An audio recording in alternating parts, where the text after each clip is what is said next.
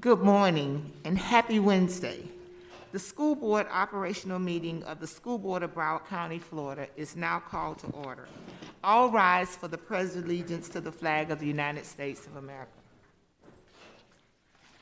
I pledge allegiance to the flag of the United States of America and to the republic for which it stands, one nation, under God, indivisible, with liberty and justice for all.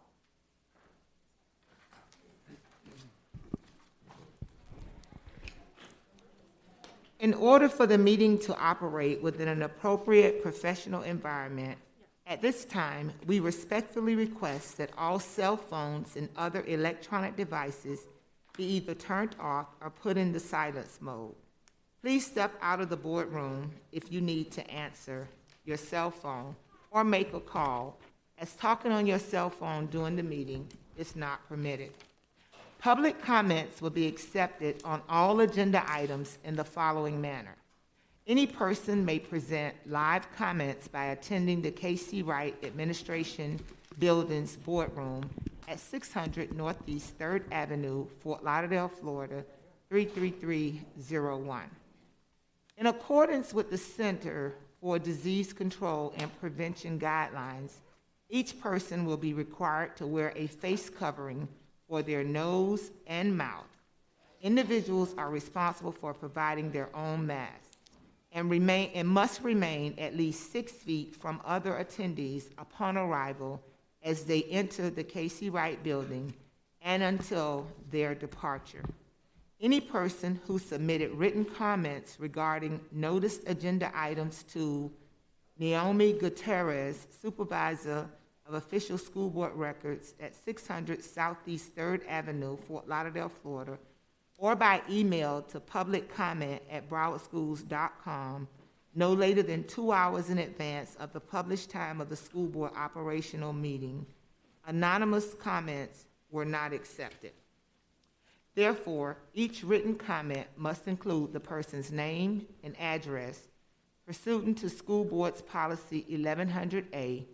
In the event a large group of individuals, more than 20, sign up to speak on one agenda item, the board chair has the authority to adjust the time limit for each speaker and/or limit the overall time speakers would be heard on that item. The chair has limited the overall time for speakers on this agenda to 30 minutes. Ms. Aladaff has requested a moment of silence for a Forest Hill elementary teacher. Ms. Aladaff. I would like to have a moment of silence for Shamel Gunder, a teacher at Forest Hill Elementary School who passed away. She will be greatly missed.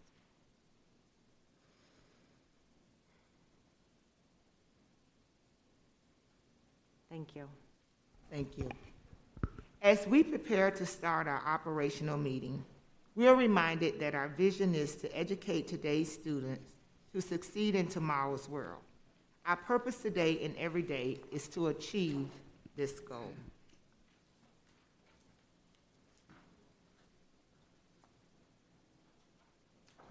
May the chair have a motion and a second to approve the minutes of the following meeting. October 20th, 2020, special expulsions. Been moved by Ms. Brinkworth and second by Ms. Rupert. Is there any discussion on this item? All in favor of approving the minutes as stated indicate by saying aye. Aye. Any opposed? Thank you. Also want to acknowledge that we have School Board Member Donna Corn on the line as well. Ms. Corn, good morning. Good morning. Thank you, Dr. Osgood. You're welcome. Mr. Superintendent, are there any changes to the agenda? Yes, Madam Chair, we have the following proposed changes to the agenda. For the minutes, October 20th, 2020, special expulsions has been added. Board items H3, personnel for non-instructional appointments and leaves for the 2020-2021 school year. That is revised. GG1, request for legal opinion, Attorney General of the State of Florida. That is an added and revised item. JJ4, construction bid recommendation, $500,000 or greater from Meadowbrook Elementary School. That's an added item. And JJ5, authorization to advertise for bid, Coconut Palm Elementary School is an added item. Madam Chair, we have no further recommended changes to the agenda. Thank you. The changes to the agenda proposed by the superintendent are accepted by the chair after being determined that good cause has been established for those said changes. May the chair have a motion and a second to close the agenda.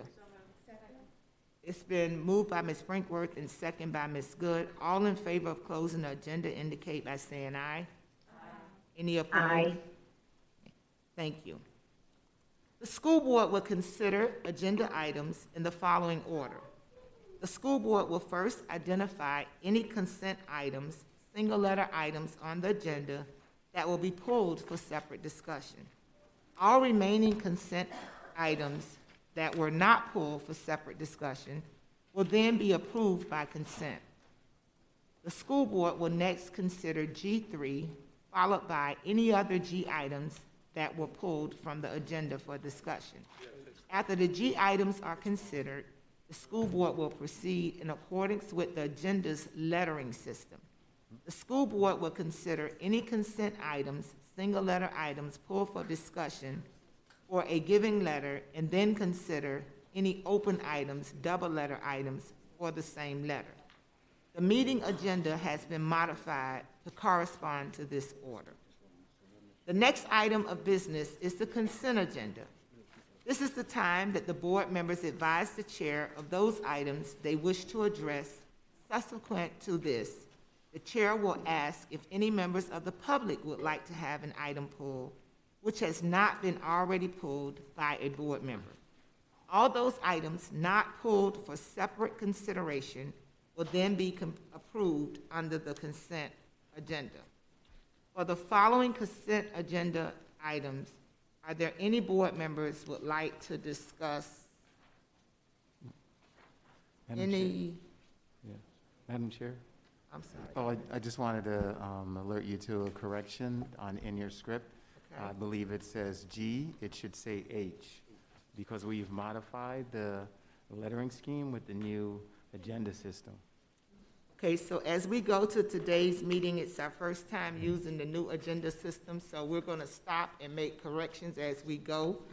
I'm reading exactly what they put on this paper. That is correct. So we will work out all of the kinks today as we go through the meeting, and we will get our lettering correct. So H3 is automatically pulled. Are there any other H items that board members would like to consider? Ms. Allardyce? H4. Ms. Rupert? H2 and H4, please.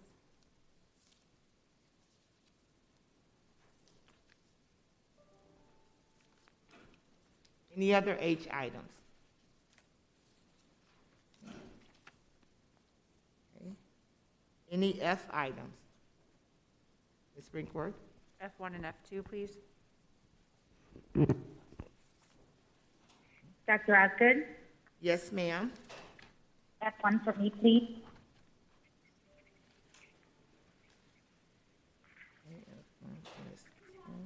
Okay.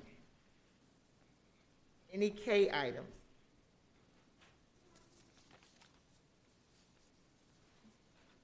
Any O items? Dr. Osgood, Yes, Ms. Corn. O2, please. Anyone else for O items? Okay. Is there anyone in the audience that would like to speak to an item that has not already been requested for discussion? Any consent agenda item?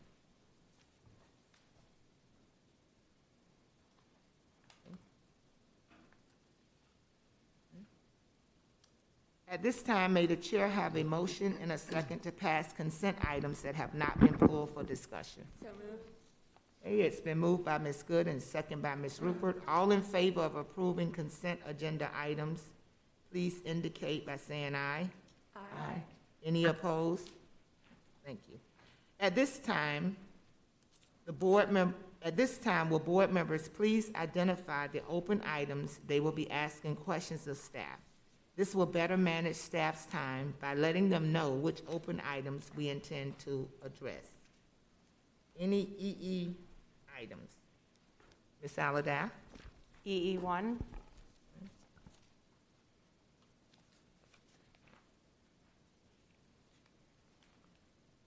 Anyone for GG1? Ms. Good? Ms. Alada? Okay. JJ items? Ms. Levinson? JJ, please, Dr. Evans. Just one moment, Ms. Corn. Go ahead, Ms. Levinson. JJ2, please. Okay. Ms. Corn? JJ3, please. Any other JJ items? Okay.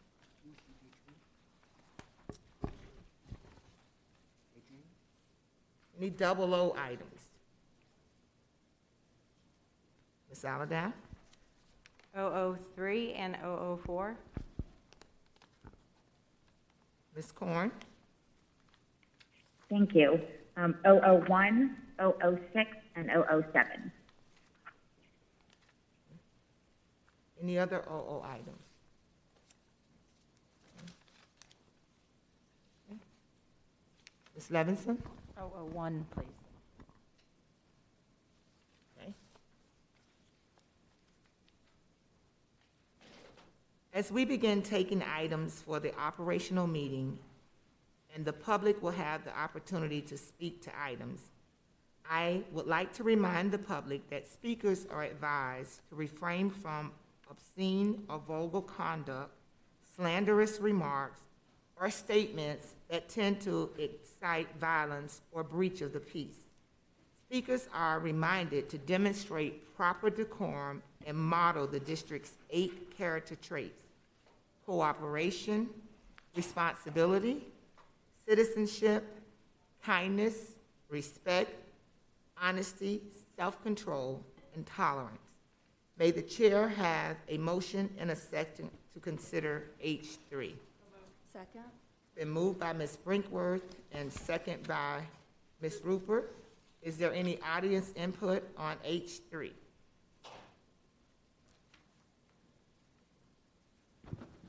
Good morning. I'm assuming H3 was G3, which is non-instructional? Okay, just making sure.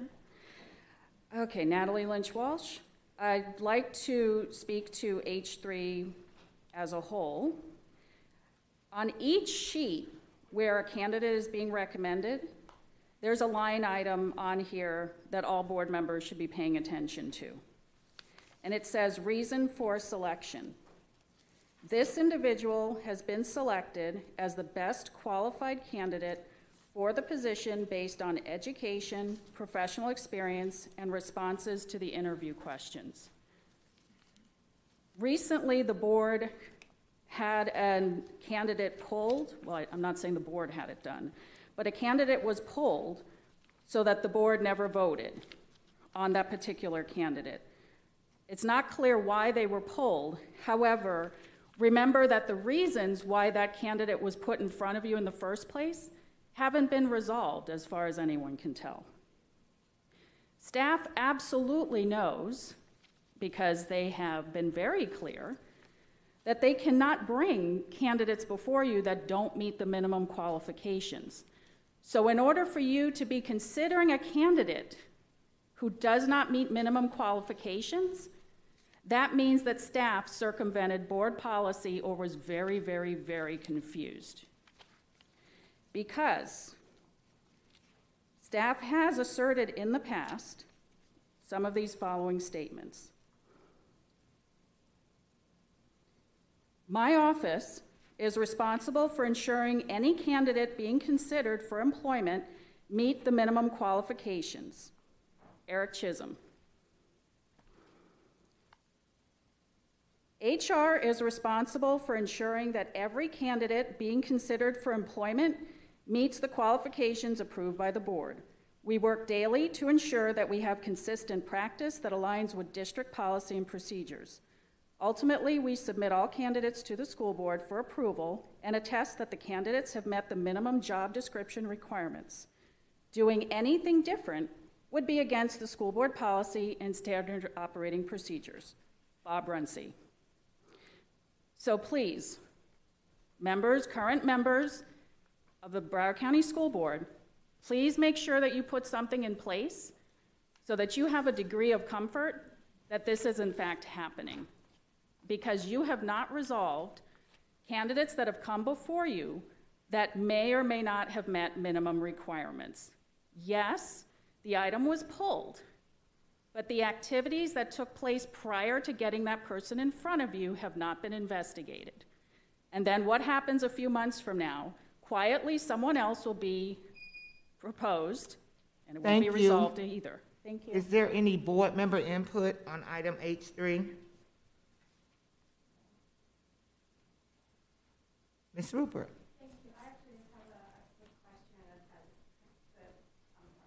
As it concerns the, Ms. Rupert, use your microphone. it's on. We're not hearing you well. Hello? That's better. Yeah. Okay, thank you.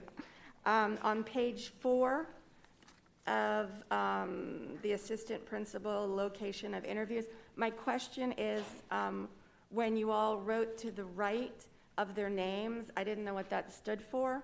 It was either both or BA or BE. So I was assuming it was Blanche Ely and Boyd Anderson, but I'm not exactly clear as to what that means. Hey. Good morning. Not really. No. Morning. There you go. Morning, Eric Chisholm, Director of Talent Acquisition and Operations, non-instructional. Ms. Rupert, I'm not sure exactly what you're looking at. Oh, yes. So the BA stands for Boyd Anderson, and BE stands for Blanche Ely High School. Okay. So that was designed because there were multiple candidates that were being interviewed for 2 different schools Yes. simultaneously. Okay, I guess that's what it was, but I wanted to make sure. Oh, no problem. All right, thank you. Thank you for the That was question. it, Madam Vice Chair. Thank you. Any other board member input? All in favor of approving item H3 indicate by saying aye. Aye. Any opposed? Thank you. Now is the time we recognize our personnel appointments. We'll start off recognizing Mr. Gilbert Crispin, Task Assigned Director, EEO/ADA Compliance.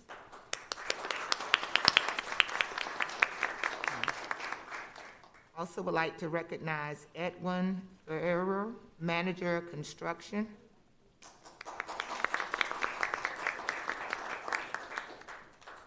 Congratulations to Lindsay Sierra, principal at Eagle Ridge Elementary School.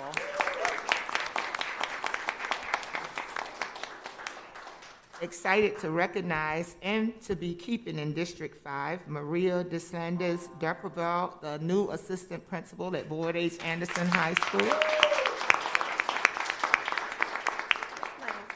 And I would like to give a great big tiger welcome to, and I apologize if I say your name wrong, Sieglinde Diggins. Am I even close? Sieglinde. Okay, Sieglinde. New AP at Blanche Ely High School. Thank you and welcome to District 7, or continuing at District 7. Thanks. Okay. Thank you for being here with us this morning, and we are going to continue with our agenda items. You're welcome to stay with us for the rest of the day, or you can leave at this time. Congratulations to all of you on your new appointment. Dr. Osgood, could I have a point for information? Go ahead, Ms. Corn.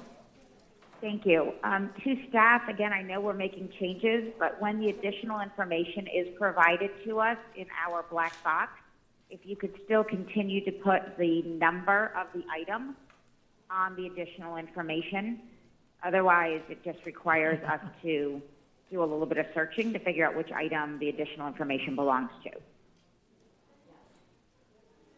Thank you. Thank you, Ms. Corn. May the chair have a motion and a second on item H2. It's been moved by Ms. Brinkworth and second by Ms. Good. H2, I have Ms. Rupert. Madam Vice Chair, are we doing public beforehand? Okay, Or you're no? right, thank you. Is there any public comment on H2? Okay. Go ahead, Ms. Rupert. Okay, thank you.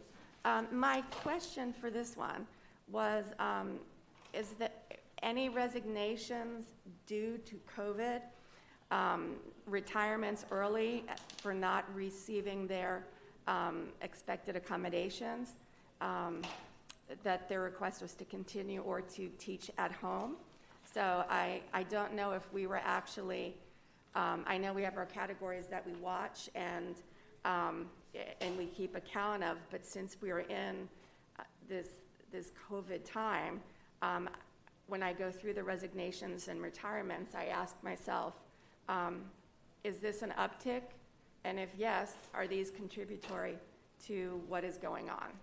So, thank you. Good morning, all. Susan Rockelman, Director, Talent Acquisition.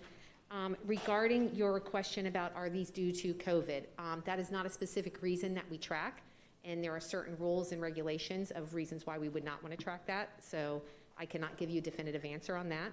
As far as the early retirements go, I will have to get with Dr. Ogburn, and we can check that to run those numbers for you. Oh, I apologize. Ms. Marte has that information. Good morning, Judith Marte, Chief Financial Officer.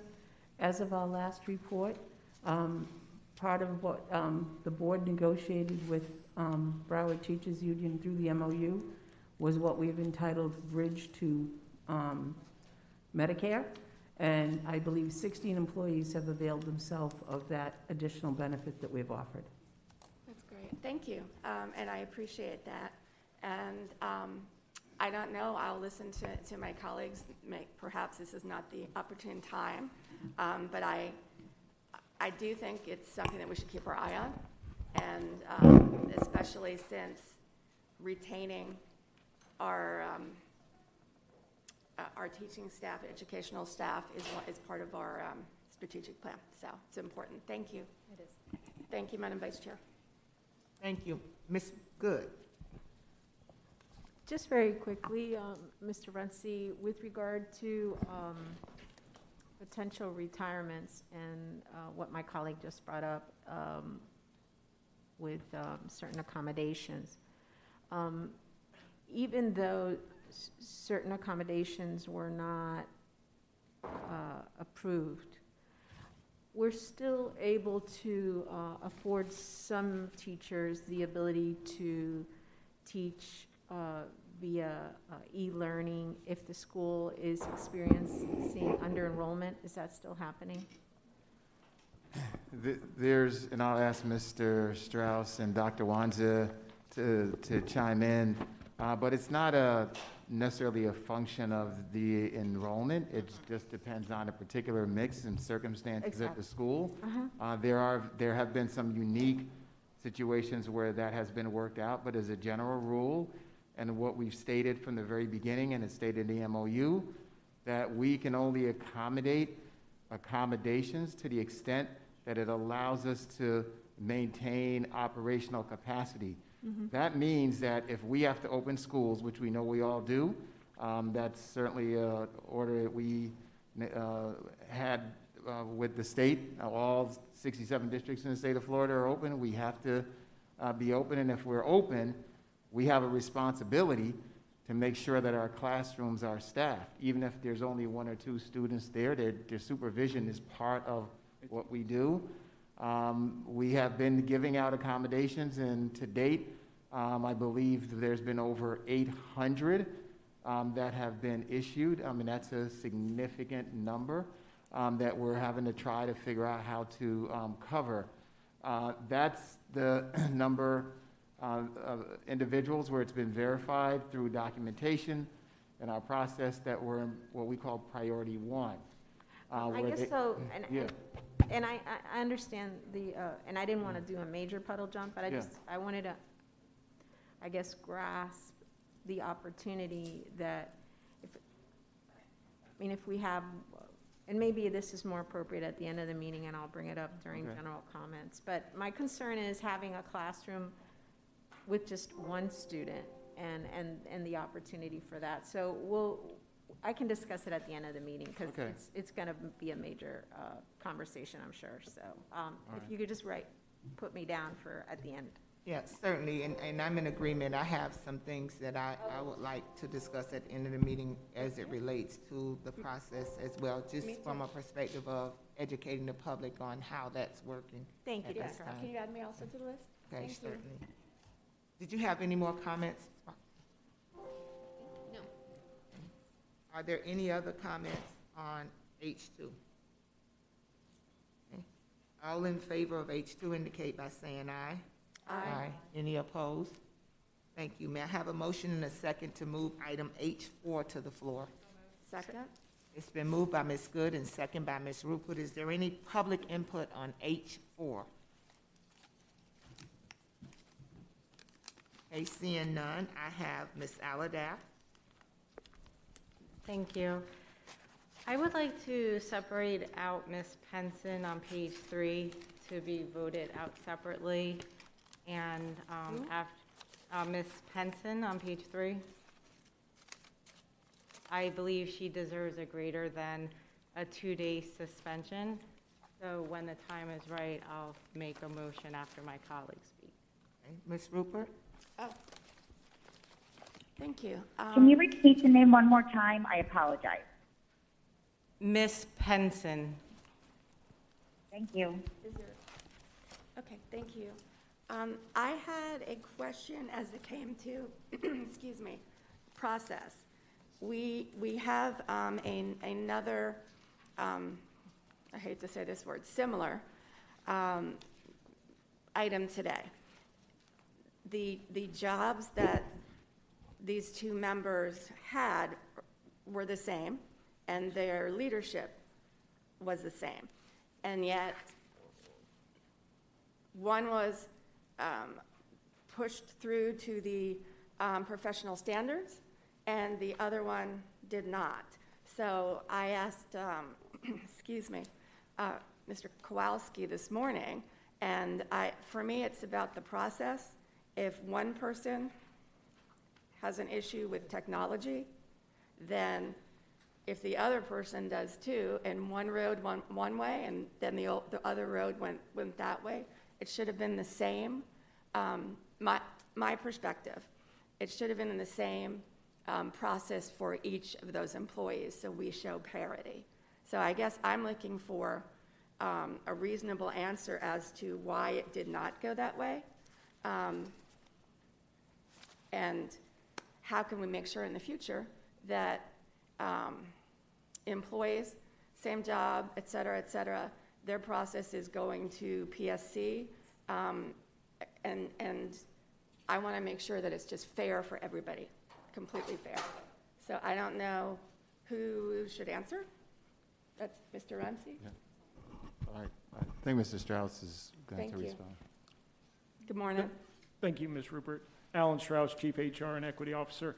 In relation to, I believe, the two that you're referring to, and both being in safety security, or those Yes. I just want to make sure. Yes. So I believe the one situation was, and Eric might correct me if I'm wrong on this, but one situation was something that occurred outside of our purview that went through the police, I believe, and an avenue of that nature. The other, when it's a nature that occurs on our campus, or through our staff, through any of our stuff, there is the avenue that it can be done either through employee labor relations or it can be done through PSC.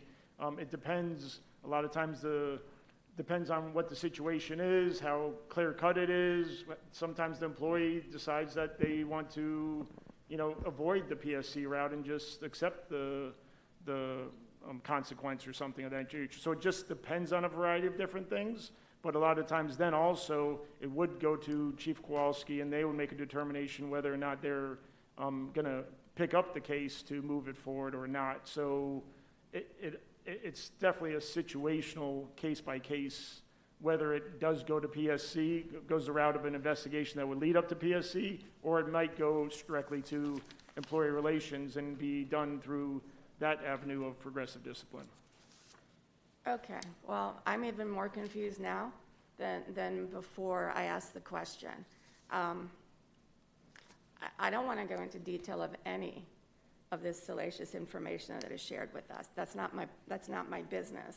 But making sure that every employee has the right and expectation that they will be treated fairly. And for me, I would want to go to PSC because you have your peers. And they are doing that determination, and maybe they're not. Okay. Nope. That's not, yeah. All right, tell me what it is. So when you say the pairs, the PSC is made up of the individuals that sit on PSC or management.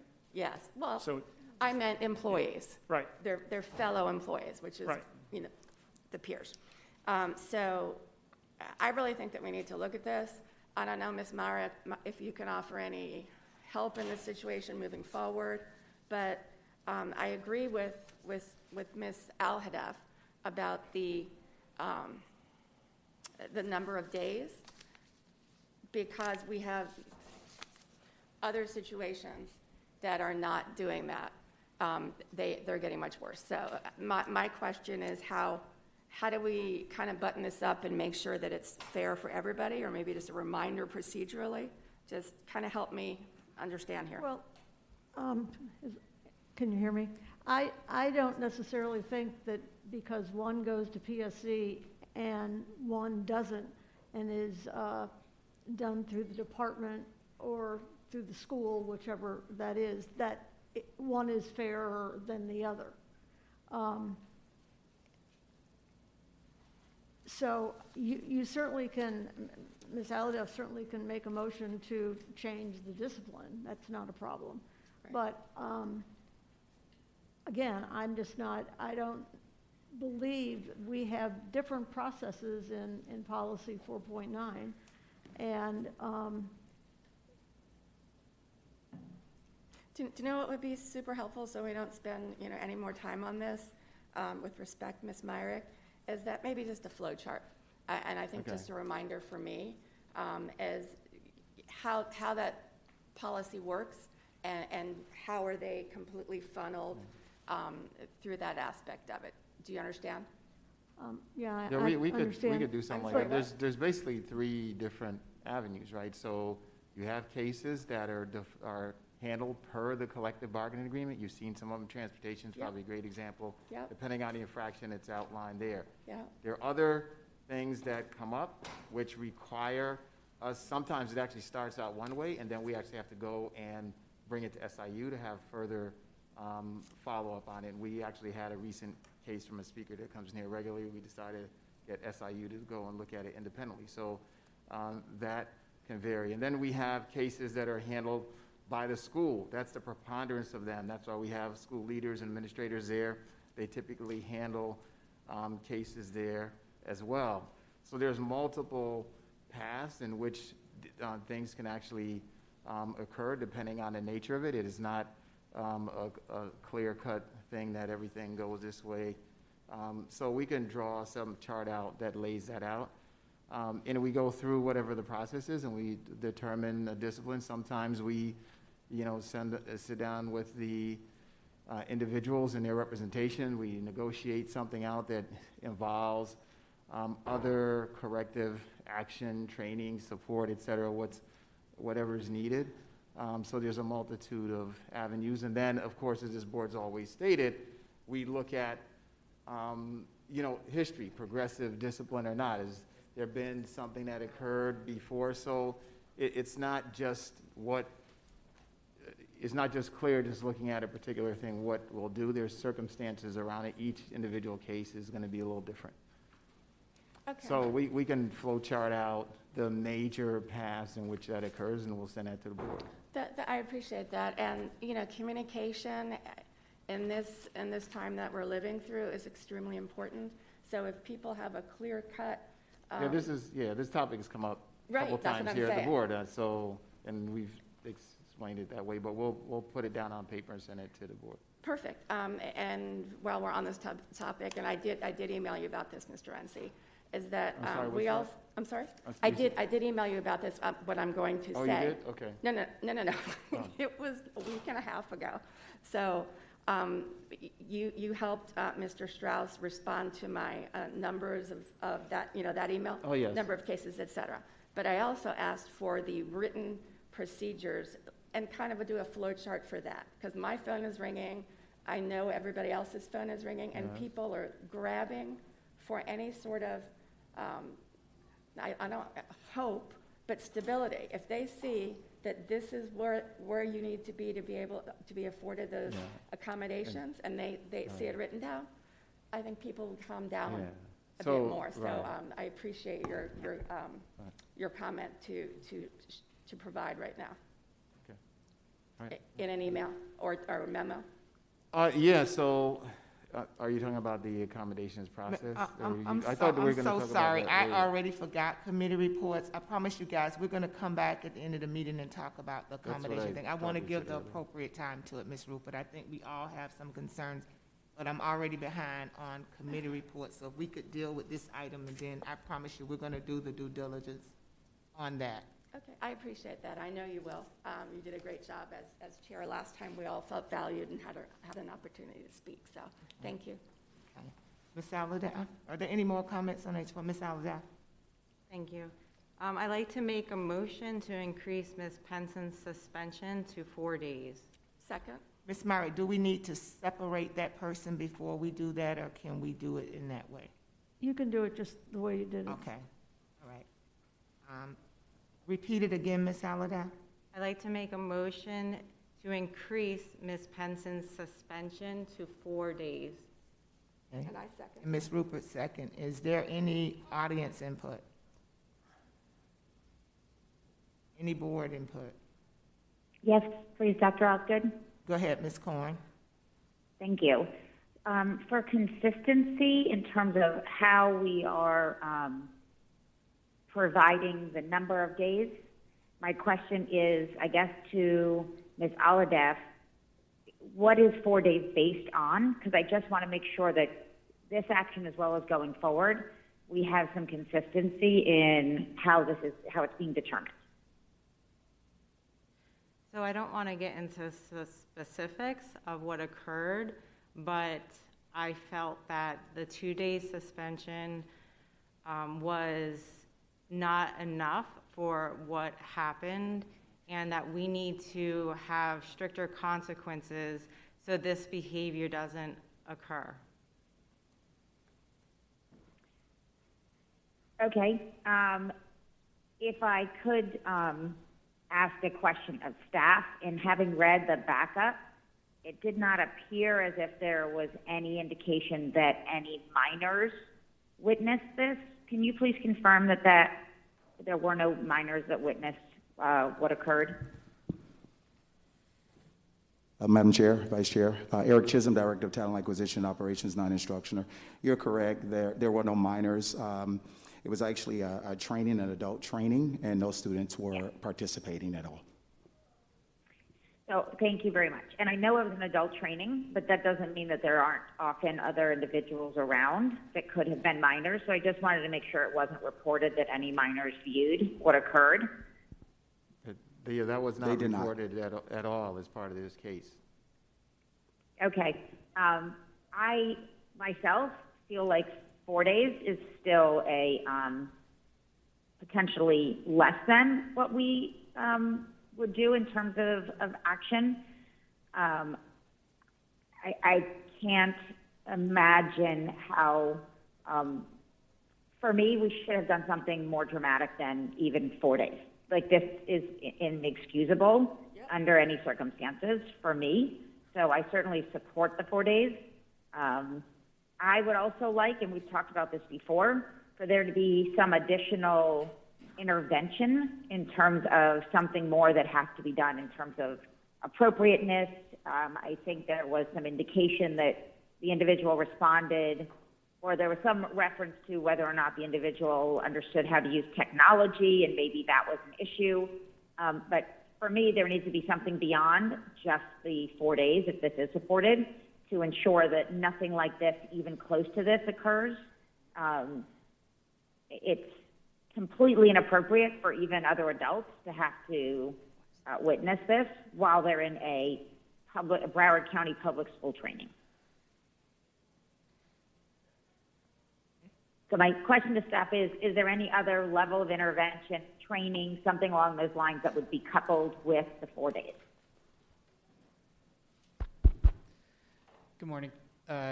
Through the chair, Brian Katz, Chief Safety and Security Officer. And I'll defer to Mr. Chisholm after I make my statements. Yes, obviously we can do additional follow-up with the individual as it relates to appropriateness. I think the challenge in this particular case was that the video is inconclusive of what the actual activity is. So while there were a number of people, and you have it in your background, who believe they saw what they saw, that was not conclusive. So the discipline is based on not participating in the training, not doing what they were supposed to be doing during work hours, those elements of it. And from a discipline perspective, we skipped several steps straight to suspension because of the severity of it. And so that was taken into account.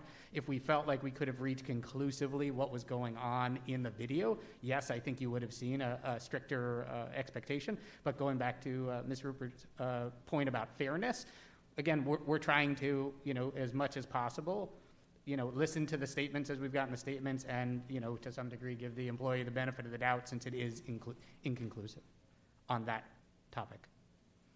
Okay, so I appreciate you sharing that.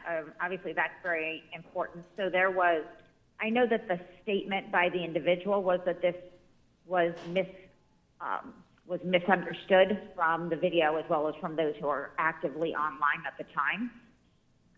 So the finding then in the investigation was that it was inconclusive, because it doesn't say that in the backup that I could find. Inconclusive as it relates to what the activity was that was going on. We just know it wasn't, again, sanctioned activity that should have been going on during a training, regardless of whether it's what the employee said was happening or not. That, again, based on that conclusion. So not inconclusive that they were not participating and that they were doing something that they shouldn't have been doing during their time frame, but the degree to which the activity was or the specific activity, that's the part that was inconclusive. And Ms. Corin, may I also offer, this is Eric Chisholm, we tabled this conversation as well, got with legal as well, because we could not just identify specifically the activity, what that was going on. Myself and several others had to watch the video. And again, it is not very, very clear. We are led to believe that there was inappropriate behavior simply because she was not engaged in the training specifically. So we do have concern with that, and that's why we specifically went that route. And we went to legal because we also looked at the fact that this is an employee, no other performance issues or anything, but that doesn't excuse the behavior. We've all talked about it. It is inappropriate and unacceptable. But the fact was we roundtabled it, we had conversation, and it was not conclusive that we can just defend the fact that the behavior that is alleged was actually occurring. Okay, I appreciate that. One last question then for staff. If it was conclusive, what would the response have been? The allegations when they were first brought to us were a little bit more evident. They indicated that it was evident, there was certain things that were going on, and when we were able to secure a video, initially it was believed we would be going for termination. I just want to point that out because of what we thought we would be observing. However, once we got all the evidence, went through the fact-finding process, we could not move forward with that recommendation because what we reviewed did not actually reveal that that's exactly what was happening. Thank you. So this is to Ms. Alhadeff. Ms. Alhadeff, I'm aligned with you that if this was conclusive, my motion would actually have been to terminate. But based on now this additional information and that after the thorough review, what we are actually implementing is discipline based on the lack of involvement in the training rather than conclusively stating that what was alleged actually occurred. I'm not sure I'm fully comfortable with increasing this because the increase would be based on the activity, which at this point is still, as I understand it, to be alleged and not conclusive. Could you just speak to that as it's your motion? Ms. Corn, are you asking Ms. Aladaff to speak to it? I am, if she's willing to. She obviously isn't compelled to. Okay, Ms. Aladaff. So from, my homework and on this agenda item, what I was told is different from what I'm being told now. So I'm going to stick with my motion to increase the suspension to 4 days. Thank you. Thank you. Ms. Rupert? Yes. Ms. Corn, thank you for the questions, and Mr. Chisholm. I unfortunately saw that video. It was sent to me, and I'm the one that sent it out to SIU, et cetera, et cetera. There was no mistake. It was extremely disturbing, and I stand by Ms. Alhadeff's 4-day motion. That's all I'll say on the topic. Thank you. Any other discussion? Go ahead, Ms. Brinkworth. This question is going to be to our colleague, Ms. Aladaff, based on the comment that you just made, if you're willing to share. Because you said, based on your homework and the information that you got, I just want to understand whether or not that information that you got was from staff or was from someone who was in the training. It was from staff.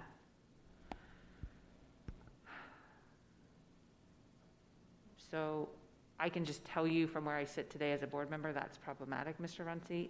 But what's the information that you received from staff? Mr. Runcie, I really do not want to discuss it up here on the dais. Okay. So let me just say that the information I've received from staff is what you heard from staff today about the whole entire situation. So, folks can make allegations, they can make assumptions, but we then ultimately have to go and review it and look at the evidence that's there. And, as Mr. Katz stated and Mr. Chisholm stated, I think there's, it's not as, conclusive as you would believe. So that's where it is at this point, unless there's some other information that staff provided to you that I haven't heard.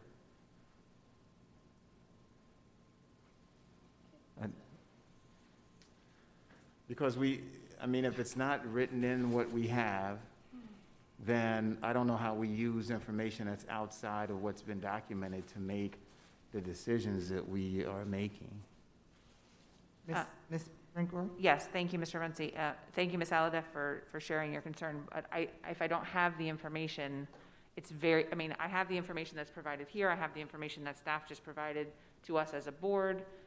I don't have the information that you say that you have or an explanation. I'm troubled by the fact that Ms. Rupert is indicating that she saw the video and she saw something different from what a roundtable discussion of staff saw. But based on the information that's been provided to us as a board, both in the backup documentation and from staff here, I don't know that we have conclusive information to make a different decision. So I don't think I'm going to be able to support your motion. Although, had it been conclusive, I concur with Ms. Corn that termination would have been what I believe would have been appropriate. Ms. Good, and then I have a comment. Go ahead, Ms. Good. So there seems to be somewhat of a variety of facts, I guess, that's being shared. However it's coming before us. So it's, as a school board member, it's a little difficult to make a decision when now publicly there's contrasting comments or maybe an expansion of what the facts are. So is it appropriate to defer the particular item either later in the meeting or? All right, well, with that, what I would say is, so I would like to take an opportunity to review the video. Okay. Since there's a concern about that, and Ms. Rupert raised a point on that. So I think we could bring this item back. Sure. And have a chance to review it a little bit more. So I'll personally go and look at it in some additional detail. But again, the information I have is what has been provided to staff, so Ms. Aldeff, I'll go look at the video and I see if understand. there's anything different than what we've heard today. I appreciate it, Mr. Runcie, and I haven't seen it, and nor do I care to. I would leave that to staff. No, I don't- Well, yeah. advise what's the Right. most appropriate. So when it's timely, I'd like to make a motion then. Now, do you want the matter to be deferred? To the next board meeting? Board meeting? Yes. So when appropriate, I'd like to make that motion. Ms. Aladaff, are you going to remove your? I'll remove my motion. And I just want to add, when it comes back, Ms. Myrick, if you can make sure that we have clear what we're doing, because when I look at this paperwork, I took it as though there was an allegation that wasn't found, and that I was making a decision based on the fact, somewhat to what Mr. Katz said. I didn't see the video, don't want to see the video. But if we're going to do a penalty or a consequence, we need to be sure about what we're doing it on, because it is apples and oranges, you know, depending on what, you know, your perspective is. I just think the paperwork needs to be very clear, because it says that it was alleged, but it does not say definitively that the allegations were not found. So it kind of mentions the allegation, and then it goes on. If you read it carefully, you see that what was brought before us today, what I saw, that it was the fact that the person should have been in a training that they were not engaged in. I didn't find it, I just couldn't imagine that staff would be bringing it forth for 2 days if the allegation had been found. So I support what Ms. Good has said and what Mr. Runcie has said, but when we bring it back, I would like for us to just be really, really clear. Because what I'm afraid of, if we take action on something that we actually don't have proof of, then legally, how does that open us up? If I'm an employee and I'm getting suspended for something and there's no proof of it, then, you know, it gives me an opportunity to take a legal action. So I would like to just feel comfortable that all of those things have been discussed and explored when we bring it back for the next meeting. That's absolutely right. And it would be helpful if Mrs. Aladaff privately would tell Mr. Runcie what staff member gave her the information, so we would know where the information's coming from and what the person saw or how their involvement was. Thank you. Dr. Osgood, can I make a motion to separate? Okay. I was All right, going to make a I'd like motion to make a motion. separate Ho- and table. Hold on, Ms. Corn. I'm sorry, Ms. Good had the floor. Go ahead, Ms. Good. Can I make a motion to separate and table to the next meeting? That was my Second. intent. Okay, so it's been motioned by Ms. Good to separate Ms. Pinson out from this item and defer to the next meeting, and second by Ms. Corn. Any audience input? On the deferral. Yes, Natalie Lynch Walsh. I'm happy to see this deferred because as a member of the public, I don't know all of the facts surrounding this particular issue, but it definitely sounds as though people might have flown off half-cocked. And in light of some of the items that have been brought to the board for decisions, I'm thinking back to last December, where things got really off the rails when you tried to demote. That's not the point. But it is the point. Point of order, You Madam Chair, have- that is not the item before us. Months ago, we're talking about an item before us right now for deferral. The two are related. If you don't prepare your board items properly, then you have issues like this, where you cannot feel comfortable about approving something that staff has brought before you. That is exactly the issue at hand. And where that stems from is when you have people in charge of departments that don't meet the minimum Dr. qualifications. Walsh, Thank I'm you. going to try, and I'm always comfortable with letting people talk, but I need you to stick to the item with me. Please, stick to the item. Any more input on Ms. Good's motion? Ms. Good, you had another comment? Yeah, it was just, and also to your point, I believe, if you just read the recommendation, it appears as if the 2-day suspension was for the action noted. And so that's why I think it would be, the recommendation needs to be consistent with, you know, the suspension and the action that the suspension is speaking to. Okay, any additional board input on this item? No, but there's additional public comment. Hold on just a moment. Go ahead, Ms. Fusco. Leo, is it good? Am I good to go? How you doing? Anna Fusco, Broward Teachers Union. I'm in favor of tabling it because as representing teachers and support staff, we all know too much that there's such conflicting evidence or not enough evidence or not the proper investigation. And especially when you can only give some type of anything on the word alleged instead of saying proven with evidence, you should table it. Maybe you should start doing some more due diligence and questioning your staff more. I'm not quite sure why a board member doesn't want to say it out here on the dais. I think you should. Your board members, start doing something. Stop letting the staff tell you what to do. If the evidence isn't there, it's not there. If Superintendent Runcie has conflicting evidence, you have a different version, the staff has a different version, that should be a ginormous red flag. Frankly, as a union president, when we hear false allegations come about and there's minimal evidence, we don't get our side to investigate properly, and we have to all just go on one-sided investigation, not allowed to question, not allowed to check, and then you go into somebody's career and their livelihood. I've had it happen to me. My vice president had it happen to her. You let people do wrongful stuff, and it's just, you don't like to be questioned. You think you're challenged.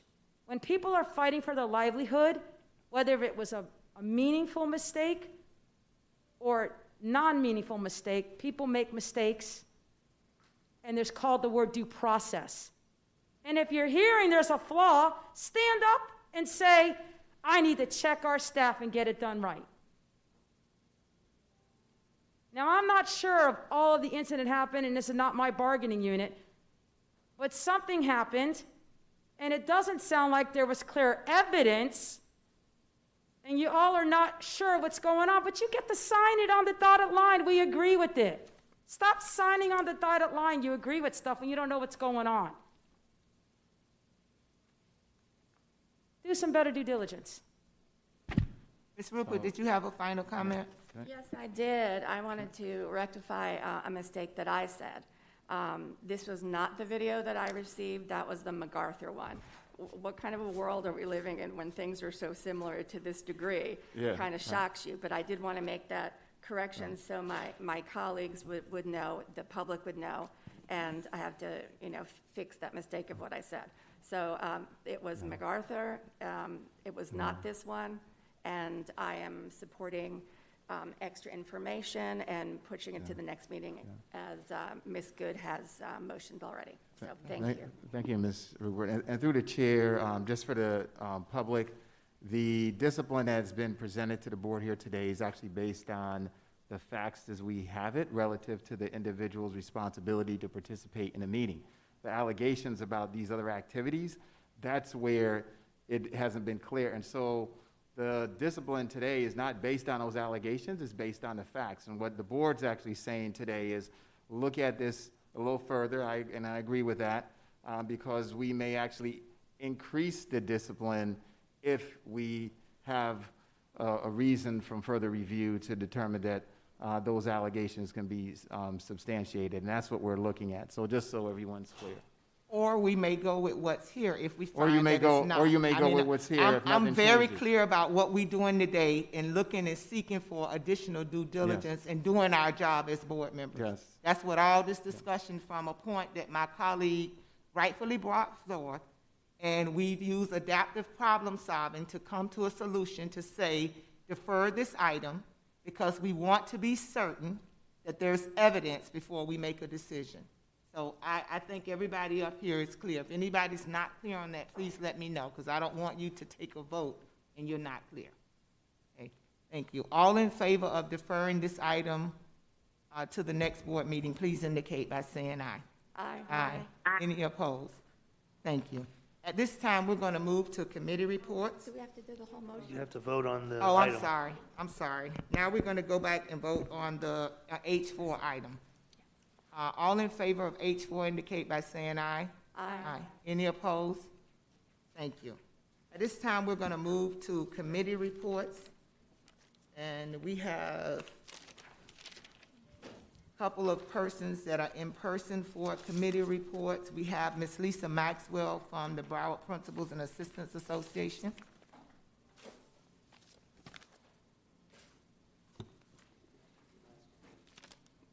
Seriously?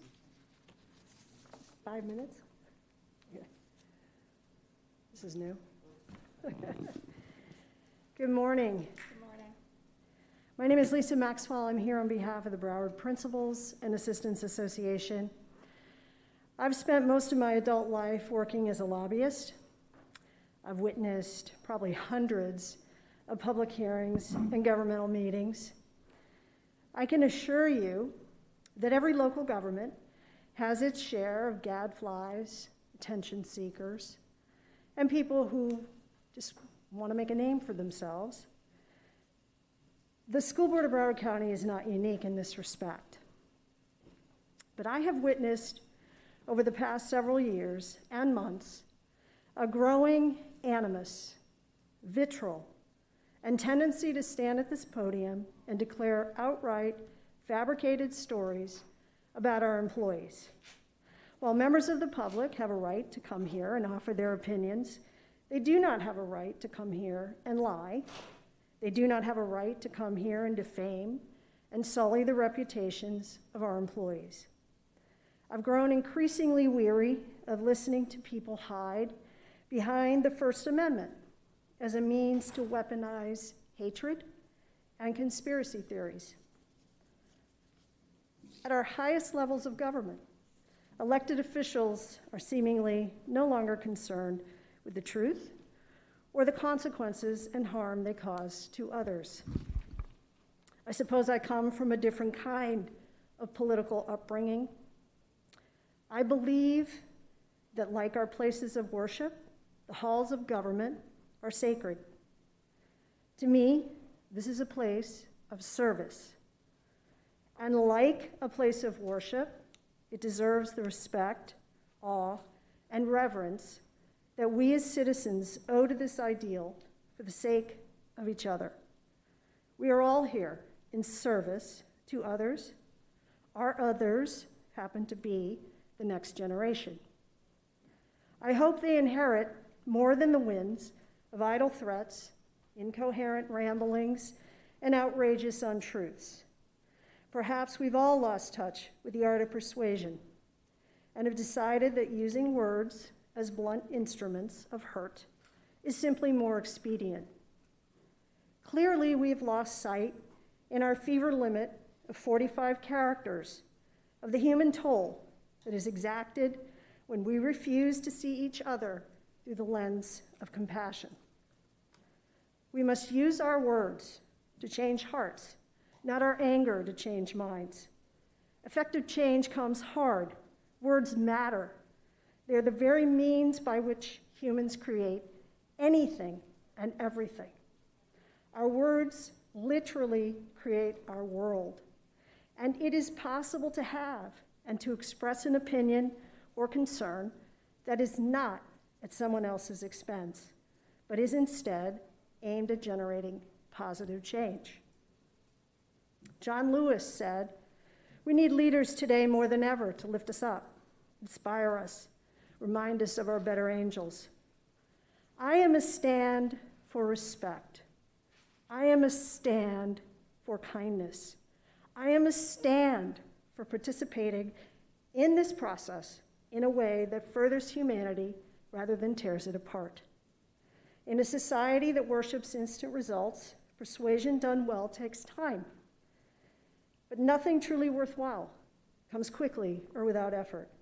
Unless we collectively decide to take committed action, to demand appropriate decorum, and unless this board takes action by policy to limit the tramplings of reputations and our sense of pride and decency in working on behalf of the children in this community, I fear that we are lost and adrift. We have to impose standards and set expectations.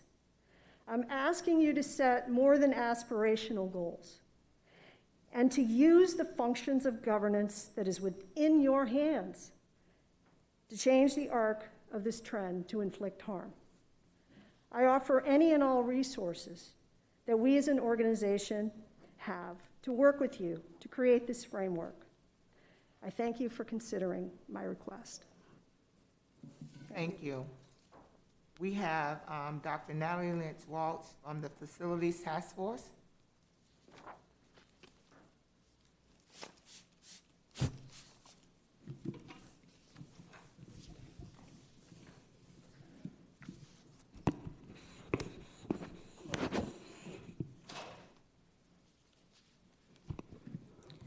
Dr. Natalie Lynch-Walsh, Chair of the Facilities Task Force.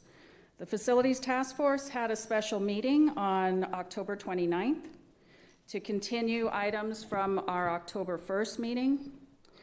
One of the items, we spoke briefly about the superintendent's September 15th memo, and the 681-page plus public records result related to the memo and its communication to staff were shared with the members and stakeholders, along with an Excel spreadsheet cataloging the majority of the emails. The school board will receive a final report on the findings. One of the emails discussed at the meeting was a September 16th email from the chief building official, which reflected both a sense of urgency towards school openings and the need to not have his staff bogged down with unnecessary distractions, including audit committee questions. The email stood in sharp contrast to the activities going on at the same time in the Office of Capital Programs. We subsequently learned that despite the rush to obtain responses from the building department and the multiple meetings held to review the audit, the roofing audit will apparently not be coming to the board for final approval in November. We also discussed Policy 1001, emergency rules and quorum. And while we're happy to hear that school facilities will once again be available to advisory groups, the Facilities Task Force, along with other advisory groups, continue to wait for a response from the school board regarding the reduction of quorum to 3 to 5 committee members to enable committees to resume conducting business in December. The Blanche Ely wheelchair lift update. We received a verbal update from the project manager that there was a lift failure and they did not currently have a completion date as they had just ordered the parts. So Ms. Rupert, you might want to follow up. We looked at responses to board member requests. This was because a number of pages in the public records request discussed staff's activities related to board member requests and how long they took. So some of the things we looked at was e-builder, utilization, MWBE roofers versus those that were pre-qualified. You have maybe 7 pre-qualified and only 1 that got awarded projects. That should probably be looked into. The HVAC progress seems to mirror the bond progress. That was another request.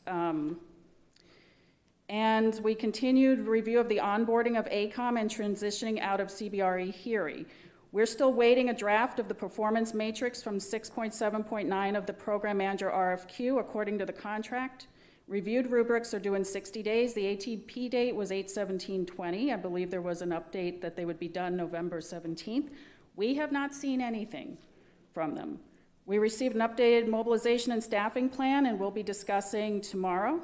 We reiterated our request for a checklist of activities. Remember Jacobs when they left? I believe we just received an email with that after I sent out the agenda.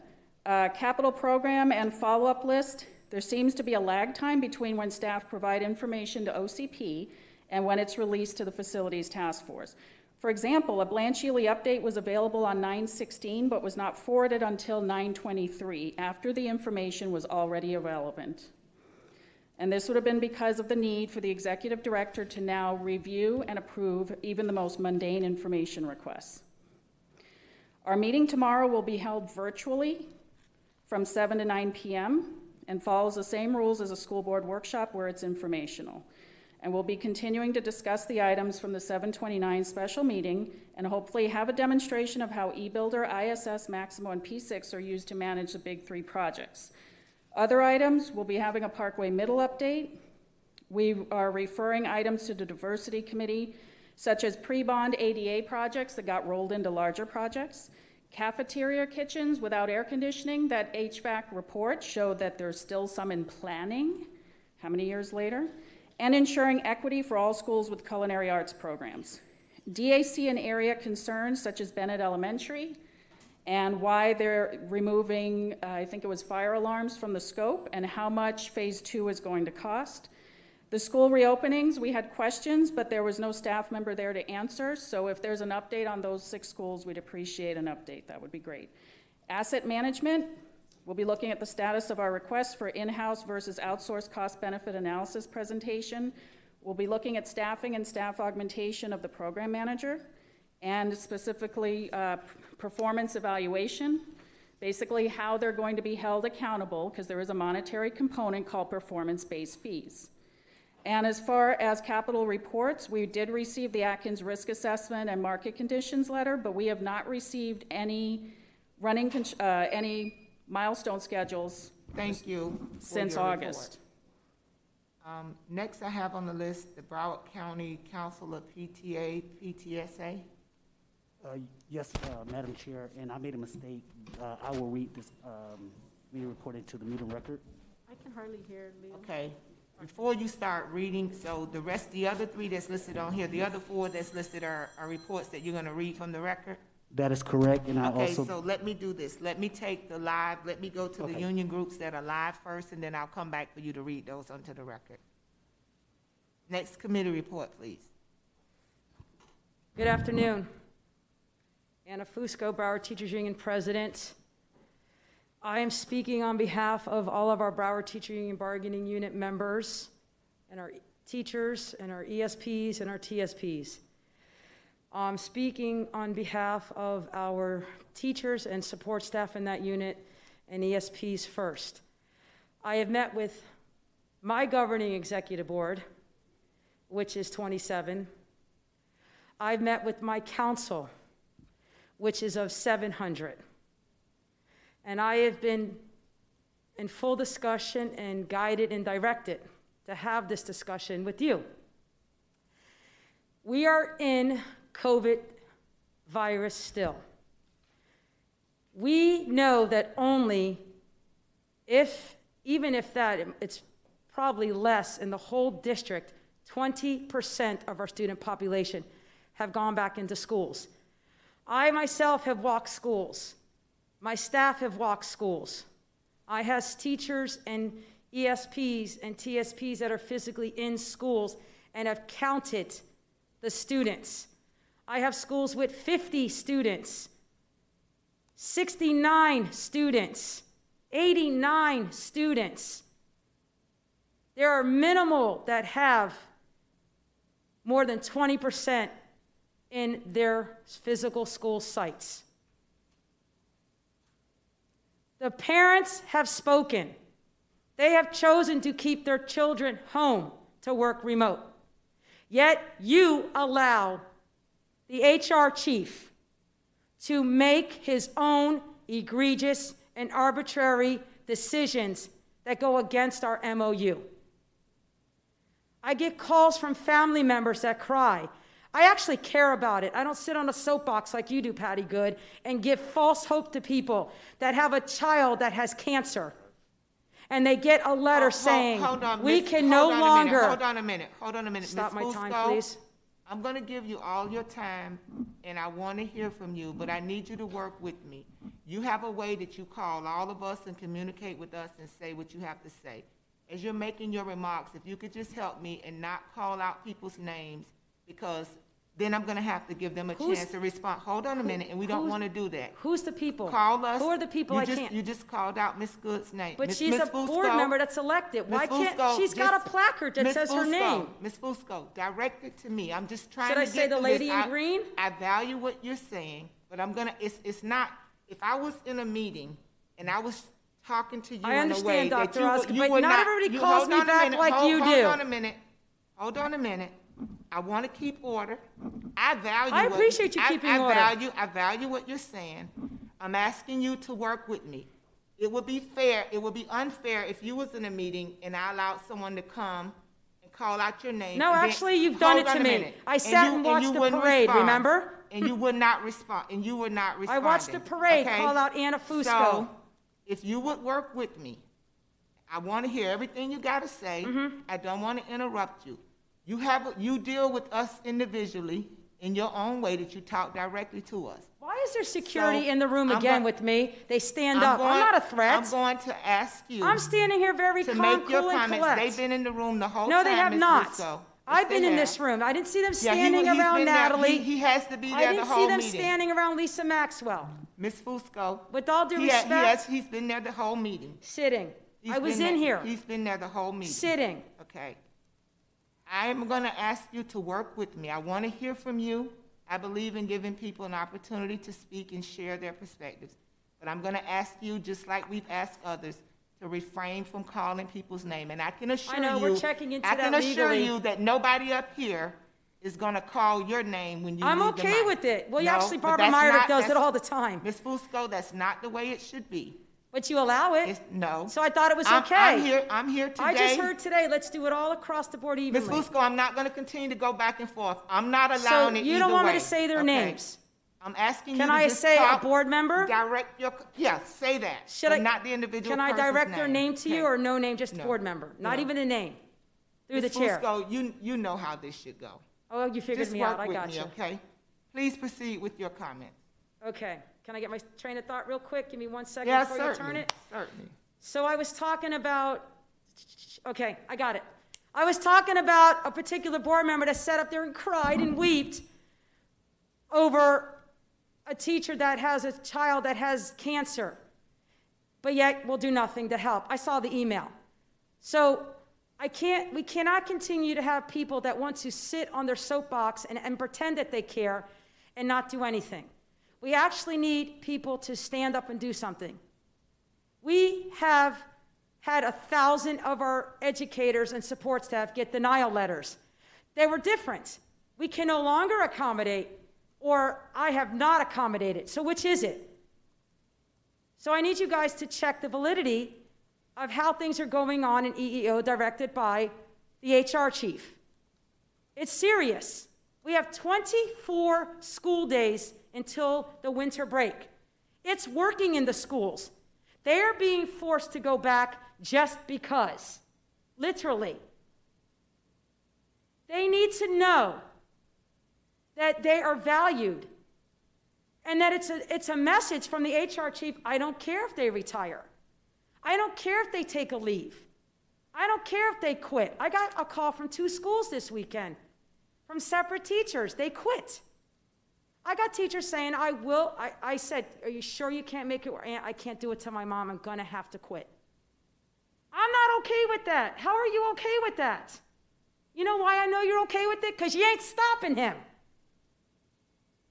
I begged you, Mr. Runcie, you're not even talking to me right now because the election was a harmful thing, you thought, instead of a good thing, that we're trying to bring some validity to the board, that people can actually be listened to. It's important. You can get mad, but you still need to do your business.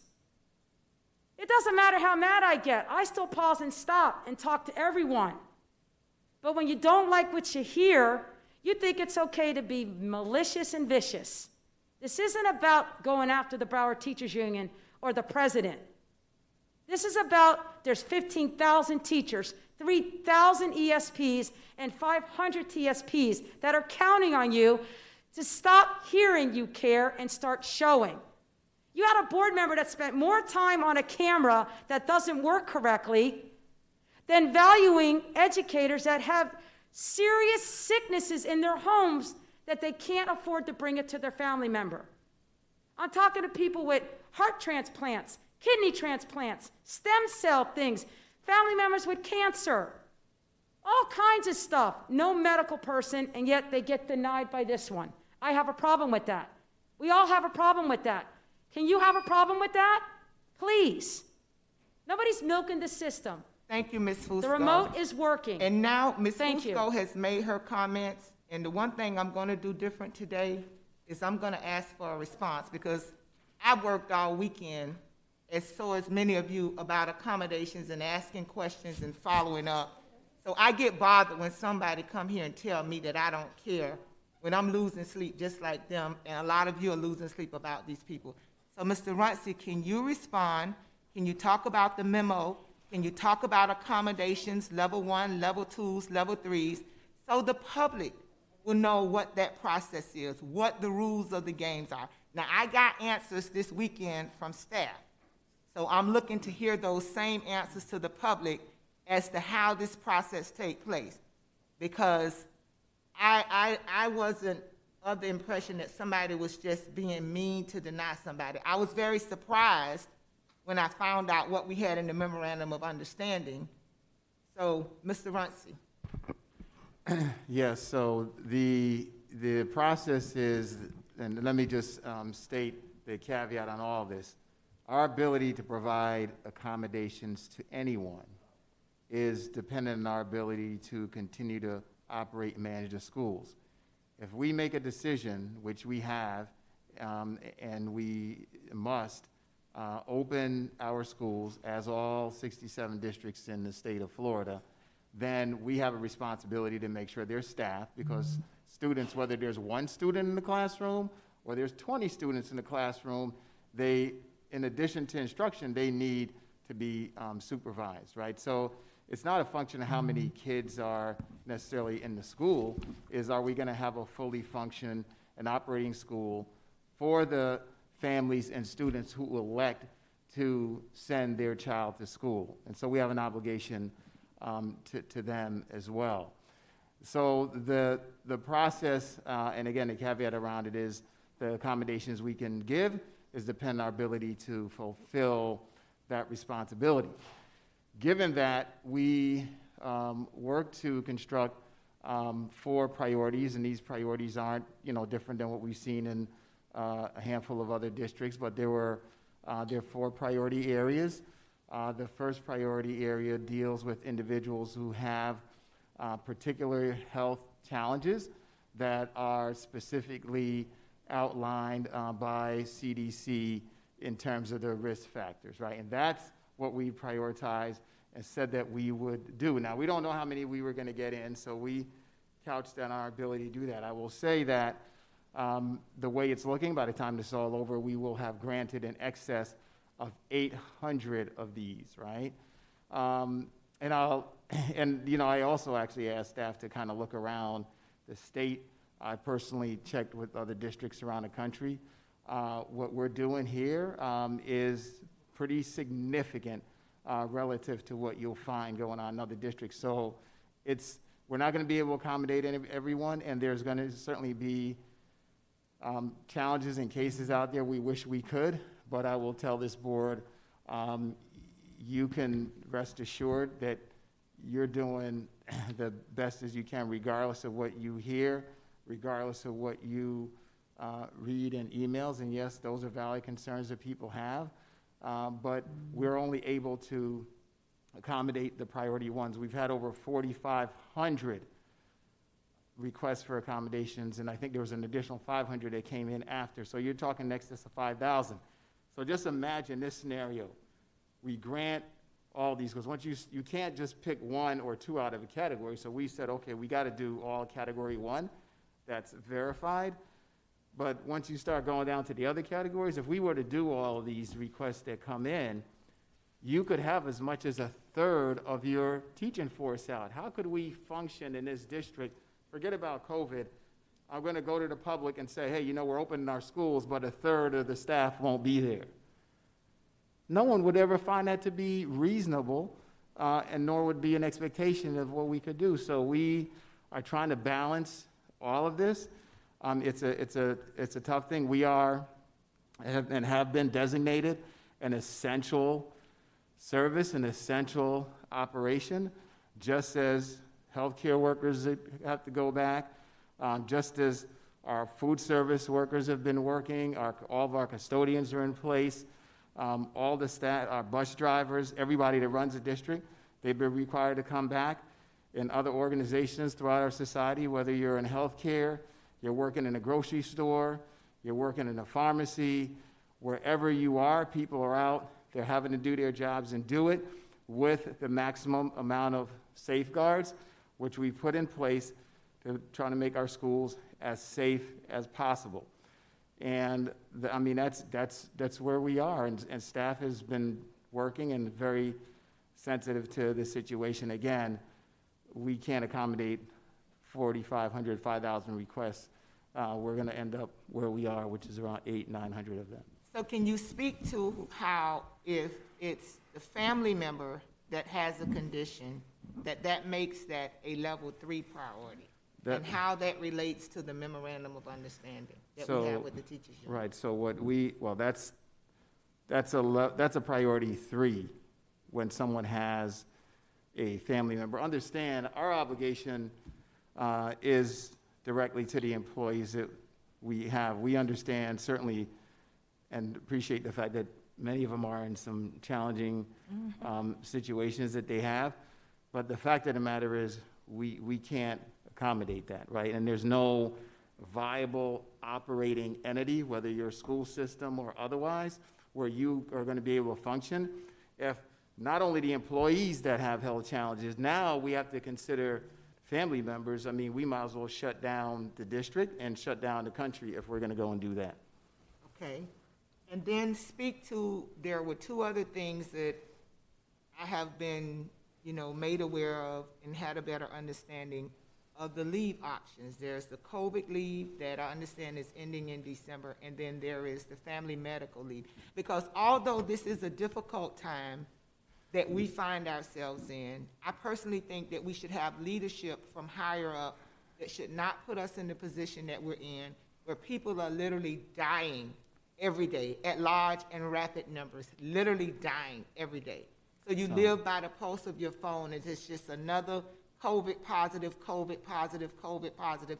So it's not a situation where anybody should have to be, but it is leadership and where it's placed us in this whole mood of focusing on whatever they're focusing on and thinking that opening schools is the right thing when people are dying more now than they were before. It's just ridiculous. But we're here and we have to deal with it. So I'm taking this moment to explain all of these things that go on or that are communicated, or all of these plays that we're operating from, and everybody's not aware of it. Because what I'm not going to have is somebody saying that I don't care. And I know people are going to say what they want to say, but I know myself and many of us have made countless calls, have sent emails, have talked to individuals, and if I could change the situations, I personally would. So it's valuable, and that's why I'm taking this time to do it today, because sometimes with all of the different moving plays, it's really hard to understand what we can do and what we can't do according to the plays that we're given. So they sent forth a COVID leave. Can you talk about what the COVID leave is? And then can you talk about the family medical leave? Yeah, so I will ask Mr. Strauss to lay out exactly what those leave options are, and Ms. Marte can jump in as well. I'll say this, right? I've received emails, have conversation with just about every board member here. I know that every single one of you is concerned. If you had it your way, you'd grant every single accommodation request that's out there. But it's not possible. It's easy for anyone that isn't in the responsibility of having to make this decision and run the district and be accountable to the state and other entities in which we are responsible, and more so our parents and children that show up at the school.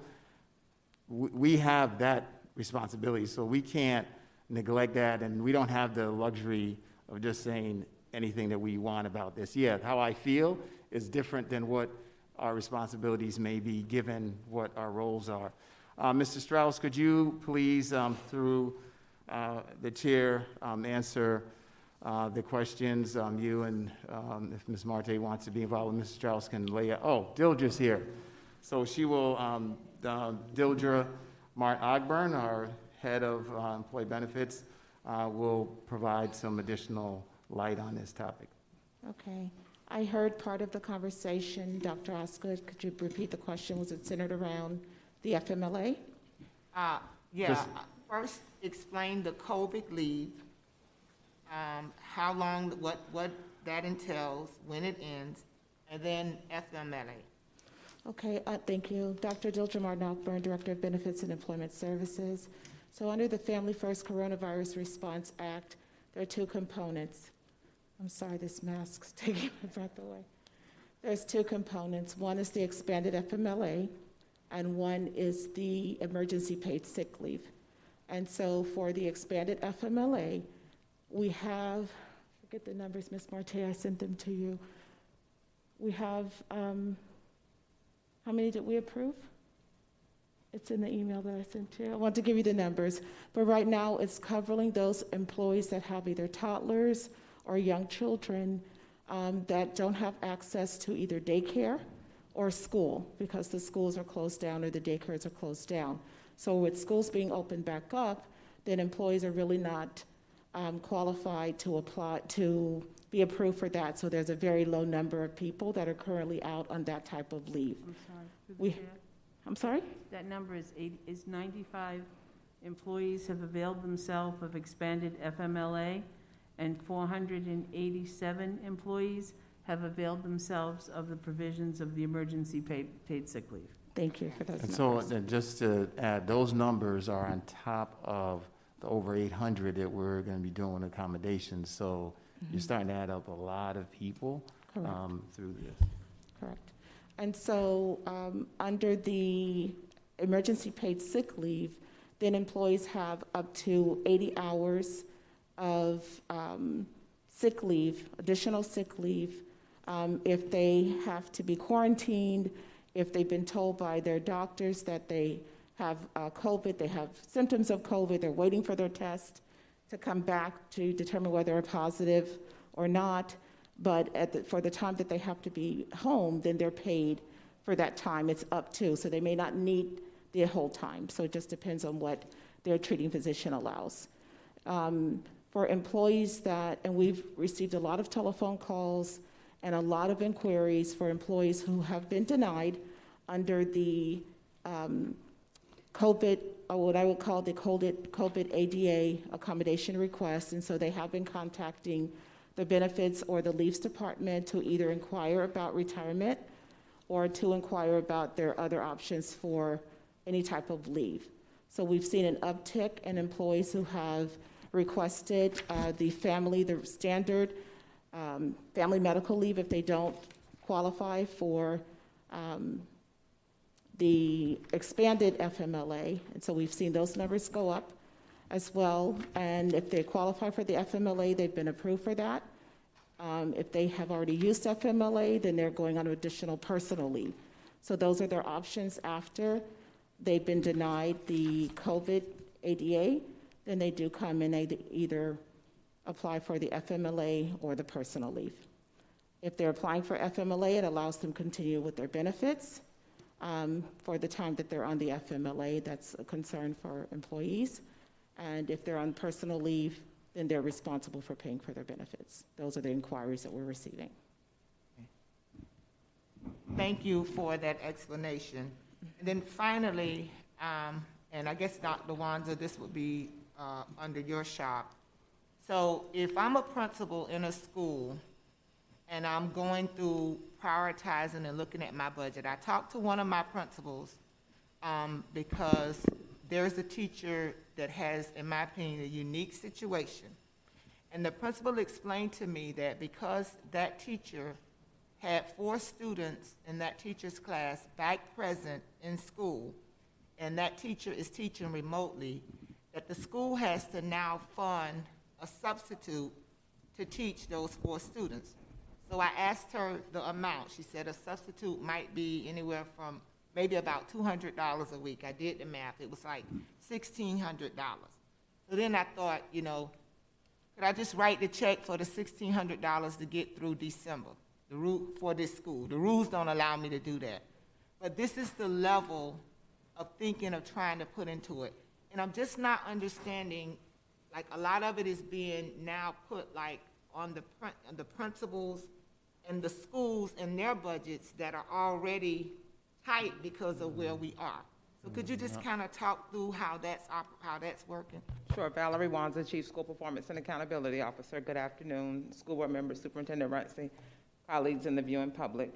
So as a school principals did provide input on the operational needs of their schools to HR&E as they were contemplating approving or denying the various requests for accommodations. So as I explained to the principals last week Friday in our principals meeting, when requests are denied and then individuals are coming, first off, a principal cannot make a decision that is arbitrary or capricious or that can be deemed arbitrary or capricious, and I will give you an example. So we have one middle school that has 47 requests for accommodations. In those requests, I think 6, maybe 9 or 10 may be level 1s, that as Mr. Runcie said, we are approving the level 1s. Now you come to the remaining that are priorities 2 through 4. And as I said to the principals have always had the discretion to make allowances.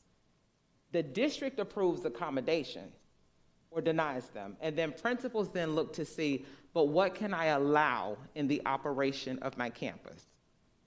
In doing so, they must ensure that their decisions are not arbitrary or capricious, and whatever decisions they make, they can fund within their budgets, right? So now if I have priorities 2 through 4 on my campus, and there are in excess of 20 of them, what decisions am I gonna make that are not deemed arbitrary and capricious, coupled with the fact I'm not a healthcare provider to now say which one should be valued over the other. So as principals are making those decisions, the majority of them do not want to be put in a place where they are deemed arbitrary and capricious. Coupled with the fact, so the individual that you are referring to, while he has been working remotely, that is correct, but someone has to be additionally compensated for the supervision of the children who are on campus. What I have explained to principals additionally is if classroom teachers and other instructional bargaining unit personnel, if they do not have students, so I'm a teacher, a classroom teacher, I taught high school English, and at that time, 7 periods of my teaching load, 1 student did not come, then I can be afforded the option to stay home and continue to work remotely until my students start to come. Those are allowances that we have made above and beyond the accommodation process. So that's the information that was explained to principals, and as people have told me they didn't understand it, I've said it again publicly here today. I will say it if somebody needs another private interpretation. But again, principals have been told, as you now decide above and beyond, outside of what was approved or denied by the district, what can you allow to occur within your operations? You cannot be arbitrary and capricious, and you must be able to afford the cost within your budget.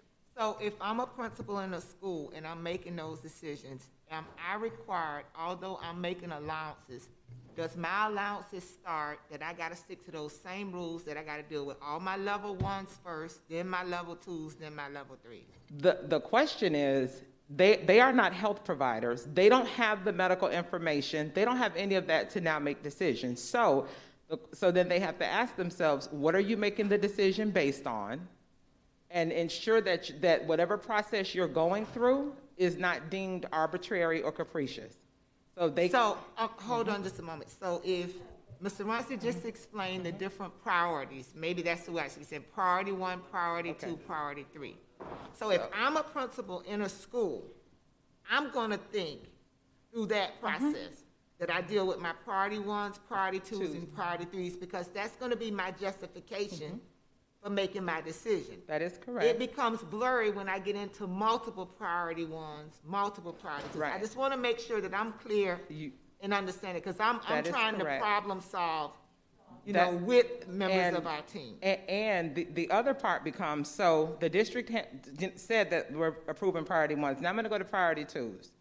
If I have 15 priority 2s, I need to be able to accommodate all of them instead of just picking and choosing which ones. So you do all or none. That's what we've advised them. Yeah.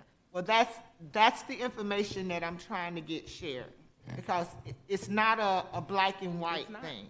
It's a lot of gray area, and it's a very difficult place to be because we have leadership in government and higher up who does not prioritize people and have put us in this position now where we look like the bad guy when we know that we shouldn't be in schools the way that we are with all the COVID that's going on, and people's livelihoods are on the line. They're having to give up their jobs to stay alive, go into foreclosure, and I could just go on and on and on. But it's important that we take the time and we explain. We have a play that we have to follow. And it's so, so unfortunate that we're in the situation that we're in. So I wanted to take the time because I do value people, this board value people, and sometimes when we're writing, because we're not communicating verbally, our memo and the tone of the memo can come across in various ways, especially if I'm already worried about my child is sick, getting corona when I go to the grocery store, and I got a lot of things going on, and then I get a memo that I'm feeling the tone of the memo. It may not be the intent or not. So I'm gonna ask as we're writing and we're addressing these things, if we could just try to show as much compassion. I know it's overwhelming in these decisions, but we have teammates that are teammates. And when I'm talking to teachers in schools or janitors or custodians, and they're saying to me, it just seems like nobody cares. So let me ask this final question for the record. And I guess, I don't know which one of you guys actually do this function, but I need to hear on record that somebody is actually reading the documentation that is being submitted, the applications and all the doctor's letters and the other information that's being submitted with these accommodations. Is someone actually reading and looking at those things? Doctor? Go ahead, staff. Yes, Alan Strauss, Chief HR and Equity Officer. So through our EEO department. Go ahead, Mr. Strauss. I know, I was sorry, someone was talking above me. Through our EEO department, our staff there, through their application process, which includes documentation, staff has looked at the application, looked at the documentation provided, has sent out some for even medical review to get further clarification on the information, and have, as Mr. Runcie said, prioritized each individual's application based off the information provided in those prioritization levels 1, 2, 3, 4. So each individual application has been touched, and that is also why it's taken so very long to go through this process, because many people have wondered why, it's not something that's simple. When you have to go in and look at an application and all the documentation that's attached, and sometimes there's 4 or 5, 6 different items of documentation to look at and assess to prioritize each individual situation. And as Mr. Runcie said, we're dealing with close to 4,500 applications. So yes, to your question, staff is in there looking at each application and documentation that has been attached. Okay. Thank you. Ms. Alada. I just have a clarifying question. After the EO department sends a denial to a teacher, at their school, can the principal at that school make a school-based decision at that school and reverse the decision of the EO department? So, Ms. Al-Hadaf, I just explained the conditions that principals have to do that. So, if the district has approved all of the level priority 1s, now at a school, if they have 6 or 7 priority 2s, then they're going to have to be able to approve all of them and not start to pick and choose which ones they can and cannot. And that is happening, or has happened? So schools do have, they receive, or they're copied on, I should say, the correspondence that the employee gets advising if they are approved or denied. There are still some level 2s, I believe, that are still in process. And Mr. Strauss, you can correct me if I'm wrong. There are still some priority 2s that are still in process. Yes, they are. So again, once principals receive what they have, then they are empowered to make site-based decisions, again, as long as they are not arbitrary and capricious, and they can afford them within their school's budget. Thank you. you. Thank you. Dr. Neesmith, I'm going to move now to the rest of the committee reports that you have. Hold on just a moment. Go ahead, Ms. Good. I'm sorry, I didn't see your hand. I'm looking one side. I apologize. I was going to Go make ahead. the comment later, but since the Go right discussion ahead. happened now, so I think what I'm having difficulty understanding, though, is the issue of having multiple classrooms with just a handful of children at the same grade level. Multiple class? So what I want to try to understand is if there are multiple classrooms in a given school, same grade level with just a handful of children. And if that is occurring, I'm having difficulty understanding why that is occurring and why can't further accommodations be made. Now, what I'm just hearing now is if all requests, I'm trying to ask a question. What I'm trying to understand now is you mentioned that if there's multiple requests, if they all can't be accommodated, none will be accommodated. And so I think we're trying to do the best with what we have. So I would ask that we really take a look at that. I don't think it's prudent, this is just one board member on this dais, to have multiple classrooms with just one or two children, when we have the ability to help more staff get through this crisis. And so there may be reasons for that maybe I'm not understanding, and I don't mean to take more time at the meeting right now, and that's what I was going to mention at the end of the meeting, but I would like to get follow-up on that to have a better, clear understanding why further accommodations cannot be done if we have classrooms with 1 and 2, 3 and 4 children in them, and those teachers may have some significant family crises that we can try to adapt. I understand, Mr. Runcie, that we have a role to do. I understand that the governor has put this upon this district to open schools at this time. I don't concur, as Dr. Osgood mentioned. It's put us in a real predicament. But I do believe that there may be further opportunities for us to accommodate staff. We may not be able to accommodate everyone, but I do believe that it makes no sense to have 1 or 2 children in a classroom when they can be grouped together, maybe have 10 students in one classroom, and afford that teacher the ability to stay home additional time because of having a child at home with cancer. And I would ask that we get follow-up on that. Can I speak when there's a moment? You want? Hold on just a moment, Ms. Corn. Ms. Good, are you done? Go ahead, Ms. Corn. Thank you. I don't know if I should be sharing my comments now or if we're going to bring this back up at the end of the meeting. Can you just let me know, if we're going to continue this conversation later? Go ahead, Ms. Corn. Okay.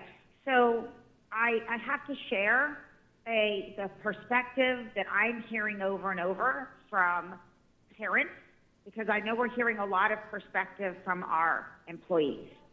But what I am hearing from many parents is that they are sending their students, and those students are spending almost full days, and in some cases full days, in auditoriums or other locations where they continue to do only online learning, but now they've just physically put themselves in an auditorium at a school. And so they actually are not being afforded the brick and mortar of the schoolhouse. So I concur that we need to be extremely sensitive and responsive. At the same time, there is an impact. Even if it's 2 or 3 or 4 students in that classroom, there is a different learning that occurs when the teacher is there with the student. We've talked about this from a social emotional aspect as well as from the educational aspect. There are students who are not doing well online. As wonderful as I think we have done in Broward County, I think it is remarkable what an example we have set from a country perspective about what we are delivering. At the same time, there are students who are struggling in this e-learning setting because they need a different setting that brick and mortar affords them. And so the balance is important between accommodation of employees knowing that there is other, I would use the word harm being done from an educational perspective that has long-term implications when we are accommodating beyond those that are the most critical for us to be accommodating. And I think that perspective is one that I'm not hearing here, but I am hearing it blasted constantly to me as I have my own students. One of my children has stayed home. One of my children is back in school. But I have, with their age, hearing from families themselves and not just the employees. And by the way, I've also heard from the employees constantly being bombarded with stories. And I feel for them, and I do believe that there are circumstances that we need to be taking into account. And as Dr. Wanza said, I know from a school-by-school basis, we're being afforded that beyond even what the levels are at the district. But we have to be cognizant of the bigger picture that goes along with this conversation as well, based on the delivery of the education and how some of our students are or are not learning. Thank you. Thank you, Ms. Coyne. And as we wrap up this discussion, you know, we have to follow the CDC guidelines as well. So when we look at putting a certain number of students in a class, it takes us, I can just recall being at Lauderdale Lakes right after school start.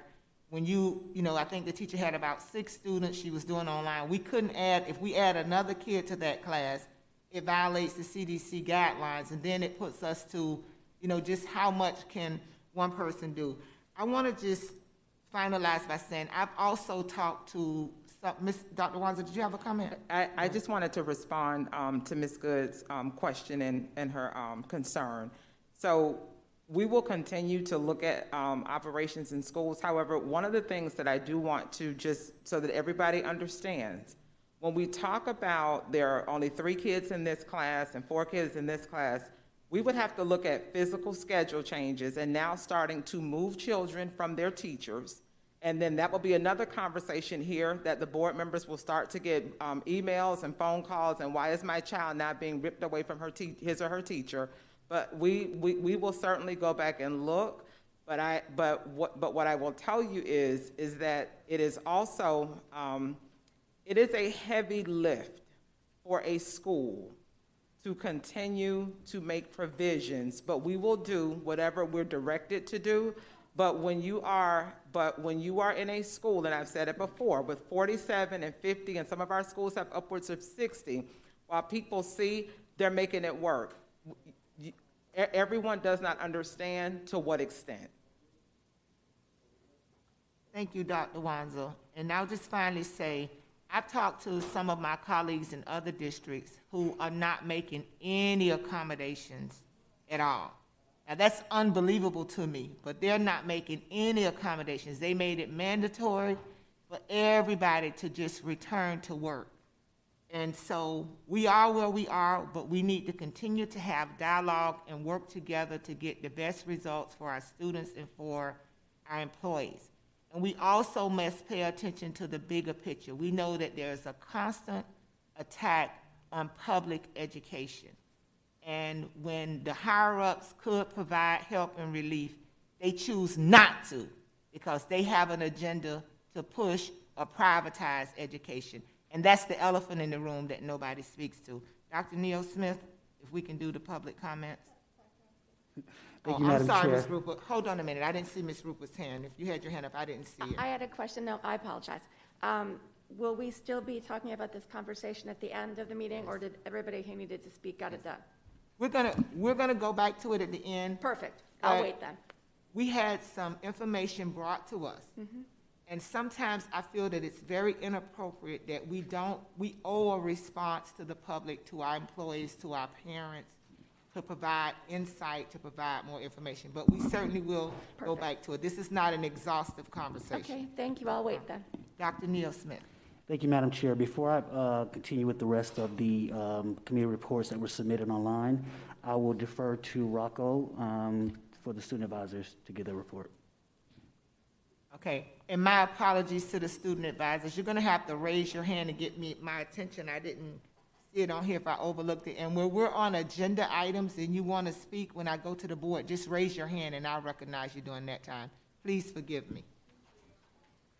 Thanks, Dr. Neil Smith. Thank you for allowing me to give this brief report. My name is Gianna Alaman, and I am the student advisor to the school board. BCASC is hosting Ethics Forum on Friday, November 13th, where we will discuss different types of decisions students may need to make and how to go about properly making these difficult decisions. Many schools are also participating in Harvest Drive, where our students are coming together to collect different items to help families in our county during the holidays. Lastly, Rocco and I have selected student representatives for certain committees, and we are very excited that the student voice can be heard in different areas of the county. Thank you again.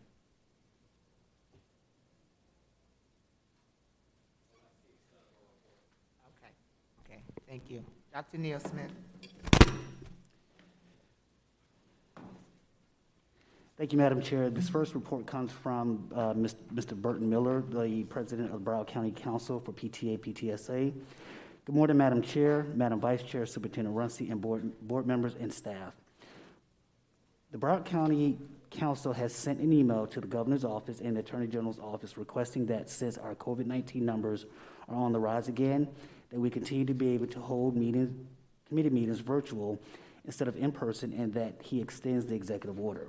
We have also asked that the governor consider giving the families the option of letting their child go back to brick and mortar or letting them continue e-learning for the remainder of this school year. Our families need to be able to have this choice after the first of the year.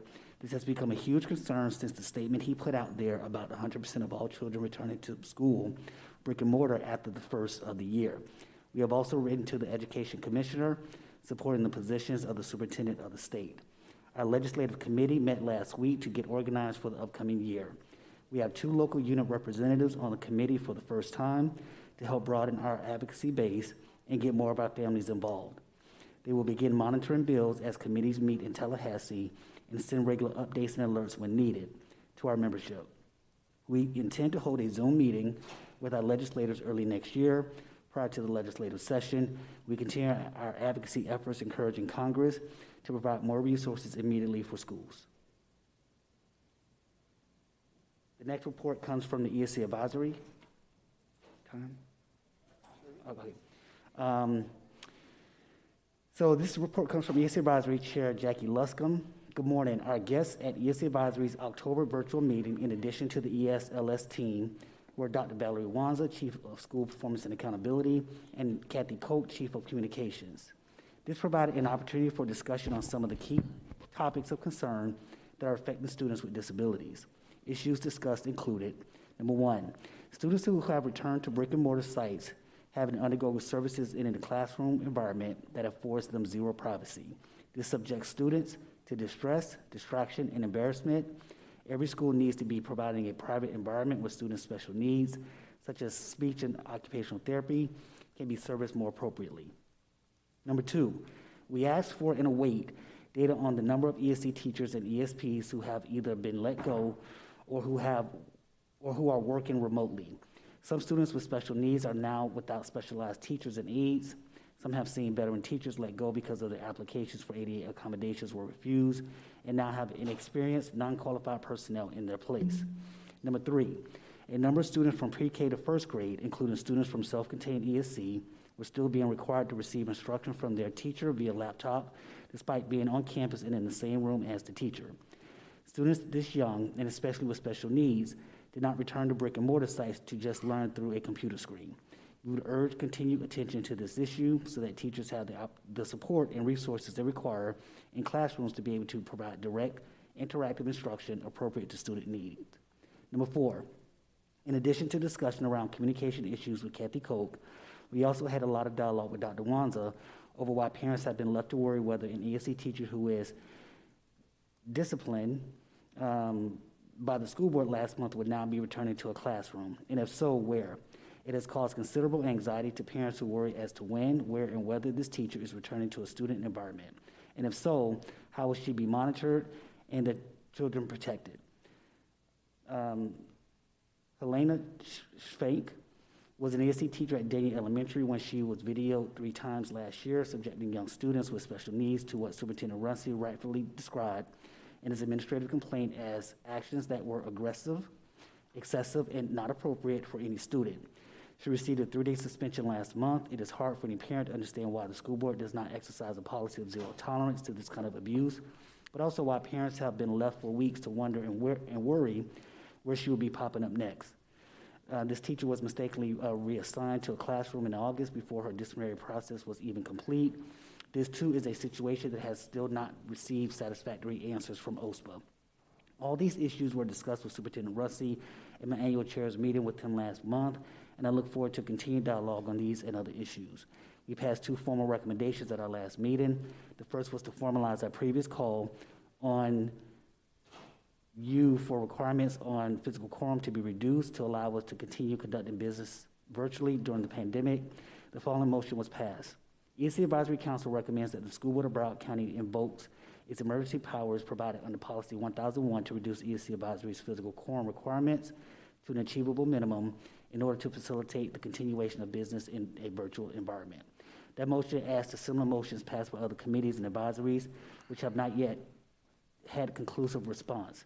Our next ESC advisory meeting is set for November 18th. Achieving quorum would necessitate 25 to 30 people attending in person. This will not be happening, and the meeting is therefore currently advertised as informational only. Also, in addition to the state-required 20 hours of ESC training for principals and assistant principals, we feel that more training in ESC for all principals and assistant principals could help boost the expertise, understanding, and compliance around ESC. For the sake of both students and staff, we therefore pass the following motion. ESC Advisory recommends that the school board implement mandatory ESC training for all principals and assistant principals, covering a minimum of 20 hours to include, but not limited to, IEP compliance, IEP meetings, the unique needs and eligibilities of students with disabilities, resource allocation, and accommodations. This is to be in addition to the state-required training. Thank you. The next committee report comes from the Human Relations Committee, the Chair, Mayra Rodan Gassaron, and this is obviously to the board, Mr. Runcie. I am honored to come before you today on behalf of the Human Relations Committee to present our committee report. The Human Relations Committee once again addresses the school board approval of equitable and inclusive school calendars, in particular, the school year's calendar, school calendars for school year 21-22, and all forthcoming school year calendars.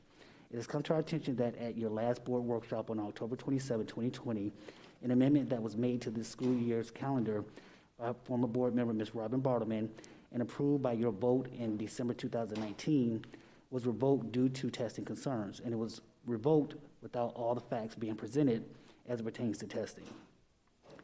For your clarification and complete information, the approved amendment to this school year's calendar included adding an asterisk on May 13, 2020, indicating pending testing.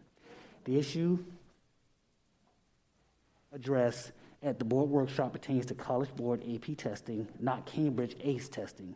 The College Board has recognized the importance of maintaining equitable testing dates and have provided an alternate date to May 13, 2021, and will be administering a full 2021 exams again on May 18, 2021. It will not be a makeup day.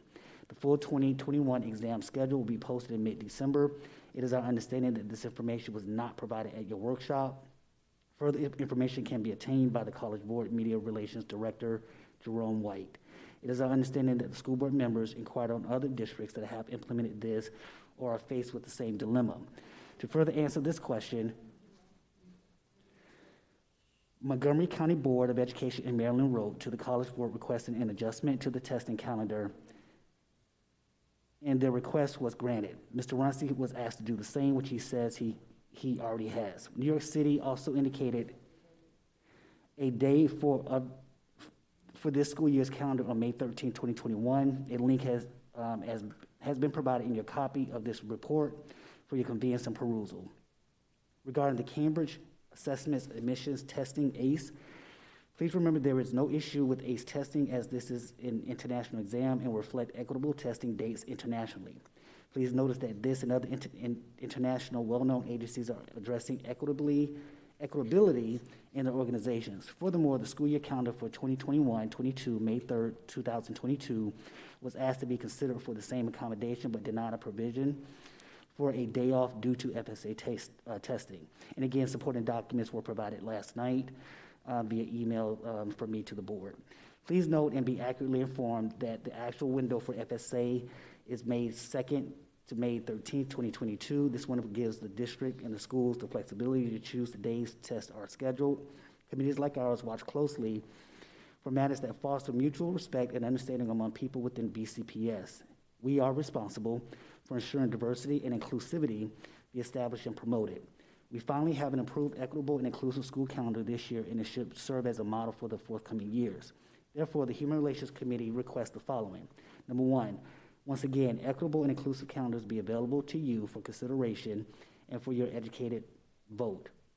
It is imperative that all calendar options for school year 2021-22 reflect May 3rd, 2022 as a day off.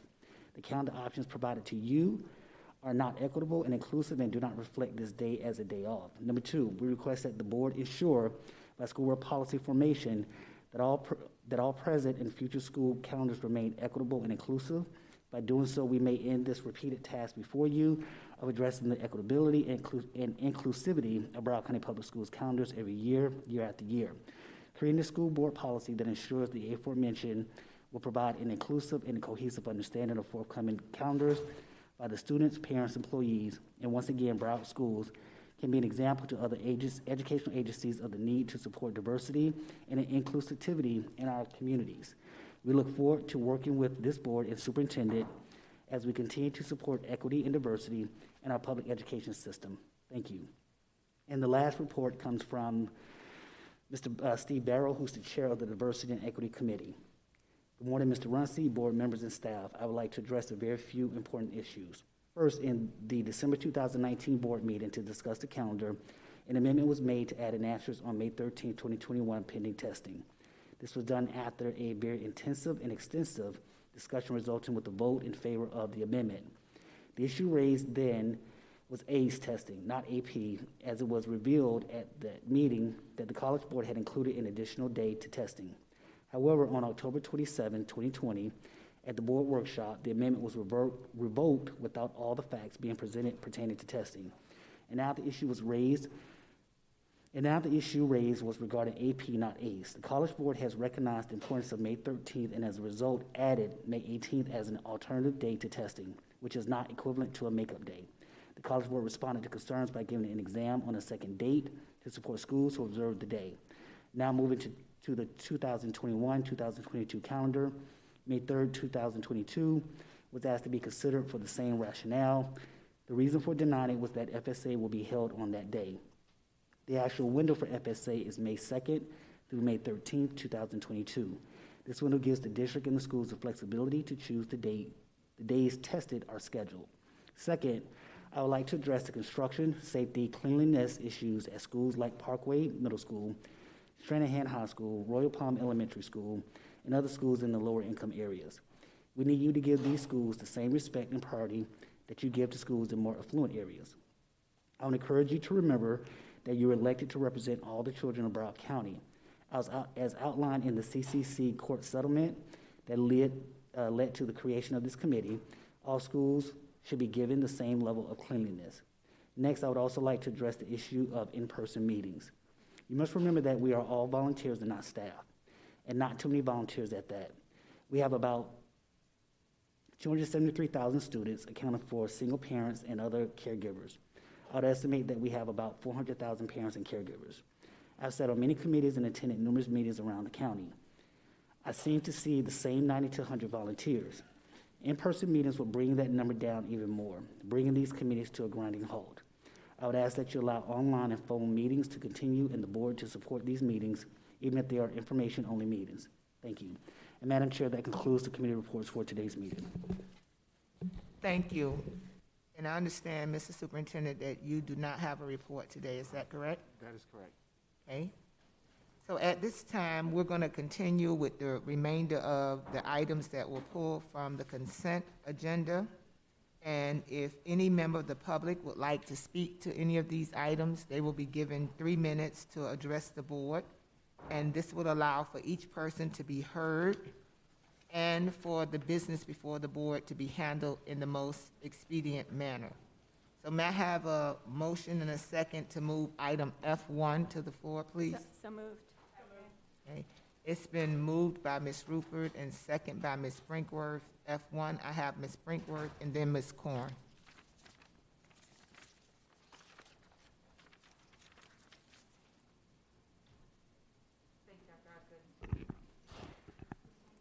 Yes, thank you, Dr. Osgood.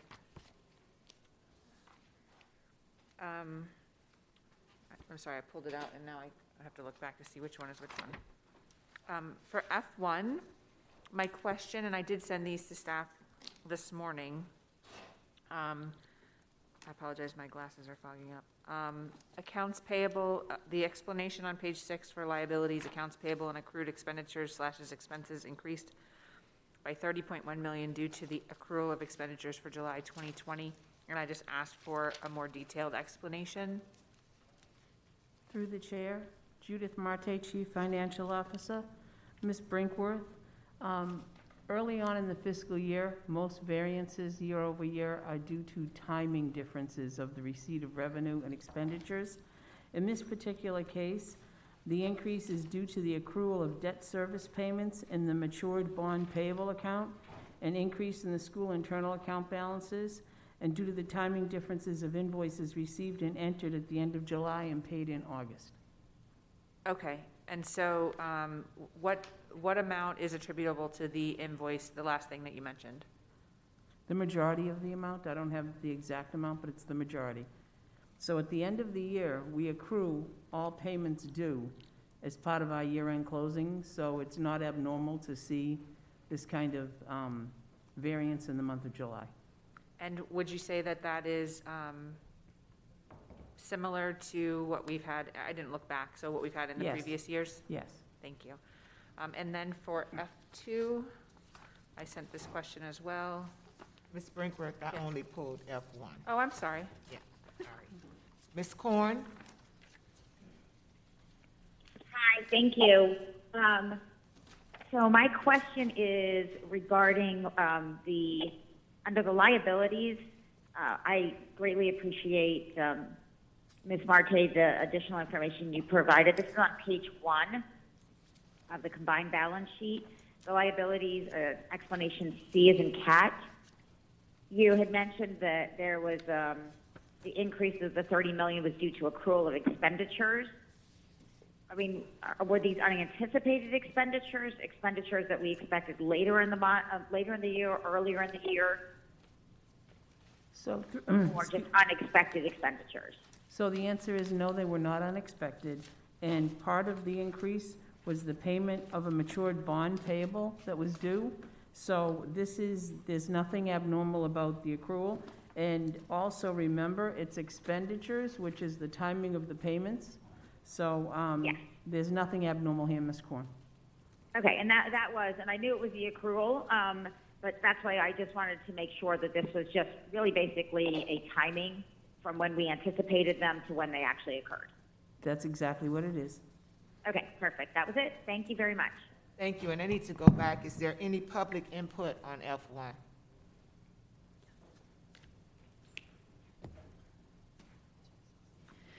Hi, Natalie Lynch-Walsh, Plantation, Florida. I often get questions from members of the public regarding the general obligation bond, and I have to keep explaining that only about half of the bonds have been issued. And it would be very helpful to sort of have that noted. So, because there are a lot of people out in the public that think that the money's disappeared, and what they don't understand is it's not even there to have disappeared. So you won't see it sitting as cash because we don't have it yet. And if you'll recall, back in May, you had to issue COPS to the tune of $250 to cover the bond overruns. So you may want to inquire with staff as to the status of bond issuances, because you're already several months behind, and yes, we have COVID, but you're pushing off issuing the remainder of the bonds further and further, and yet still trying to get projects done. And those two things don't go together, pushing off the money you need and speeding up the projects. So, but it would be very helpful so that I could get fewer questions so that people would understand where the money is and where it isn't and when it's going to occur. And usually that comes from also that cash flow The GOB cash flow analysis that seems to come about once a year, if you had that on a more regular basis, that would be very helpful in terms of understanding where that's going. Thank you. Thank you. Any other public input on F1? All in favor of F1 indicate by saying aye. Aye. Aye. Any opposed? Thank you. May I have a motion and a second to move item F2 to the floor? So moved. Second. It's been moved by Ms. Brinkworth and second by Ms. Good. Is there any public input on F2? I have Ms. Brinkworth. Thank you, Dr. Osgood.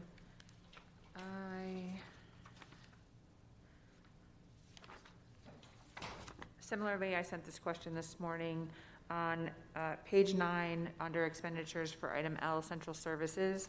I just wanted to understand, because you know, you have here the $200,000 for the legislature's addition for Swim Central, but let me just look back. I think the number was significantly higher than that. So are there additional explanations that you have? Through the chair, Judith Marte, Chief Financial Officer. So the difference in central services expenditure year over year, Ms. Brinkworth, are about $1.5 million. Central services include software licenses and maintenance expenditures for Canvas and Kronos, as well as claims for auto and general liability and life insurance. Central service expenditures include activities other than general administration that support other instructional and supporting service programs, such as information services and personnel services. So we did have some additional costs under informational services to open schools, including the need for some hotspots, some of the charging stations at the school, so that would all be reflected here. And you will be getting a budget amendment for the year-end October that accounts for some of these variances. Okay, my next question was going to be, and obviously based on the answer that you just gave, that not all of these were anticipated expenses. That is correct. Okay, and so a budget amendment will be forthcoming. Yes, ma'am. All right, thank you. Thank you. Any other discussion on F2? Was it Ms. Corn? Was she, or no? No, I don't have Ms. Corn for F2. Thank you. Okay. All in favor of F2 indicate by saying aye. Aye. Any opposed? Thank you. May I have a motion and a second to move item O2 to the floor? Second. Okay, it's been motioned by Ms. Brinkworth and second by Ms. Rupert. Any public input on item O2? Okay. I have Ms. Corn. Thank you. I just need to clarify, there was quite a bit of information provided here. I think all we're voting on is the name change of the company. Can that please be confirmed? Mr. Gold says yes, Ms. Corn. Okay, so then I know this new form is something we're all kind of having a learning curve, but if you look in what the requested action is, the action says we're approving the First Amendment, and it talks about the term, but then if you go into the background, that's the only place where I see anything that says it's just a change of the vendor's name. So we've actually already approved this amendment because I signed it as chair, but it looks like we're approving it again, whereas I think the action intended was the name change for an approved agreement. Can you confirm that that's correct? Just one moment, Ms. Coker is coming. Thank you. Good afternoon, Mary Coker, Director of Procurement and Warehousing Services. Thank you for your question, Ms. Corn. This is indeed just a name change. Okay, so it's just helpful as we're going through this new kind of learning curve, if that could be in the future in the action, because otherwise it looks like we're approving this First Amendment a second time. And I believe when we act on this, we're not acting on the background, we're actually acting on the action, and we've already done this. So Ms. Myrick, do we need to change what our action is by moving this, or are we covered because it says it's somewhere in the document? You don't need to change the action because the agreement that's attached shows what the action is. Exactly. Okay. So I have to tell you, as a board member, that's a little bit confusing and concerning for me, because when I look back to see what we as a board or any previous board has done, it's always based on the action of the item.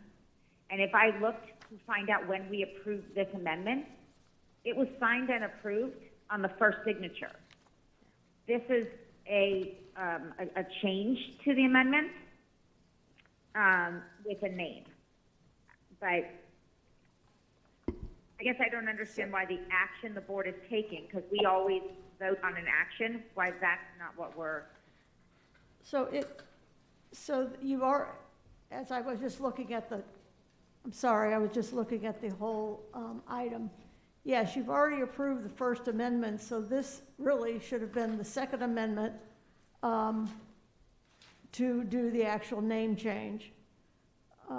So I would just add to the requested action to approve the name change, which is stated in the First Amendment. Okay, so I'm going to make that motion then, please, that to the requested action, we modify it to indicate that we are approving specifically the name change to the First Amendment. Second. Okay, it's been moved and second that we change it to the Second Amendment. Is there any public input? Any board discussion? Hey, Ms. Brinkworth. So just a clarifying question, because when I looked at it, the item that was signed August 4th, 2020, it doesn't say that that's an amendment. That says it's the agreement. And the requested action was approve the recommendation for the above agreement. Yep. And so is this, in fact, the First Amendment because it is a name change? Because that's the way I read it. That the agreement came before us in August, and this is an amendment because we are changing the name, because the name of the entity changed. Exactly. This is the First Amendment to the existing agreement, and it's only because of the name change. Right. I wasn't changing it to a Second Amendment.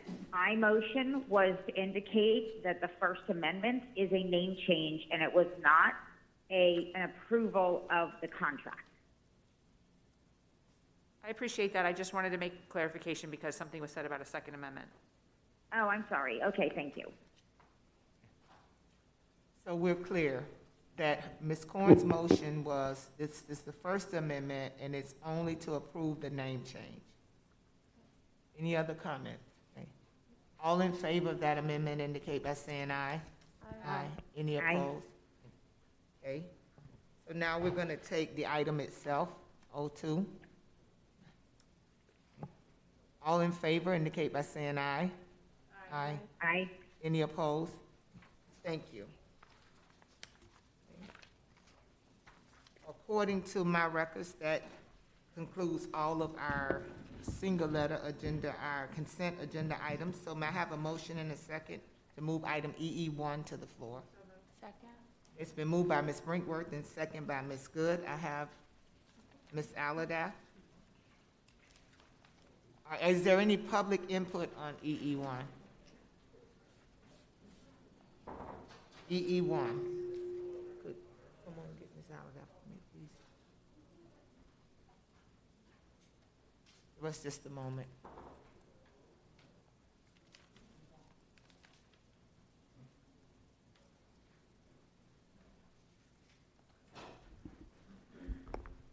Thank you, Madam Chair. So will the Knox boxes be clearly marked to know who the box is specifically intended to or for? Good afternoon, Brian Katz, Chief Safety and Security Officer. So yes, ultimately that will be the case. We're still in the process of working with printing services of printing those signs as far as what we'll direct to each.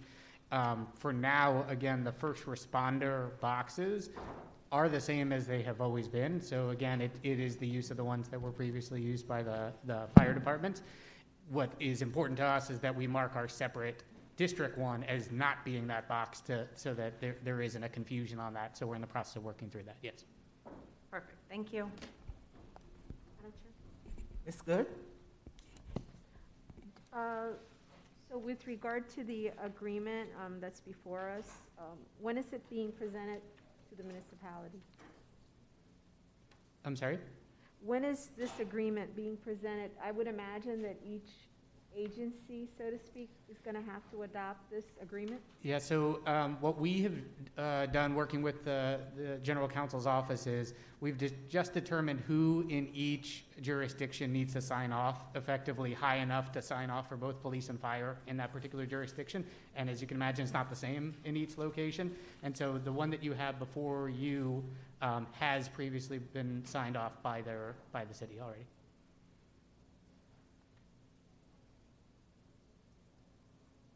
Is that not appearing in the version you have? So I guess I'm sorry, I wasn't clear. I didn't understand it. So this one before us is an agreement with a specific agency? With a particular city, correct. So it may be a mayor who is signed off at the level of I can sign for both police and fire. In the case of, obviously, when we get to some agencies, it's done at the agency level if they're responsible for multiple cities. Oh, Yep. okay. And then, oh, I see. Is there a reason why the agency's not listed? Yeah, so until we're done with the project, I just don't want there to be these are the ones that are done and these are the ones that are not done, because I feel like, again, potentially somebody could try to exploit Well, that just- information. Okay. Well, I'll speak to you offline, because there's wording in here that kind of dictates, will kind of lead you to a certain agency. So, just saying, when you start putting, if you're going to be careful about it, I then know. I think you're going to have to do some other things. Okay. But the reality of the situation is that once these are adopted by a certain municipality, then they're going to come before us. Correct. Is that how And it then- works? Or does it come before us first and then? No, it's adopted by the municipality first, then it comes before you, then we can issue the keys. Because I've seen it on an agenda for another municipality, so I wanted to make sure how. Again, so every municipality at this point, or I'd have to go back and double check that every single one has received them, but the expectation is it should be sitting with the individual municipalities for their action at this point. It's just as they're coming back to the board approved that we're having Okay. you sign off on them. Thank you for sharing that. Thank you. Thank you, Madam Chair. Any other comments on EE1? All in favor of EE1 indicate by saying aye. Aye. Any opposed? Thank you. May I have a motion and a second to move items JJ1, JJ4, and JJ5 to the floor? It's been moved by Ms. Good, second by Ms. Murray. Any audience input on JJ1, JJ4, and JJ5? Any board input?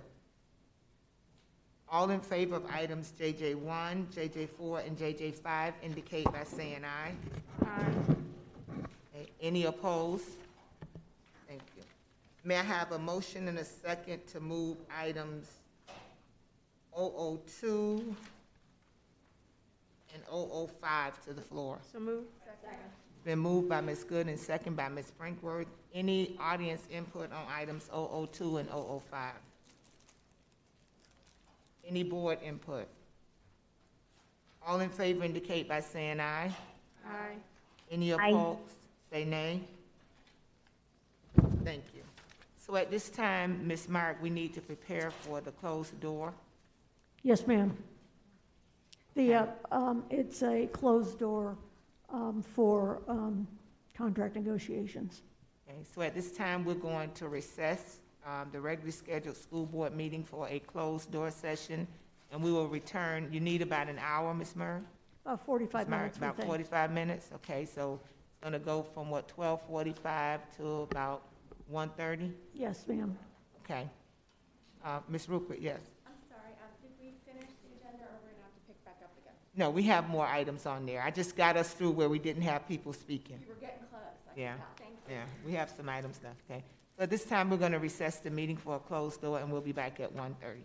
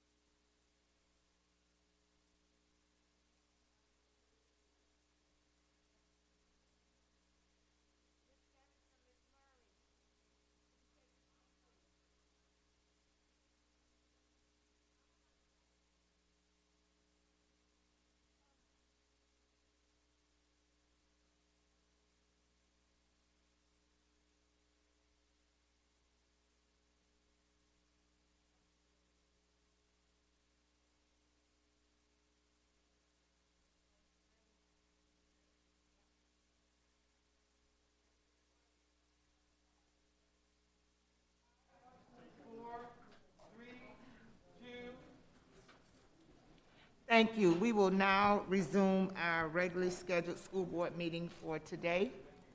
May I have a motion and a second to move item GG1 to the floor? Second. It's been moved by Ms. Brinkworth and second by Ms. Rupert. All in, audience input? Yeah, Ms. Corn is on the line. Audience input on GG1?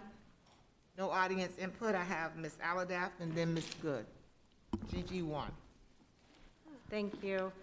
So I am supportive of this agenda item. However, with the timeline of this hypothetically coming back to us in a few months, I believe as a board, we need to do something now.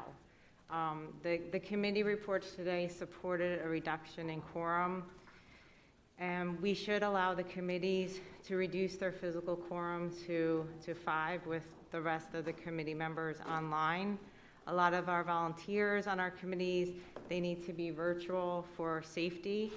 Our committees are making recommendations to the school board, and I value those recommendations.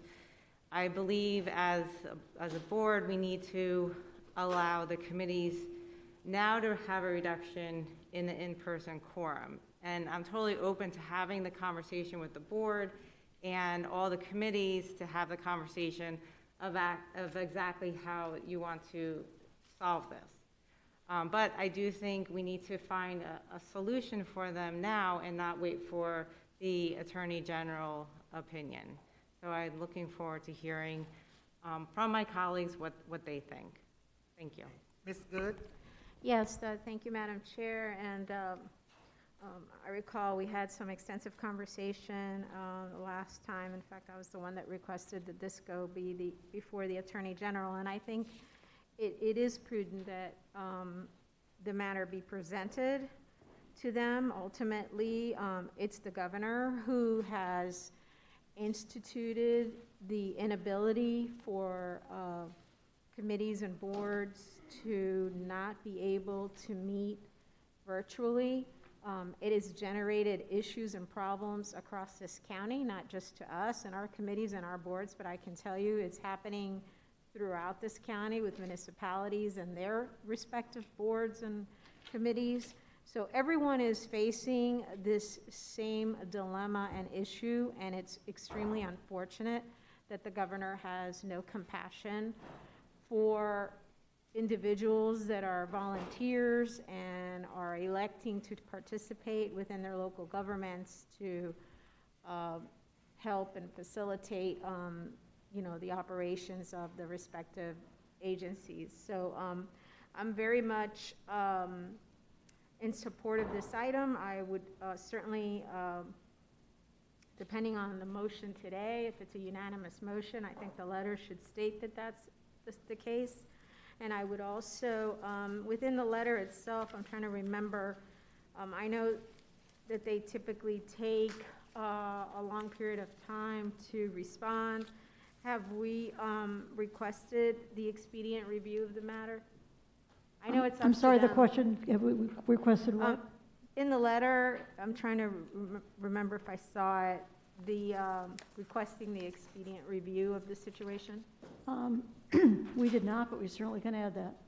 I know that it's up to them, but in light, and I would put something in here, Ms. Myrick, that, in light of the inability for the district committees to conduct business, the expedient review of this matter would be appreciated. And I think they should be the ones that are going to provide the flexibility to not only the school board, but every other government entity to do that. And the same thing's happening in other committees that I even serve on. I mean, I'm choosing to go in, but there are issues with other individuals that have health conditions and do not want to participate. The issue of changing in-person quorum, although I understand the issue at hand, and that's why we're asking for this item, I don't think that's the item before us. I don't know that it's the most appropriate time to discuss it. So I'll leave that to the chair. If she chooses to go on to that conversation, I'll provide my input, but I think what's before us right now is the legal opinion from the Attorney General. I support it, and I would ask that it be conducted in the most expedient way. Thank you, Madam Chair. Dr. Osgood? Certainly, Ms. Corn, you'll go after Ms. Levinson. Thank you. Thank you. Just wanted to say that I support this item. I know we had quite an extensive discussion, as Ms. Good said, about this item, and I do not support reducing the physical quorum. I think it's very important that we have the same amount of people still participating. I think we want this ruling to be in our favor so that we can give people that ability to continue to do it from their home this way, but I don't want to dilute the impact or what committees are bringing forward by reducing that number. Thank you. Thank you, Ms. Corn. Thank you. I concur with my colleagues. I'm not interested in reduction of the numbers, but fully support this item and hope that we also obviously sent what we discussed at the last board meeting about a letter from the chair as well as from Mr. Runcie. That letter was shared with the governor's office. So my question is related to the memo that was attached. And so there was a recommendation from legal counsel regarding the event in which a quorum was not established and that the committee should not continue the meeting, should simply adjourn. So my question is that a recommendation or is that a requirement based on this memo? Because I believe that the individual bylaws for each committee potentially speak to that. Ms. Corn, I don't have that memo in front of me. I think the one memo that I did send,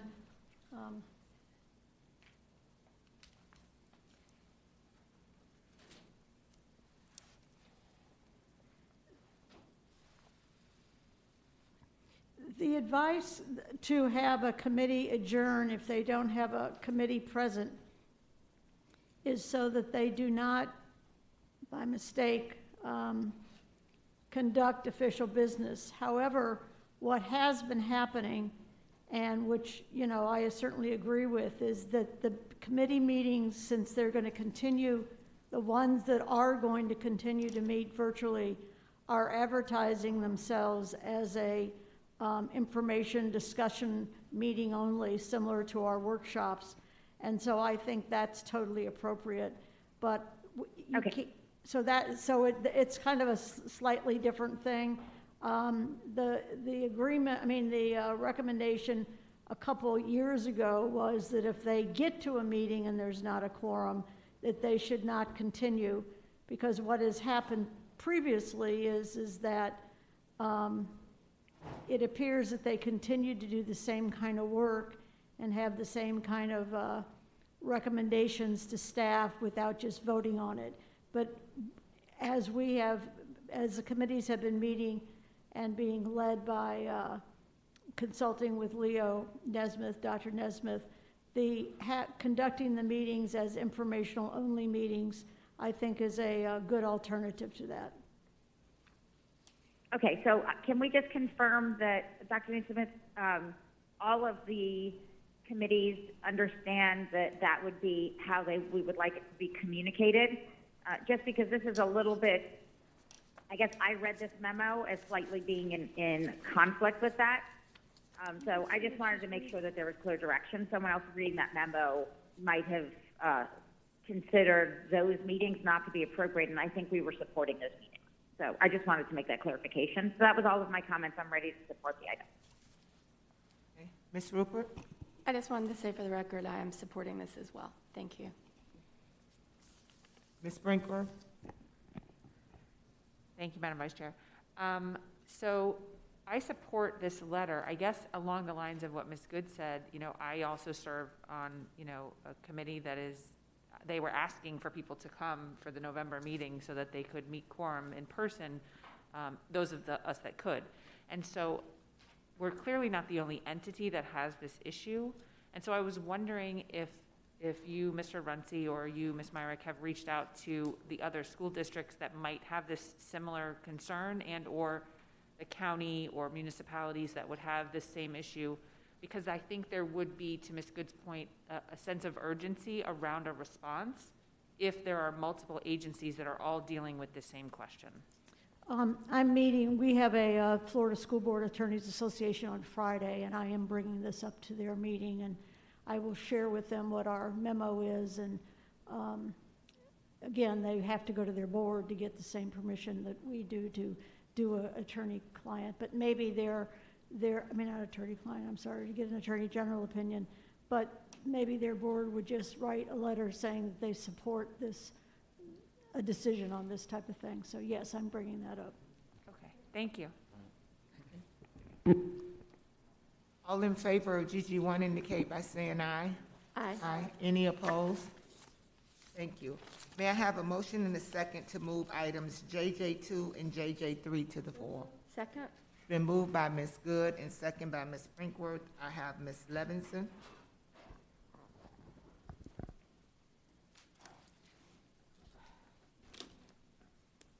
Yes, just waiting for them to come in.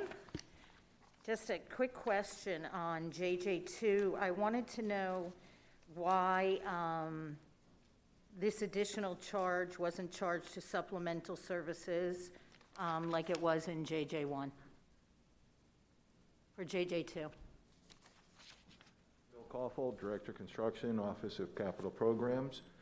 I believe in the other case there was enough funding in the PFA for supplemental services. In this one, I think there was not enough.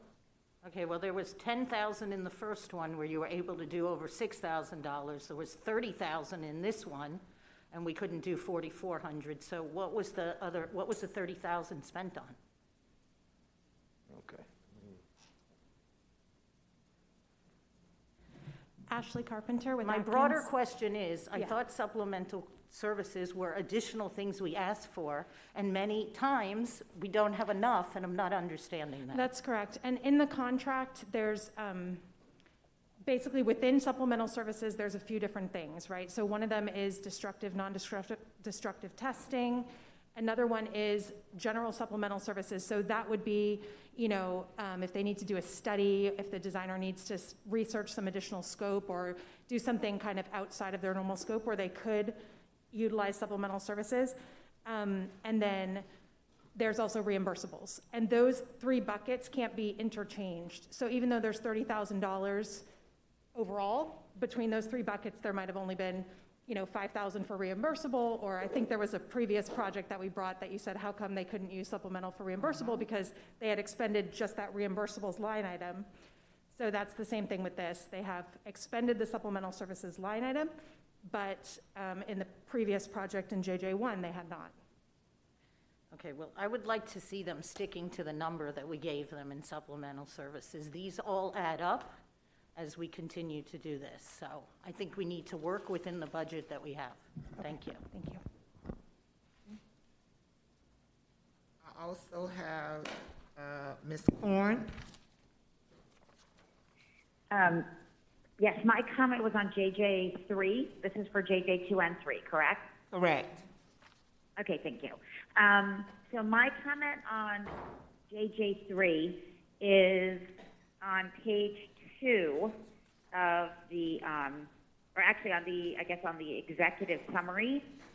It refers to this $48,888 portion is the requirement of a new panel that was not compatible with the existing feeder wire in the building.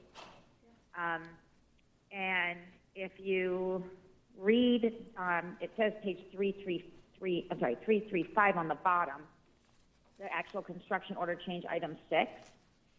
The reason for the change says that the existing wire was the wrong size and was stuck in the conduit, so it could not be removed. Therefore, a new wire and conduit need to be installed to supply the VAV. My question is, if this was a contractor error, why is that something the district is paying for?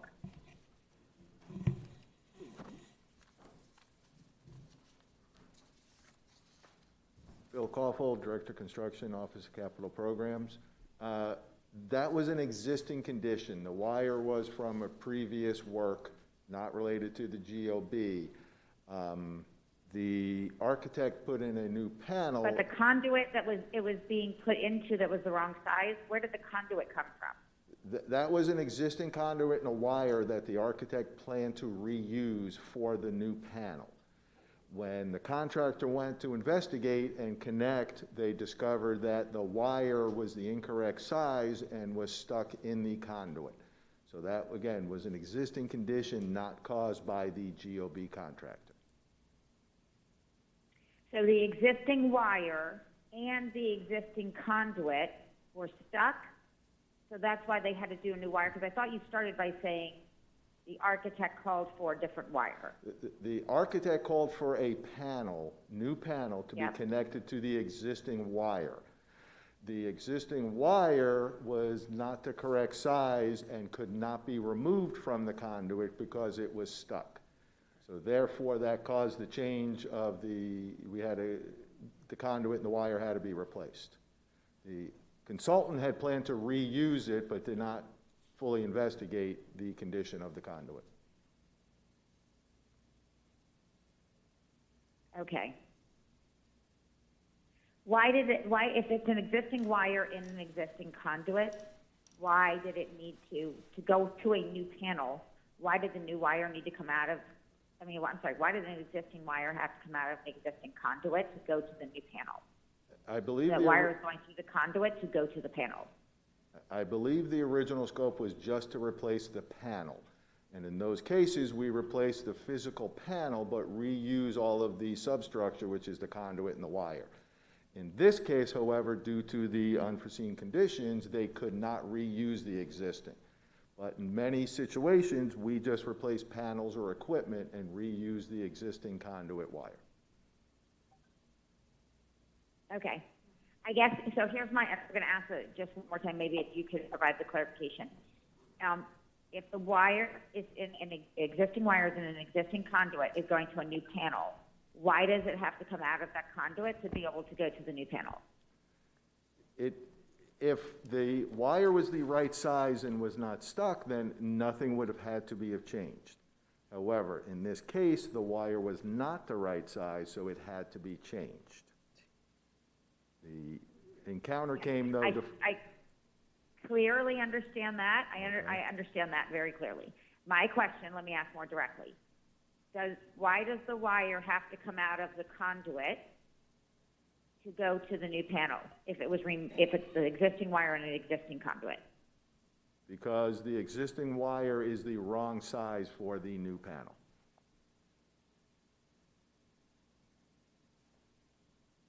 Okay. So, all right, and so why is this not then going backwards? Why is this an error then that we're going back to the architect for? Yes, I believe it's labeled a consultant error, omission, I'm sorry, it's consultant omission. Okay, so these funds, or at least a portion thereof, these are going to go back for us to recover them then from the architect? Correct. At the end of the job, we sit with the architects, go over all the change orders and all the ones that have been marked errors and omissions, and work out what the school board should be reimbursed for those matters. Okay. Is there any way, and I did see that it was an omission, is there any way that there could be a note of that in here? Because to the public, it appears that we're paying an extra $48,888, which that's actually an extra cost for the project, but that doesn't mean ultimately the school district is paying for it. And I know that's something we have to go back, obviously, to the architect and I guess probably fight for those dollars to be considered an omission. But if we could make some reference to that specifically, so it is noted that these are not necessarily additional dollars at the cost of taxpayers. Okay, we can in the future amend the documents to make sure we clearly state, but just to clarify, in cases of errors and omissions, we would pay for the new work. We would just see. I understand that. Okay. And then we go back and we ask for it after the project with a list of all of those that are identified as errors and omissions. right? Well, right, just the portion that should have been included. Yes, Okay. yep, right, because here, it's noted that, at least for the entire amount, that there's a part that is considered an error and a portion that's considered an omission, and that would not be the unforeseen condition part. So I'm just noting that this 48,000 isn't something that taxpayers are paying for necessarily, but it would appear that way when we approve this document. Understood. We will clarify in the future. That's awesome. Thank you very much. Any additional comments on items JJ2 and JJ3? All in favor of JJ2 and JJ3 indicate by saying aye. Aye. Any opposed? Thank you. May I have a motion and a second to move items 001 to the floor? Second. Okay, it's been moved by Ms. Good, second by Ms. Brinkworth. I have Ms. Levinson and then Ms. Corn.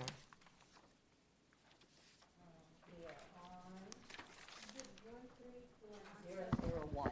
001. Or 001. 001. Yeah, 001, I'm sorry. Page 7. Yeah, Okay. 001. Oh, this is 01, sorry. 001. Yeah. Okay, thank you very much. I just wanted to make a comment on here to commend our schools who continue applying for the Motorola Solutions grants, and also for the district on the T-Mobile. I believe that's the first time I've seen this. Have we applied for the T-Mobile before? I see it on TV all the time, but I don't remember seeing it before. Is this our first time applying for that? Good afternoon, board members. Stephanie Williams-Lewis, Director of Grants. We actually did in the past apply for T-Mobile, but this is now with the merger of Sprint and T-Mobile. This is an expansion of the former Sprint grant, which is going to be for more devices potentially if it's awarded. Okay, and I just want to commend everyone who works on this because access is so important with the virtual learning. So happy to see this. Thank you. Absolutely, thank you. Hey, Ms. Corn. Thank you, Dr. Osgood. So I'll start with just piggybacking on Levinson's comments. And for the public that's listening and hasn't seen this, it is not only a $9.5 million potential value to our students, but that equates to up to 19,000 free wireless hotspots and free high-speed data for students across the district. So the impact there really truly is immeasurable for what that affords our students. So thank you very much to staff for pursuing that, and we're very excited. I would love for a press release to go out on that specifically once this item gets approved. With that, I'm going to acknowledge the teachers. I'm not going to spend as much time because I'm going to be quicker so that we can move through the item. But to the following teachers, thank you for their extended efforts on going forward, even in these conditions, to request grants. Kelly D. Verona, who's a teacher at Davie Elementary. May Young, a teacher at A.C. Perry Pre-K-8, as well as Sandra LeBourne, also a teacher at A.C. Perry Pre-K-8. At West Glades Middle, Brenda Martirano, our bookkeeper and budget keeper. At Cross Creek Center School, Andrea Swift, the assistant principal. At Cypress Run Educational Center, Sonia Jabouin, our family counselor. And Brenda Farkas, one of our teachers at Glades Middle School. We hear her name often. As well as Gulfstream Early Learning Center, Ms. Christine Moss, who is one of our site administrators. All of their efforts, again, in these conditions to be continuing to go after these grants is greatly appreciated. So thank you very much. And Does that conclude your comments, Ms. Corn? Yes, thank you. Okay, thank you. Any further comments? All in favor of 001 indicate by saying aye. Aye. Any opposed? Aye. Thank you. May I have a motion and a second to move items 003 and 004 to the floor? Moved by Ms. Good and second by Ms. Brinkworth. I have Ms. Aladaff. Thank you. So on the executive summary, it talks about the solicitation for this invitation to bid that ran from September 6, 2017 through September 29, 2017. So why are, it's back in 2017 and it's not 2020? Ms. Saladeb, this is Mary Coker, Director, Procurement and Warehousing Services. You are on, just want to make sure I'm on the correct item, 003? Yeah, the executive summary, page 1. Where it says procurement method.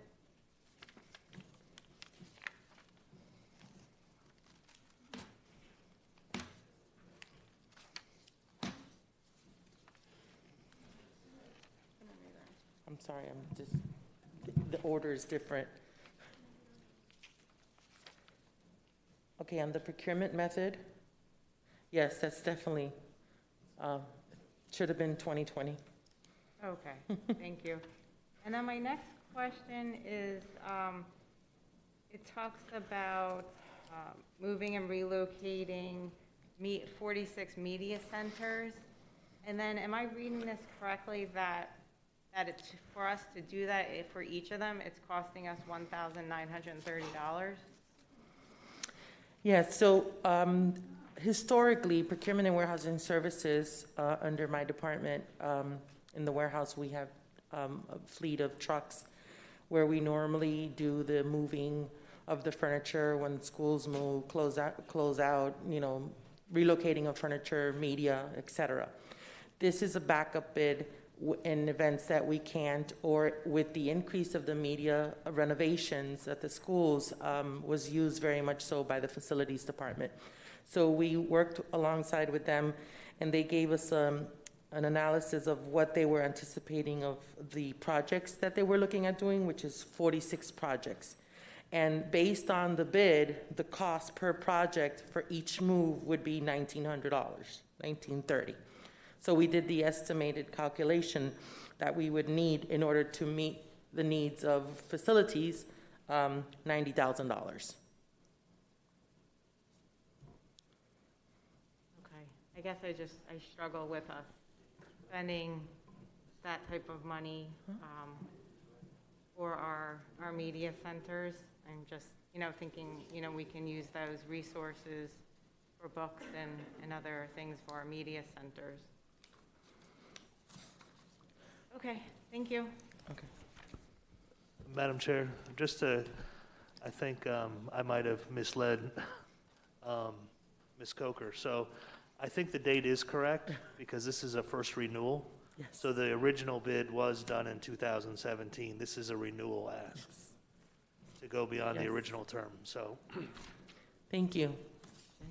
Ms. Aladaff, you want to go ahead and ask your questions on 004?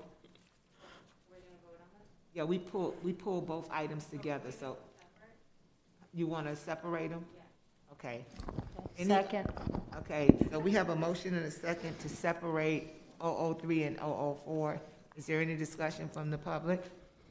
Any discussion from the board? All in favor of the separation indicate by saying aye. Aye. Any opposed? Okay. All in favor of, on 003? Okay, go ahead, Ms. Levinson. Yes. The 1,930 is for what?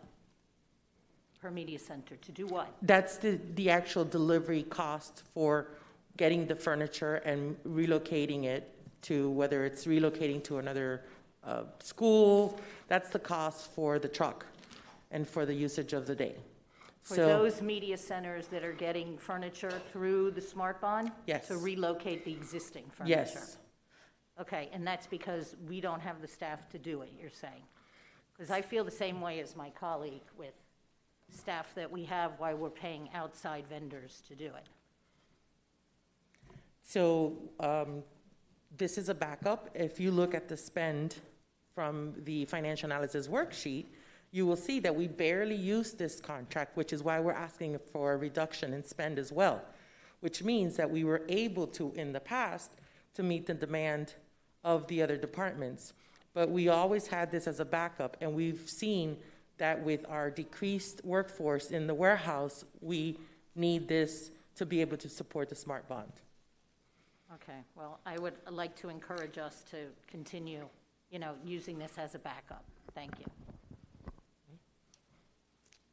All in favor of 003 indicate by saying aye. Aye. Any Aye. opposed? No.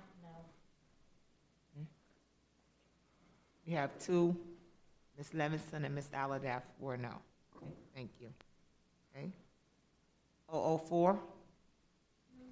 Ms. Aladaff? We moved it already, and we separated it. Yeah, Ms. Aladaff and then Ms. Levinson. Thank you. So in the executive summary, in the requested action, how did we get the amount of $40 million? So thank you for your question.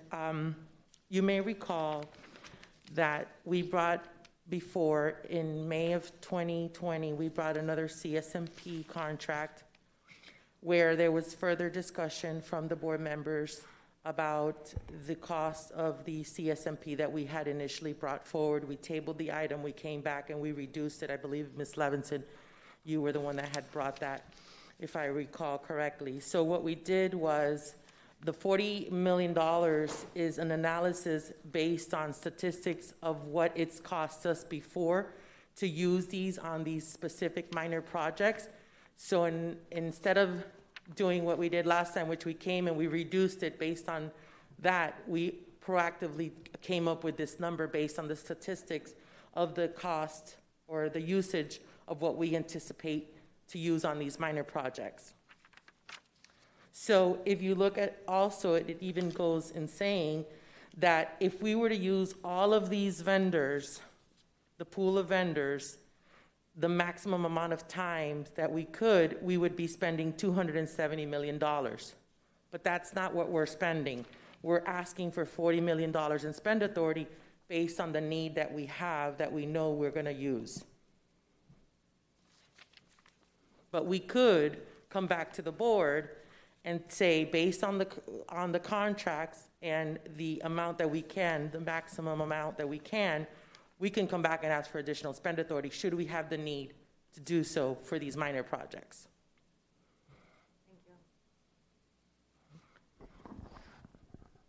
Ms. Levinson? Thank you. So what would be the reason for using these as opposed to hard bids? That would be, I guess, more for Phil to answer.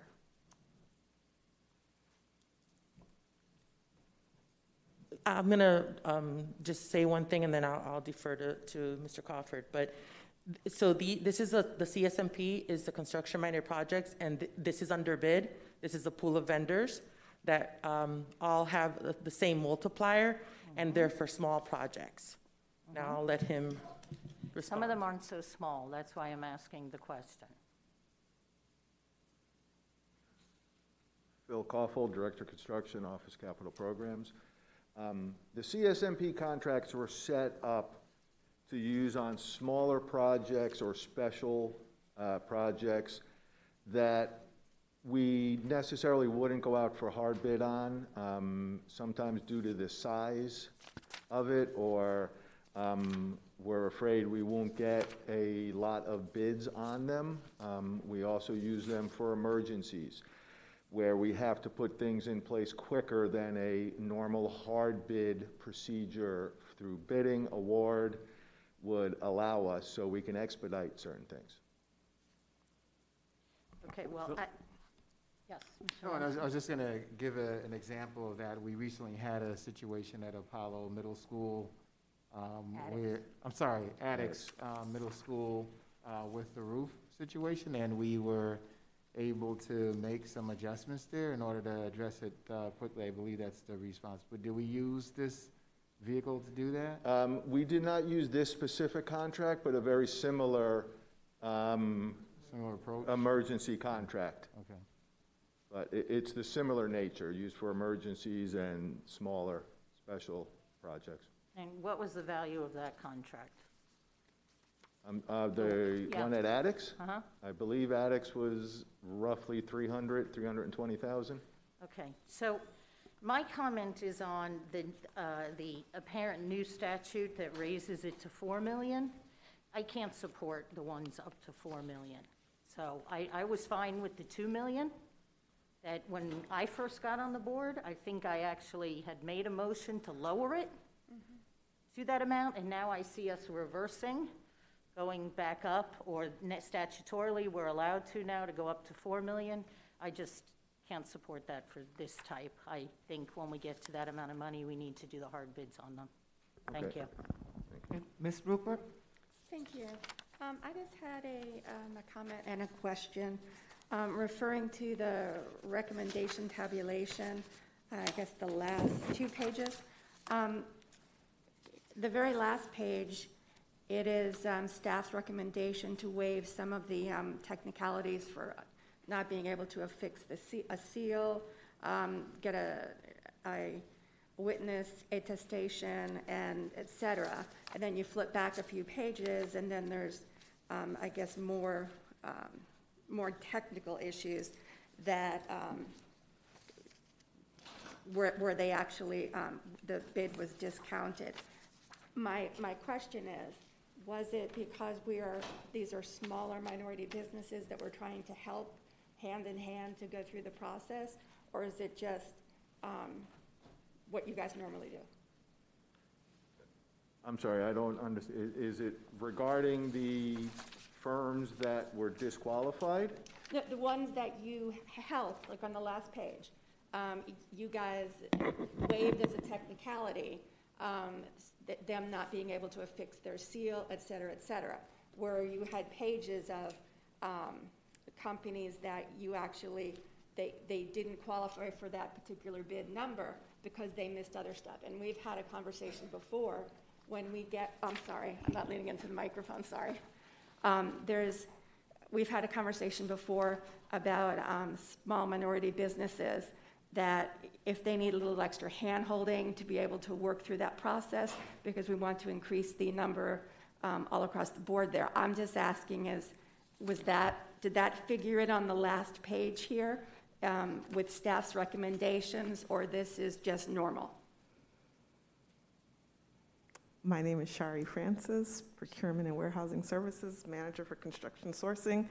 It's just normal. Okay, I figured. All right, thank you, I appreciate it. Does that conclude your questions? Ms. Sprinkler? Thank you, Madam Vice Chair. So based on Ms. Levinson's comment with regard to the limits, statutorily we are permitted, but are we required? No, we're never required. Okay, and so this is a recommendation then that's coming from the superintendent through the superintendent from staff that we increase based on statute change?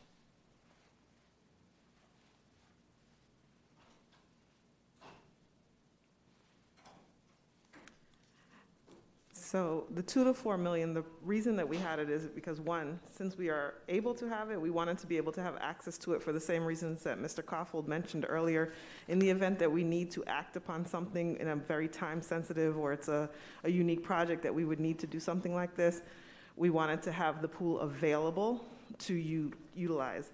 Number 2, the one other thing I wanted to mention is in the pool, I know that it's not a hard bid, but we do actually use competitive pricing amongst the members of the pool to determine the pricing. And we have an upfront discounted rate that is already negotiated. So it's like there's a multiple savings involved in the process for CSMP that we've improved over time to make sure that we're taking as much advantage of the market as we can, but still allowing for us to forego the formalized long bidding process that would be required if we need to.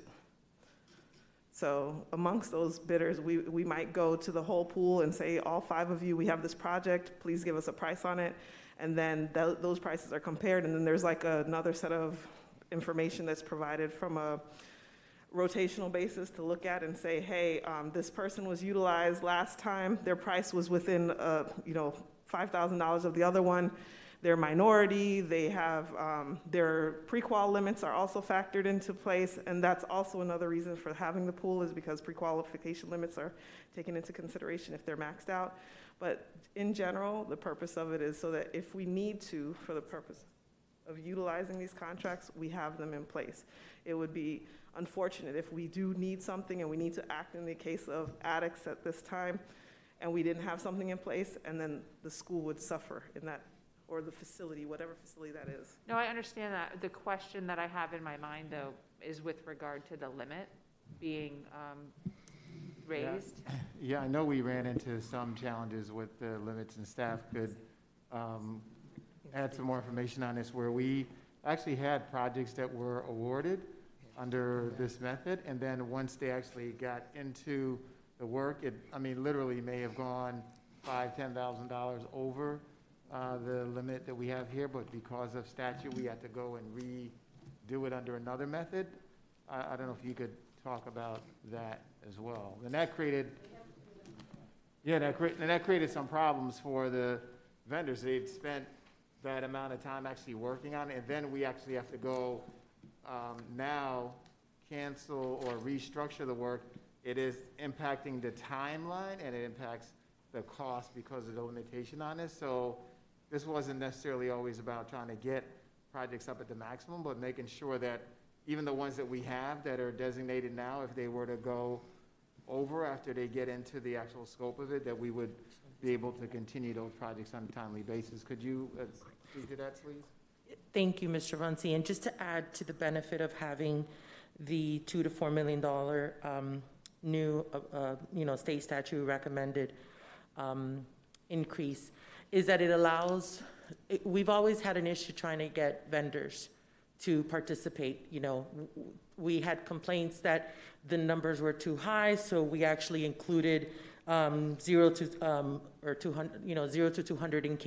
200K, which was that's also new. It was added.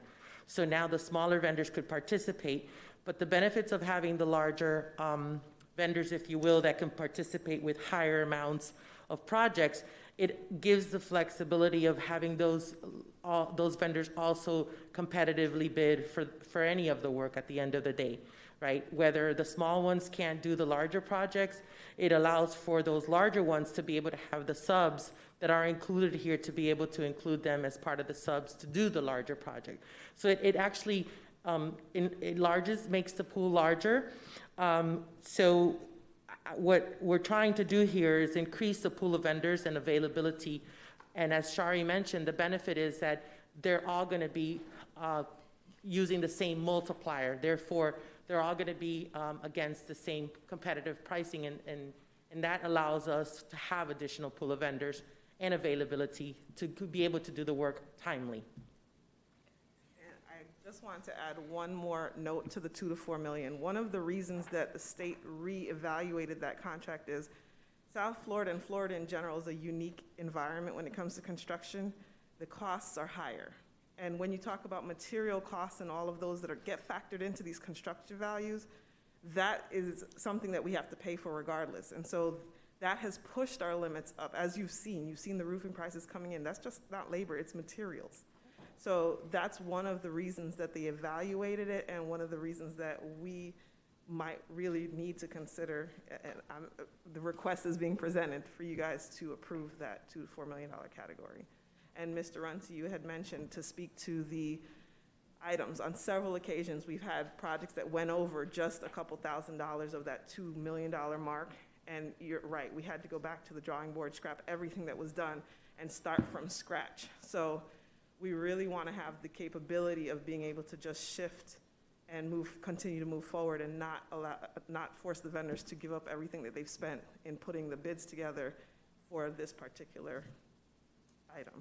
Thank you. So I guess the question, because I recall when we had a conversation around this before, I specifically asked about those projects that are listed within the DEFP with the cost estimates from the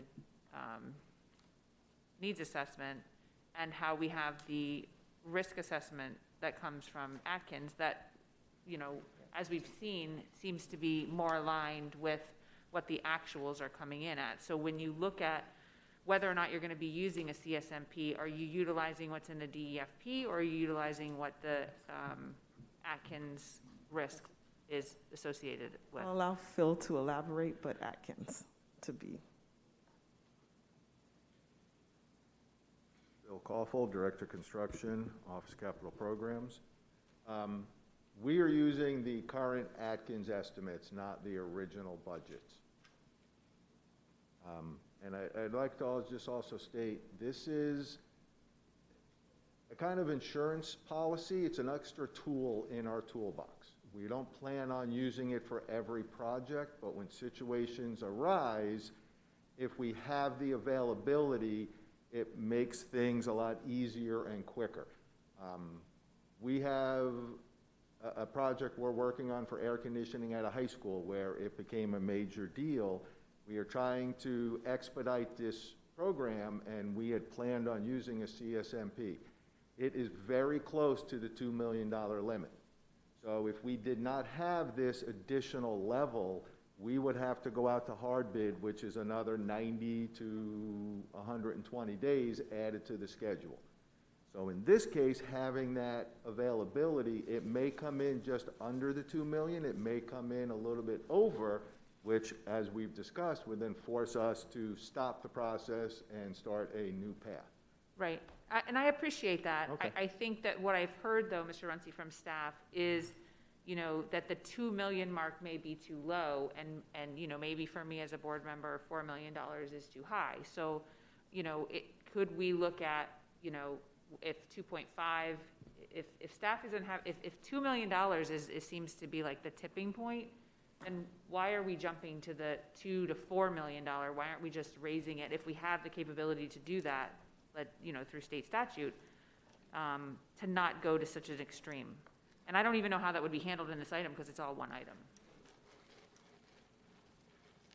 If the board had an appetite. I think any kind of adjustment would certainly help. So if the board's contemplating, okay, well, it's not going to be 4 million from 2, maybe it's, you know, it's 3 million, and we'll, you know, work with that and maybe report back if we, you know, run into any particular challenges. But we know that we have challenges at 2 million. So I mean, I think that's a reasonable suggestion. Finish, Ms. Franklin. I would just like to hear what my other colleagues have to say, and then, you know, I don't feel comfortable with the 2 to 4 million being added in there. So I don't know how it would be addressed. If my colleagues don't have any appetite to change it, then that's fine. But if it's something that needs to be changed within this item, I just don't know how it could be addressed. Through the chair, if I may, before you, so this is a contractual item that we would have to, you know, bring this at a later time and make that change per the recommendation of the board. But we could not amend at the dais, I understand, because of the fact that these bidders bid on these limits. So I don't believe that we can make that change here. We would have to come back and probably go back out to bid and make the change for the different groups. Whether we choose 2 to 2.5 or 2 to 3, we have to go back out to bid and then bring the item again at a later date. Okay.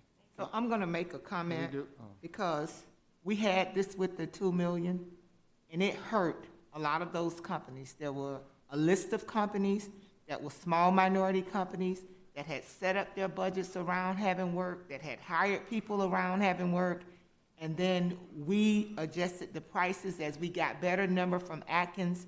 It took them out the limit. We rebid the jobs. It was like they never existed. So I'm going to beg us that whatever we're going to do around this, that we not make commitments, we not get to this point with companies where they've made decisions based on arrangements that they think that they're going to have from us, and then midstream we changed it. We know that the numbers we had from the first needs assessment was not, those numbers were not accurate. I'm happy to see that we're using Atkins numbers. We're just at a different place construction-wise with COVID, with a lot of the different things that have happened. but we have to think about the people that we're doing business with. I can remember when I first came to the board, nobody wanted to do business with us because we were delaying paying their invoices, and we had a lot of this kind of stuff going on. So now I see some of the companies, at least one I recognize that was on, I think, the previous list. So now we're gonna go back again and say, we can't do this. Let me ask you something. When we went through this before, and we had those companies on the list, and we repriced those jobs, what was the average cost? You know, if they were only a few $1,000s over the 2 million, or what was the difference away from the 2 million that, you know, and I know that the statute is how we came up with 4 million. No, I would have to look at an example that we can get from Atkins. I don't have personally off the top of my head an example that we can share with the board today, but I do agree, Dr. Osgood, with, you know, there are increased amount of a pool of vendors, and that was the whole idea of being able to have this. And that's why we broke it down into the 3 categories for under 200K, 1 to 2, or of 0 to 1 million, and 2 to 4 million. Dr. Osgood, through the chair. Go ahead, Ms. Levinson. Could I just ask, I had pointed out JJ2 is one of those. Does someone know how much over it went?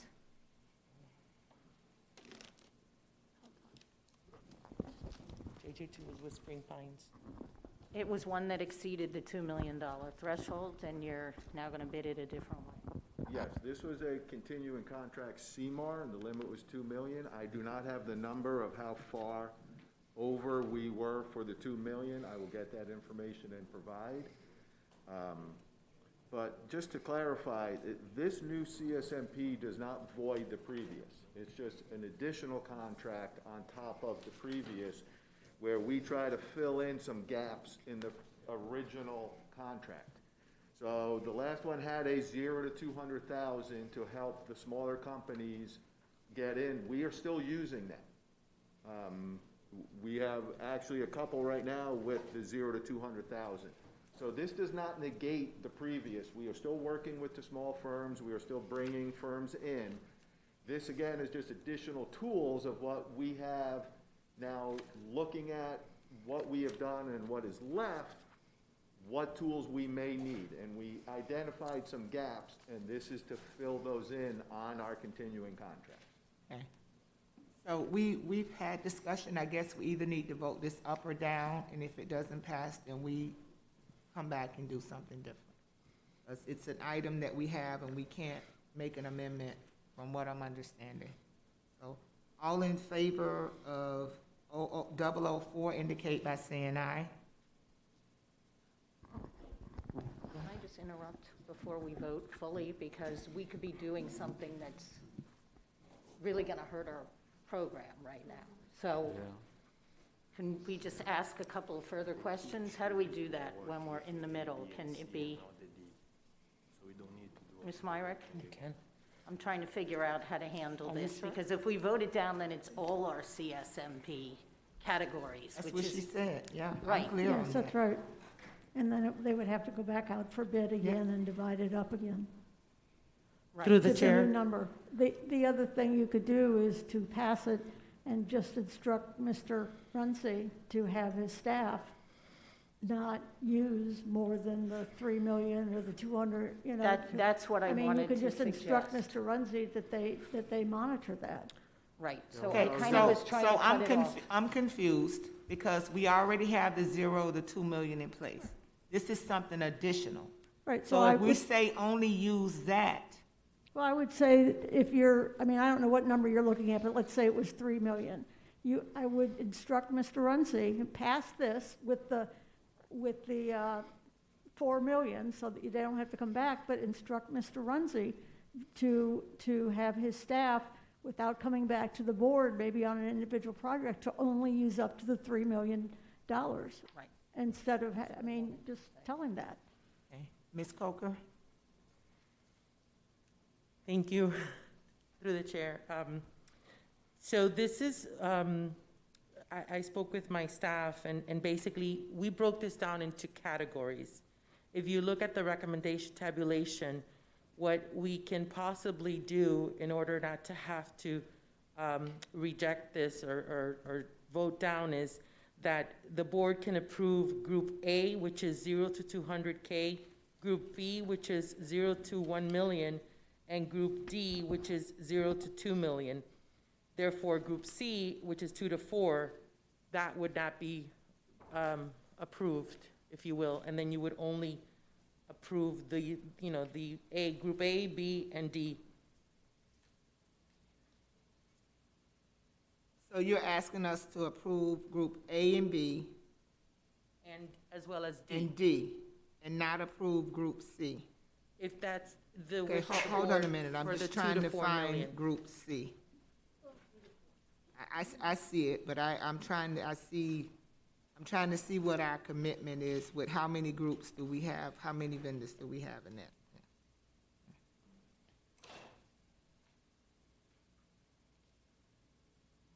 The majority of them are on C. The majority of them are in C? Yes. Okay. And those you would rebid? So in this case, it's not that we would rebid, we would not use that. We would eliminate that category, the $2 to $4 million. Therefore, the vendors that had decided that they were interested in bidding on that would not bid because there would be no work from $2 to $4 million. Okay. Ms. Levinson? I would like to go with the suggestion that Ms. Myrick was making because from what Mr. Caulfield has said, I think there may be projects in the works now. We had one today that had to be redone, and so I don't want to do something that's going to set us back on those that are coming in a little over. I would just like to instruct the superintendent, if my colleagues agreed, not to go over the 3 million, even though it's a 2 to 4, that we instruct him not to go over the 3 million. If I may. Drafted. Sorry. Hey, go ahead, Ms. Corn. Thank you. In addition to what my colleagues have been asking, if we were to not approve Group C, some of these companies are under the general contractor. Some of them are in other categories. Some of them are in other categories and others are not. So does that mean all of a sudden they wouldn't be able to do any work for us? They can do work for the group they are approved in. Ms. Corn, this is Mary Coker. Yes, they could do work for the group that they are approved in.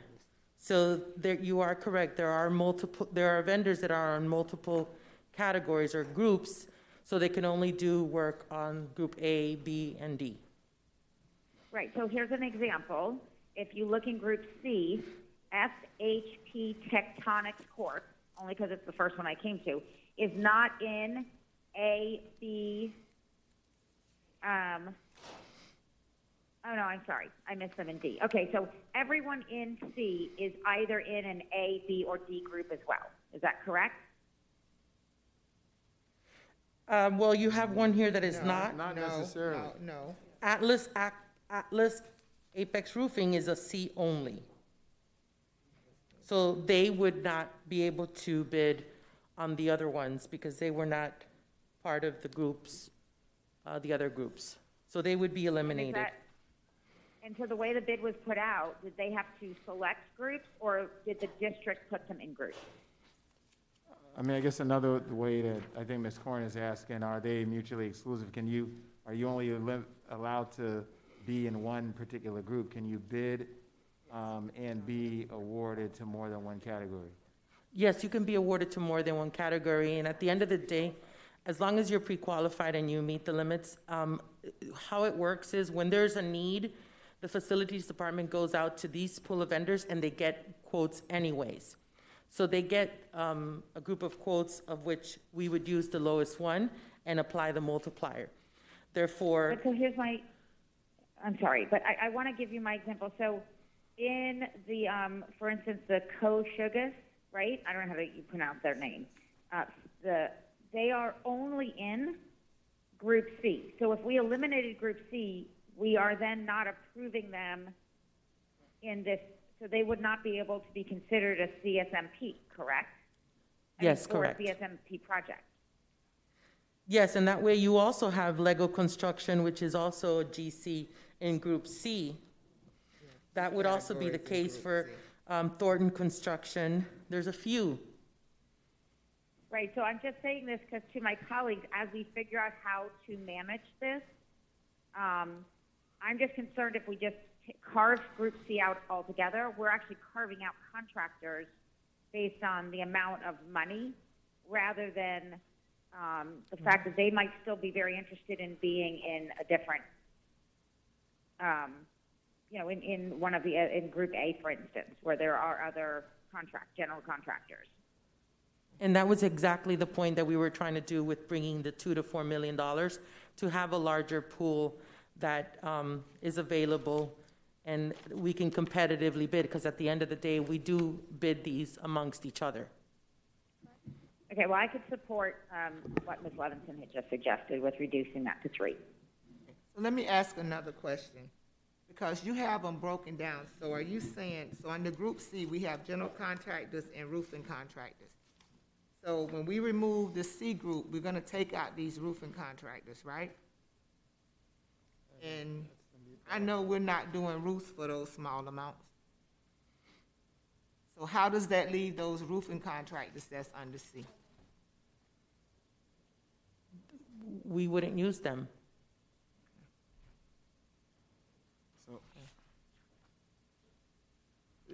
the other challenge is it limits our flexibility. There are a number of cases where I know we have, or we're discussing breaking out the roofing separately so we can get it done faster.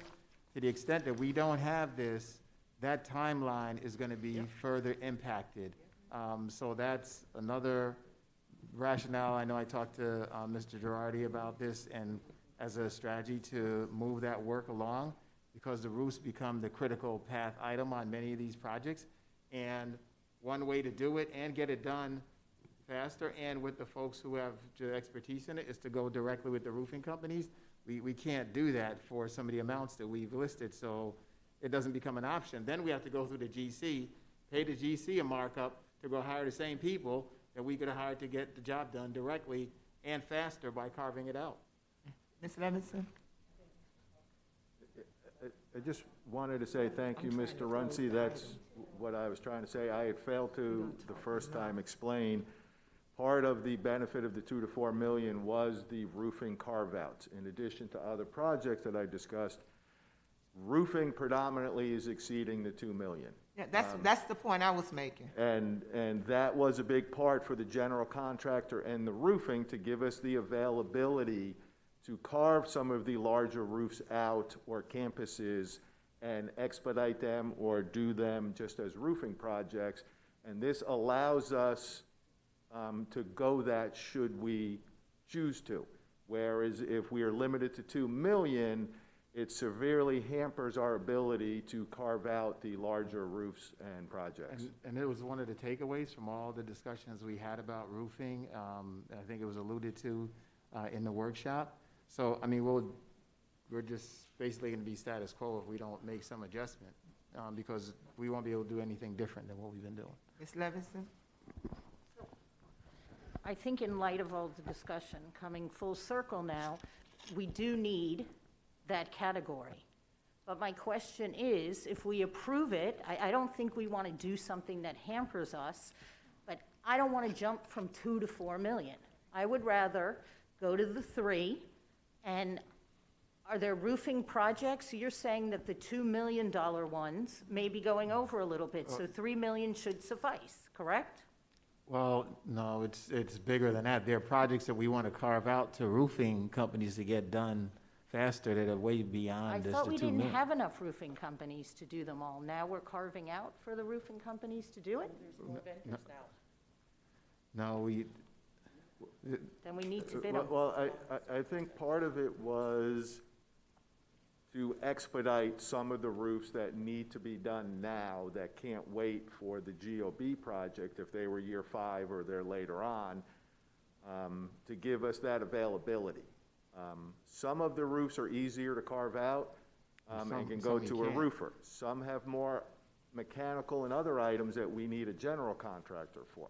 So that's why we have both options in that 2 to 4.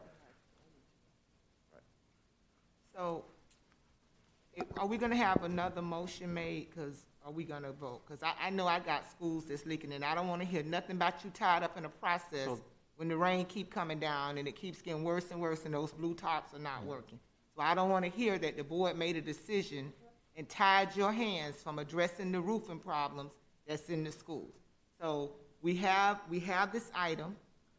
We're gonna either make an amendment and vote on the amendment, or we're gonna vote the item up and down. We have to move this decision one way or the other.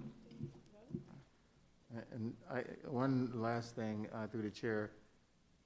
I mean, can I just work with staff to just provide the board a monthly update on what's going on with these items in this area as we move forward? If you see some concern, we can obviously take your direction and change course, but I mean, that would give you, you know, visibility into it, since you may have some concerns still in this area. It's up to my colleagues. I'm comfortable with this because I'm dealing with these roof issues, and I understand that we need to have this so that we can get a lot of these roofs done. If it was only general contractors, I would probably have a different perspective.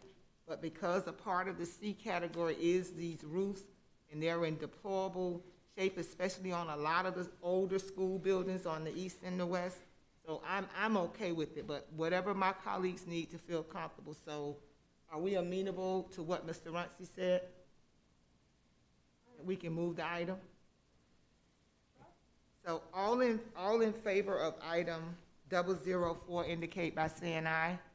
Aye. Aye. Any opposed, say nay. So we're gonna take a roll call. We have Or 2 noes. We have 3 noes, Ms. Rupert, Ms. Brinkworth, and Ms. Levinson, correct? Yep. Okay, thank you. May I have a motion on item 006 and 007 to move to the floor, please? Second. Okay, it's been moved by Ms. Rupert and second by Ms. Good. 007, is that what you Is there any public input on 006 and 007? said? The bond item? I have Ms. Corn. Thank you, Dr. Osgood. On 006, my comment is regarding the very last page of the backup we were given. This is on the second renewal. There was a comment that stated, it had all the responses to the questions, and one of them was there being some difficulty in having a specific contact person. So we're just looking to see if staff could address whether or not that was looked into, and just to ensure that that's remedied so that we don't have that issue if it has arisen at any of the campuses. Ms. Korn, this is Mary Coker, Director for Community Warehousing Services. Are you saying the survey? Yeah, the survey, the very last page of what we were given, the survey. Yes. The last question refers to any problems or concerns, and it says yes, above per number 7, which Yes. was it was very hard for them to contact someone. It didn't seem that they had, according to, and then it loses the rest of the comment. So I just want to make sure that we had some outreach, whether it's at that one school and we have to make sure they have a connection, or if it was something a little bit more broad than that. I wanted to make sure that we address that as we're renewing the contract. That's the reason we asked for feedback. Okay, point well taken.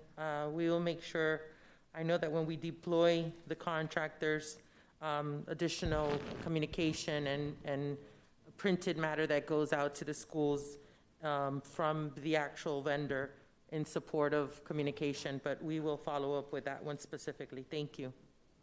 Okay, thank you. And then I know we moved 006 and 007 through Dr. Osgood. Can I comment on 007? Yes. Yes, Ms. Corn. Thank you. So I spoke with Mr. Crawford. I don't know if he's still there or not, but he gave me feedback on part of my question, which was, is this a single source? The answer was yes. Also, I asked a little bit more in terms of feedback on this contract, as again, we do ask when we're going to be continuing to work with one of our vendors. In this case, it is a new contract, but it is a vendor that we have been doing work with. So I was just looking for the feedback. In this case, it was unique.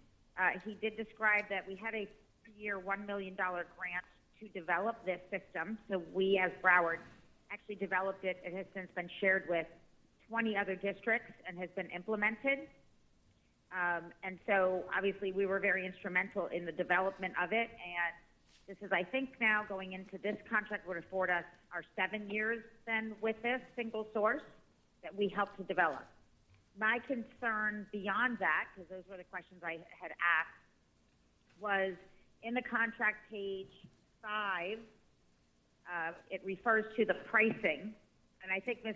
Coker, or you're going to help me, I need to do an amendment to this on page 5, which is letter 2.08,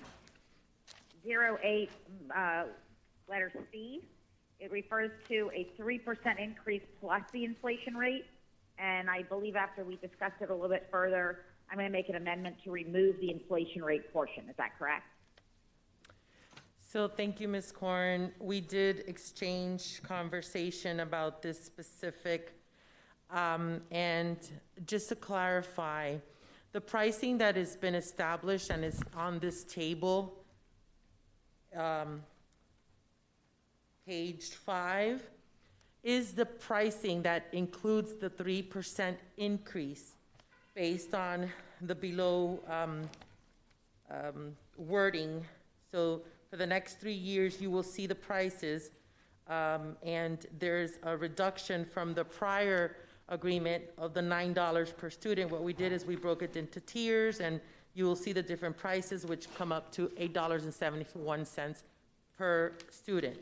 Now, going to the contract specifically states on page 10 of the document packet, where it says, after the initial 5-year contract term, there will be a 3% plus the inflation rate. We've confirmed with the vendor this afternoon that this is after the initial 5-year. What that means is this contract currently today is for 3 years plus 2 1-year renewals. Therefore, this is not for this contract. This should be after 5 years. Should we issue a new contract with the vendor, then they would consider charging us the 3% plus the inflation rate. Right now, they're only charging us the 3% rate, the 3% increase, which is already shown on the table on page 5.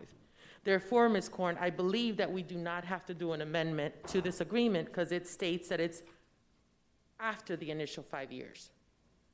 So I appreciate the additional follow-up. I'm not sure that if I were legal, I would not be reading it that way, because we already did have a contract with this group. That was the initial contract. This is not an initial contract. This is actually a subsequent contract. So although it's not a renewal, it is not actually the initial contract with this company. So in reading that, it can be construed that the initial 5-year contract, because keep in mind, this one isn't even 5 years. So it couldn't be referring to this one unless they made an error. And secondly, I don't have any interest in approving any contracts that say 3% increases plus CPI with a cap at 5%. So to approve this, I need to either have that clarification in here, or we can speak further to what we are referring to as this initial 5-year contract term. Thank you, Ms. Cornyn. Again, as I mentioned, we spoke with the vendor, and I understand your correlation of the prior 5-year contract, which I believe was more than 5 years, because we've been doing business with them since 2014. So I can understand how you would correlate the initial to being the prior contract, but this specifically refers to this contract, which is the current contract, not the prior contract. And they confirmed to us over the phone that there will not be an increase of that inflation rate. But if it is the will of the board, and Ms. Myrick, if we can amend this at the dais to eliminate this, it is what the vendor explained to us, that it is the prices are firm, as stated in the table, therefore I'm sure the vendor would have no issues in eliminating that clause, which is letter C of the 2.08 of the Ms. contract. Myrick, could I, thank you, Ms. Coker. If I could refer to Ms. Myrick, as legal counsel, in reading what's here and what's now being described by a vendor through a phone call, which one are you able to hold up when we're going back to contractually argue a point? We're on 006, correct? 007. 7. Ms. Myrick, would you like a copy? Oh, I got it here. What, Page 5 of 19. Small letter C, post-contract software maintenance, upgrades, and hosting charges.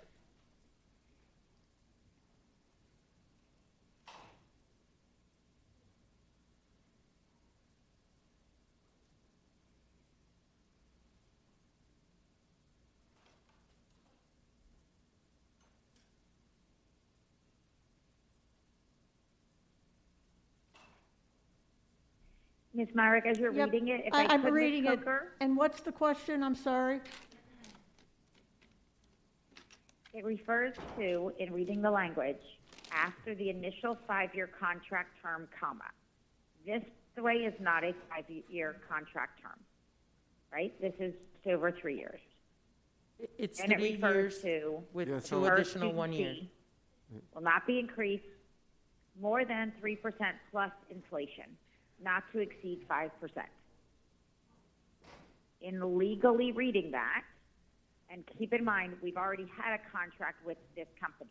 Originally, it was funded through 4 years of a grant and then 2 additional years. So we've had an initial contract with this company for 6 years already. This contract is 3.5 years. So in reference to legal, and all I'm looking to do here is actually twofold. First, I want to clarify what an initial 5-year contract term is, because I don't understand what that is applicable to. And then secondly, and I guess maybe Ms. Coker, you can help me understand how there's an advantage to us in stating what the post-contract rates are going to be now. In looking at the contract, I would interpret that section meaning this contract that we are looking at right now, not the previous contract that we might have had with this same company. If it was regarding the previous contract, it would have then named that contract in this clause. Okay, so you have no problem with us referring to the language here after the initial 5-year contract term. You're good with that? I'm good with that. So was Aye. was Ms. This is not a 5-year contract. Yes, it is. It's a 3.5-year contract. With- And basically, we were trying to tie it to the end of the school year, per Mr. Crawford's request, with 2 1-year options. So it could be a 5-year contract. So I think that what Ms. Coker's saying and what I would agree to is if this contract was continued for those 2 yearly continuances, then that's when this clause would come into effect. And that's what the vendor So- verified on the phone this afternoon. So whether it was a 3-year or they got the 2 extensions to make it a 5-year, there would be no increase in the per student fee until after that point in time. And they're making it clear Correct. that the fee's going to go up after that After period the of time. 5 It won't be years. constant. So Yep. that's what this says. They don't want to be locked. Okay. So for example, we could come back to them and say, hey, you know what?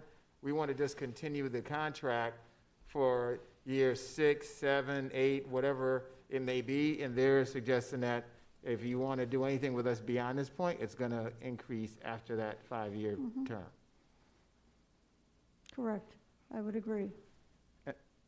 Okay, so the contract term is incorrect. It is not a 5-year contract. It's either a 3.5-year contract or a 5.5-year contract, correct? Correct. And so if we continued it for those extra 2 years at the, at the 5-year mark, the prices would go up. 5.5-year mark. No, at the 5-year mark, the contract would go up. Why? If we have, this is a 3.5-year contract with 2 1-year renewals.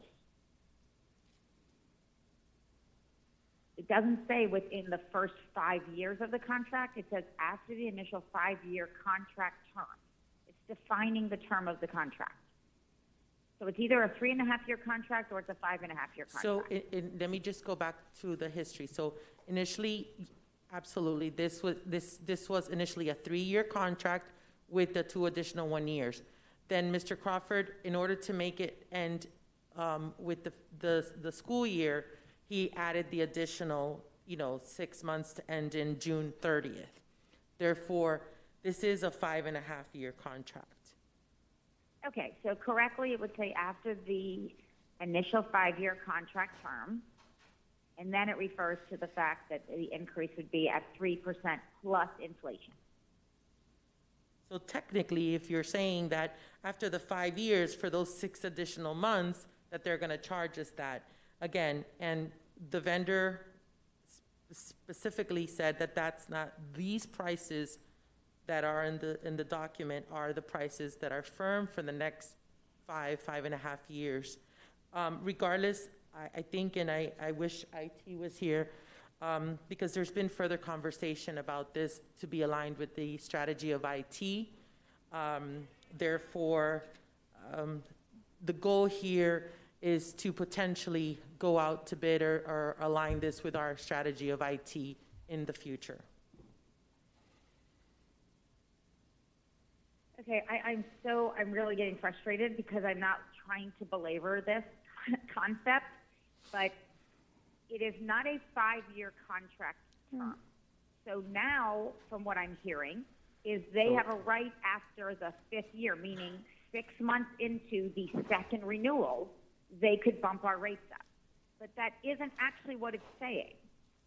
Right now, it's only referring to the contract term. It isn't referring to moving up the rates within one of the renewal periods. But that seems to be what legal is now reading. So I don't understand how this doesn't seem to be a gray area to anybody, and how a phone call from a vendor right here to us voting on it is giving us the comfort level. But I guess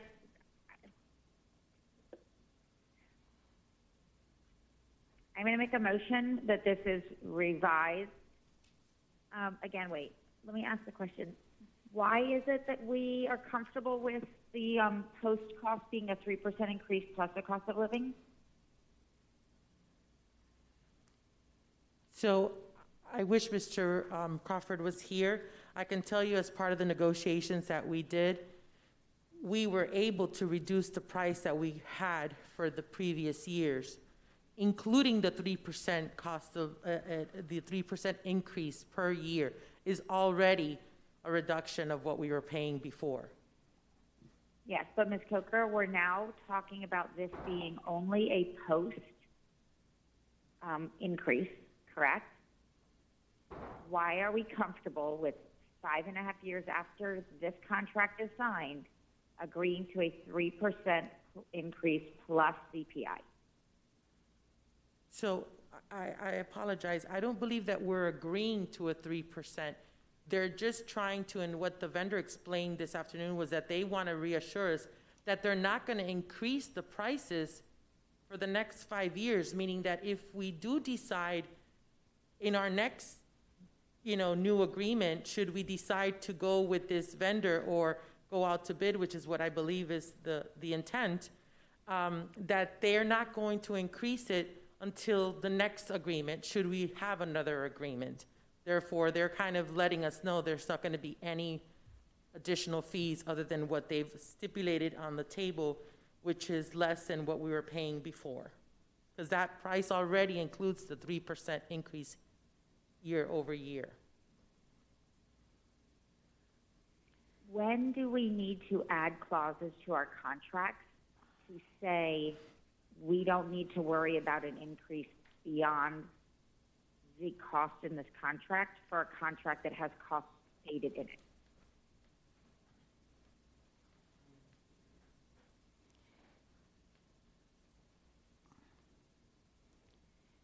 It would probably be my suggestion if Ms. Coker is saying that the vendor is saying that they won't increase the we could just take fees for 5.5 years. You know what? Never mind. I don't understand how I don't understand how our legal sees this as being aligned with the contract term, to be honest with you. And I also don't understand how purchasing is okay and comfortable with agreeing at any point in time in which we're doing by signing this, that 3% plus a cost of living is something we agree to in a contract. I wouldn't. So I'm walking away from it. No one else seems to be concerned. Thank you. Okay, is there any further discussion? All in favor of items 006 and 007 indicate by saying aye.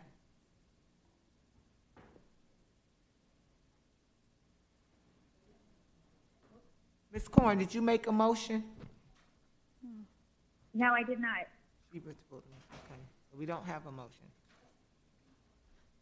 I don't hear anybody giving me any feedback, and no one else is commenting. I'm going to give some feedback. I support Ms. Corn. If you want to make a motion, Ms. Coker already said that it's understood by the vendors, so I think you should make the motion, and let's go forward with it. I mean, the other thing you could do is you could take that sentence out, and then whatever the cost is after the contract's over, renegotiate that. I mean, and it's open, because all they're doing is putting a cap on it. They're not saying we would have it at 3. I mean, it could be less. We could take that out. I mean, it doesn't have to be in there. I just think it may be creating more concern than that. And I was going to suggest that Just we take it change out. it to the initial 5.5-year contract term, which would get us through this entire contract term, and then there would not be a question. And if the vendor would agree to that, we could change it the way it is. Okay, so Ms. Merrick, we make the amendment now. What do we need to do now to get there? If you want to make, whatever amendment, if you make the amendment now, whatever it is, you can vote on it, and then Ms. Coker would work with the vendor. If they agree to it, then we would just initial it and sign it. If they wouldn't agree to it, then we'd still have to bring it back to you, that's all. Okay, Ms. Cohen, you want to make a motion? So I'll make a motion to revise to 5.5 years, confirming that it is this contract. Okay. Is there a second? Second. Okay. It's been motioned by Ms. Corn and second by Ms. Rupert to revise, to make it only a 5-year contract, nothing additional. No, 5.5. 5.5. 5.5. Okay. All in favor indicate by saying aye. Aye. Any opposed? Okay. Now may I have all in favor of 006 and 007 indicate by saying aye. Aye. Any opposed? Okay.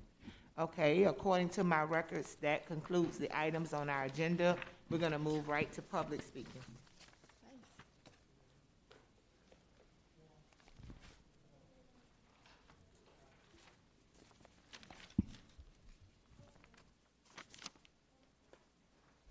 We have a list of public speakers. Dr. Neil Smith. Madam Chair, we had no one submit online for public speaking, but I do believe Ms. Fusco is here for public speaking. Okay. Okay. Wait, did I do this? Do I need to wait, Juan? I'll wait.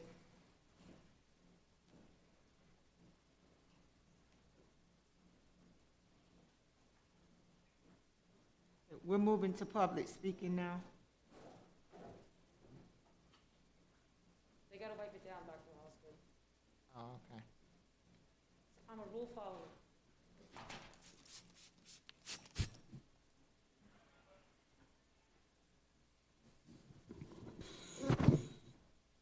Appreciate that for the moment. Good afternoon, Anna Fusco, Broward Teacher Union President. Speaking in public speaker time on behalf of an item that I brought up during my committee report, which I was hoping that public speaker time would be after, so I can hear you guys have a conversation. But I want to speak on some of the information that you all heard and going back and forth, and I really wish that more of you guys would ask questions. Because doesn't it sound wonderful? But it's not happening. Broward Teachers Union will be calling a labor management meeting, and we'll bring it forward again of exactly what the process have been and how it's happening and how they're looking at all these tiers. And I wish you would ask exactly what schools actually gave input, what supervisors gave input, how they looked at everyday operations in the schools, because I just can't fathom and understand how certain schools with under 100 students, where it's okay that there's one student in a classroom. Completely, in all of my career, I've never, ever had an admin be okay. It's actually, we have the conversation, do not be alone with the student in the classroom. And did you know that people are telling teachers to hold their doors open? Open your door. Open your door and be alone in a classroom with the student. Are you being told that? So I'm asking you guys to give stronger conversation in the next round. And when you really, really, really want to know what's happening, come to our labor management meetings. Go back and look on our 8-hour sessions, and you can hear all of the dialogue and all of the conversations, how we got to the MOU, and how the MOU is now being violated. Again, I don't understand how you're okay with it with 24 school days left. And by the way, we understand January may be different, and it was only a request to have it done through we get back after the holiday. But at least it gives groups of people more hope that I have a little bit more time to not possibly contract the virus. And hey, a couple months can make a difference. So I'm looking at 24 school days, and you guys are seeing in months. Technically, with holidays and weekends, it can make a difference. So I'm asking for lots of dialogue and questions and conversation, since you guys said you're going to have more of a conversation. And that's why BTU really needs a seat at the table during board meetings and workshops, so you can really get all of the angle. Staff is quite good at giving you their convincing position to where it looks good on paper, it sounds good here, but we're feeling it. People are feeling it. And I'm tired of hearing, I'm afraid, and they're sad, and they're scared. These are our employees, our BTU members. That's what drives me. I am a protector of them. Thank you. Thank you, Ms. Fusco. Any other public comments? Okay. So that concludes our public speaking time. So now I'm going to start with Ms. Rupert. The follow-up comments, we said that we would discuss at the end of the meeting about the whole situation with the accommodations with COVID, the situation that we're in. Thank you.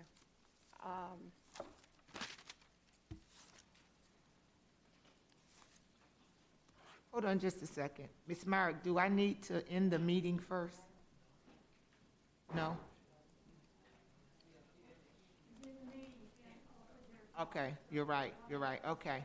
Go ahead, Ms. Rupert. Okay. Right, because it's not an agenda item. I got you, okay. Go ahead, Ms. Rupert. Thank you. Thought I would have some time in the middle to write my thoughts down. I forgot, sorry. I've asked before with Mr. Runcie, and we did cover that in the meeting, that we would be given the procedures on how the decisions are actually being made. Because, like I said before, it is extremely helpful if people can actually see what the limit is. We already know how many people have applied. We certainly know how many people have been approved, and certainly how many people have been denied. What I was thinking about a lot is when we first started to talk about COVID, and we did those series of surveys. First it was, send the survey out to see what the employees want, turn a survey out and see what our families want. And then it was what our students want. When we went through that process, I thought that there would be a community feel to it, one that is, if you have 20% of families who want to put their children in school, then if you have 20% of teachers who want to go back into their school, there would be more of a matching up aspect of it. That was my expectation in the springtime, and I really thought it was going to work that way, and of course it has not. And I'll take responsibility for that, because I must not have been clear enough and to express that aspect for me. So that is on me, to not be an advocate enough to say that, to sit with Mr. Runcie and with my colleagues to say, listen, why aren't we doing the simple thing, which is matching up? Why not? Why aren't we doing that? I still don't know why we're not doing that. You know, I talk with people, teachers, every single day, and they have, several of them I spoke to, have no children in their class that are live, yet they are actually have to go to the school and teach from their classroom with none of their rostered students on them.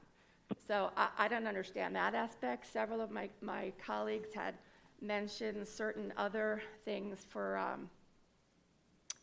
staff to look into, and certainly the BTU has, with 1 or 2 or 3 children. Ms. Good, who I thought was rightfully going to be the first person to speak, because she's the first person that said she wanted to bring this up. So I certainly look forward to her comments. So for me, springtime with the surveys was a little hiccup. I think it was something that we actually missed the boat, because I don't think we'd be getting as much pushback from our employees, rightfully so, and our families and our community, if there seemed more of a relationship when it came to decision making, and not just we're doing something to them, vice versa. I think that's the conversation that needed to be had then, and you can't look backward. We can't look backward and make those changes. I wish it did work out like that. It sounded wonderful. It sounded great. However, I guess it wasn't doable. I still think that there's an opportunity to do that, because I also get phone calls from teachers who just want to be at the schools.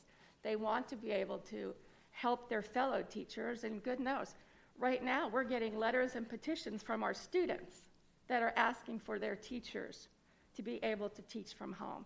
So I think this is a conversation that we need to have, and we need to make a decision as the board with all the information, with why we didn't go to the matchup, what procedures are utilized, the flow charts that we talked about before that Mr. Runcie is going to help with. And I think a more collaborative conversation needs to be had. A lot of emotions are out there. There's a lot of scariness out there. And people's lives, their jobs, they're making decisions that affect their family if they go on leave, unpaid leave, losing their insurance. These are issues that I think we still need to talk about, because if this continues to get worse and we're going down this path, we're going to have to bring the administrators in with Mr. Runcie and talk about how we can acclimate and make this better. Because if we're going to hit more cases going over the next few months, and we're already having difficulty with people being frightened and not feeling that they're safe in their own schools, then we need to really make sure that it's tightened up and that they know exactly what's to happen. And that's what the big scary part is about all this, is people are afraid. So in any possibility that we could help, I think that would certainly be helpful. So for me, procedures, the matching process, And just relationship building would be a great idea. All right, that's my notes for now. I apologize, I would have had more written down, but this was just from my heart, so thank you. Yeah, and I want to apologize to the board. I know this is not the traditional way we do things. We normally discuss and give feedback and make decisions in a workshop. But because of the sensitivity of this, because this whole perception or whoever's communicating that we don't care, I think that it is a serious enough issue today to have conversation about, to express. I've been very diligent with reaching out to Mr. Runcie's staff, whether it's 11 o'clock at night, 1 o'clock, whenever I look on the email, get whatever, to express my concerns about what people are communicating. So as we talk today, to share information with the staff, to get information from them, the intent is to have this conversation in this form, because I know many of us have them privately with Mr. Runcie, with staff, but the public is not aware of that. They don't see us asking the questions. They don't see us doing the due diligence and following up and getting the information. It is a very difficult place to be. We could come and put a model program in right now, but because of the issues that we have with the legislator and what we're being forced to do, we can't implement it or carry it out. You know, I'm going to go to Ms. Good, and then I'll come to any other colleagues, and then I'll make my comments. Ms. Good. Yes, thank you, Madam Chair. Thank you, Ms. Rupert. We made some comments earlier today, and I think some of the, I think for me, some of the concerns that I have is when we initially discussed this issue and the opportunity for allowing greater flexibility for our employees, specifically our teachers, I guess I thought there would be greater opportunities and less limitations. Maybe I didn't realize there would be such a great number of individuals qualifying through the various priorities that were identified. You know, it is a concern when you have employees that have and teachers that have minors, children that could not be left home alone. And those teachers are having to come to work. And under other circumstances, those children would be in school or in some other care, someone else's care, but however, due to COVID, it's placing these families into some real serious predicaments. And again, Mr. Runcie, I understand that, you know, we're given, we're being demanded to open our brick and mortar schools and provide education to the children we serve. And, you know, I think that this county was really doing a remarkable job through the e-learning, probably better than most. And, you know, it was unfortunate that we had to disturb the success of what was occurring and be forced to be put in this predicament, and then families having to provide all these documentations. And yes, maybe other agencies don't do what we do. I said it before, I was hoping that, you know, this district could have a greater heart whenever possible. I think we've demonstrated that time and time again. Do I think that we can demonstrate it a little bit more? I believe that we can. So, you know, I still think that I understand that you can't approve everyone.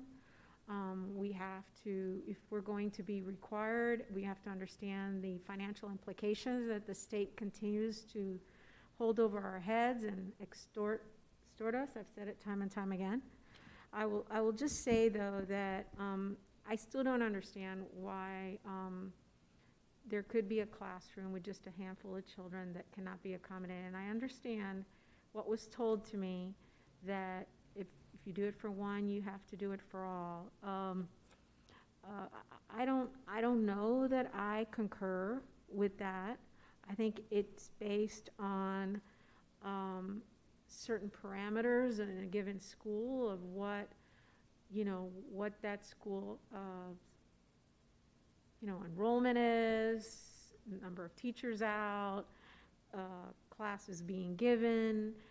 I think that it takes a great deal of work to organize such an opportunity for allowing,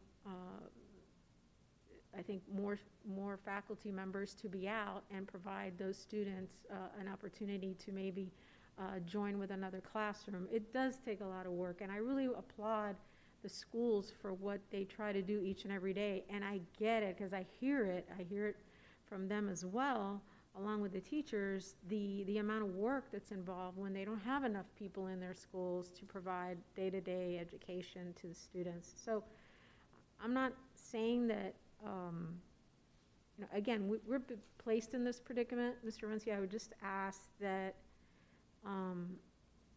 if there is an opportunity between now and the end of the year to allow the certain classrooms with extreme low enrollment, and I'm talking about extreme low enrollment, just a handful of children, that those classes maybe have an opportunity to join other classes and allow greater flexibility for some of these employees, especially those employees that have children with extreme health conditions. And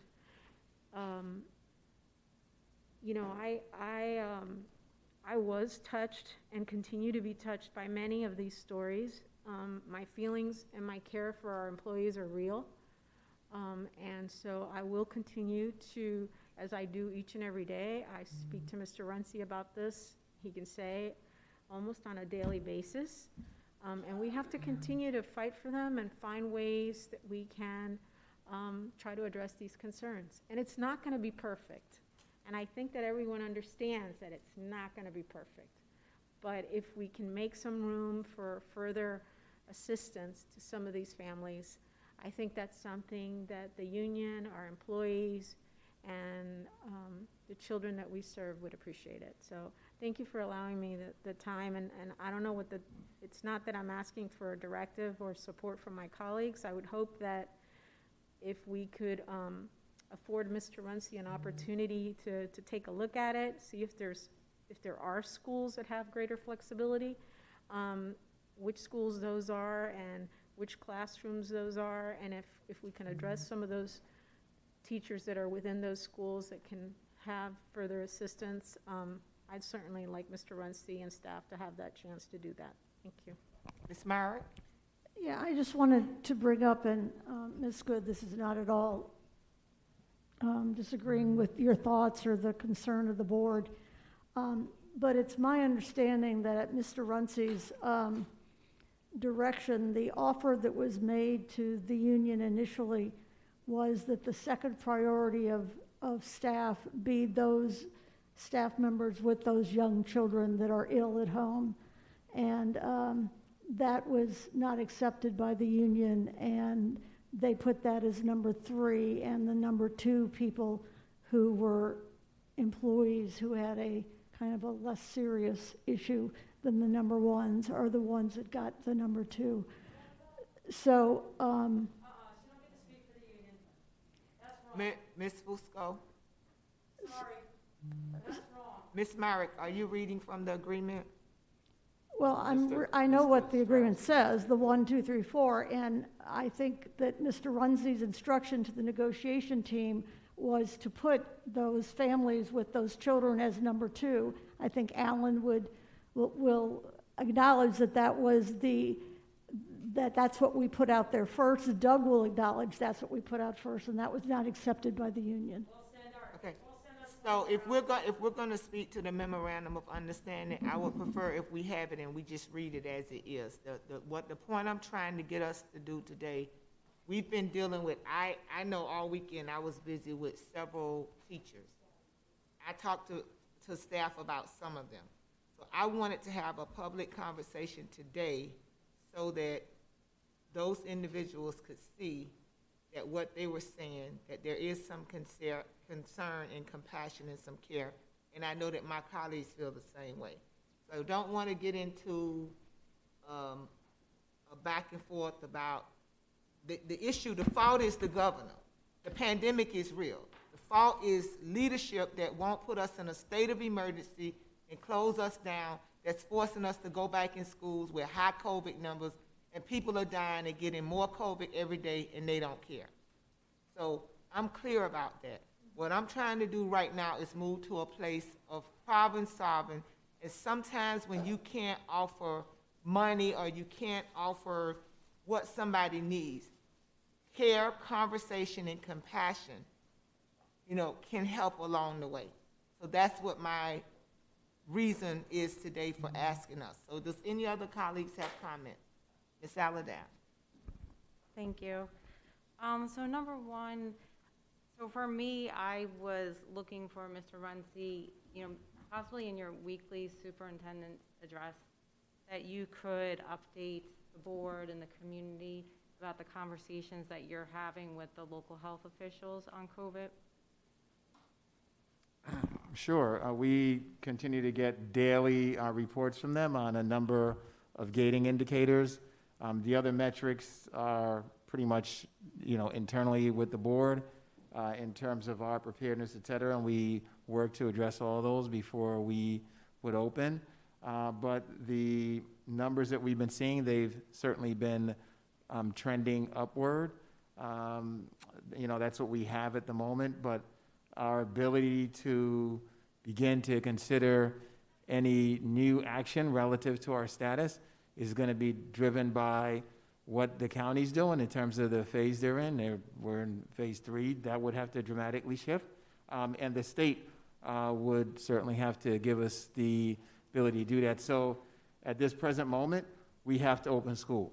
And if we have to open our schools for business, we need to have the folks there that make our schools run. I mean, this is not, it's not a complicated thing, but it's not something that we would all want, but that's what we have to do under the current situation. All we can do is to try to do it as safely as possible. Again, we went through a process to do a number of accommodations.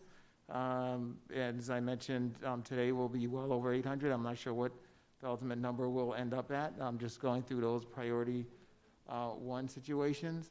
But the pandemic and what our status is, there are other things that need to happen before we are able to reevaluate that. But currently, that's where we are. So the 3-day average, I can tell you, is that's something that we look at. We look at the 14-day numbers. The 3-day average right now is, as of yesterday, we always get it the day after. As of November 3rd, it's 6.5%. And that looks at a trend line that goes back all the way to October 21st, where the 3-day average was 4.8%. The positivity rate yesterday was a little over 7%. Looks like 7.1, 7.2. Day before that, it was 6 something. Day before that, it was 5 something. So that's what it looks like. We'll continue to monitor and work with that. And this is kind of a leading indicator to some of those other metrics. But there isn't a lot more that we have at this point, given that. No, but what I'll do is, to your point, as part of the weekly report, I'll just mention what the stats are and where they're going. So thanks. No, thank you, because I think that's a very important piece, is that we are effectively communicating what the concerns are and the stats are from the health officials to the board and then also to the public. I did see that the COVID-19 dashboard was updated on our website, and that's great. I just hope that it's being updated with fidelity, because where it says contractors, there's 0 contractors that were listed. And then so just to your point on the contractors, So those numbers are, again, over the past, 30 days, the current piece. There were contractors over the spring and the summer, but since we put up the dashboard, that's what we have. I'll go double check with staff, but I haven't heard about anything on any particular projects since we started with that dashboard. And so when a contractor gets COVID and they're on our campus, is there a process where they're reporting it? Yeah, it has to be reported. The campus is notified. Obviously, we go through and there's some element of discovery that takes place epidemiology-wise to determine where they are at, if there's any contact.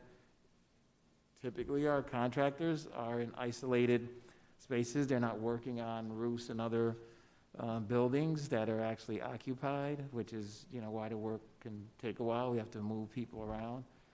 But yes, the school administration, we're notified, and, we take appropriate action then. Okay.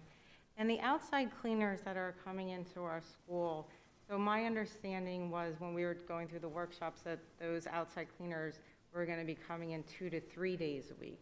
But from my understanding, they're only coming in 1 day a week.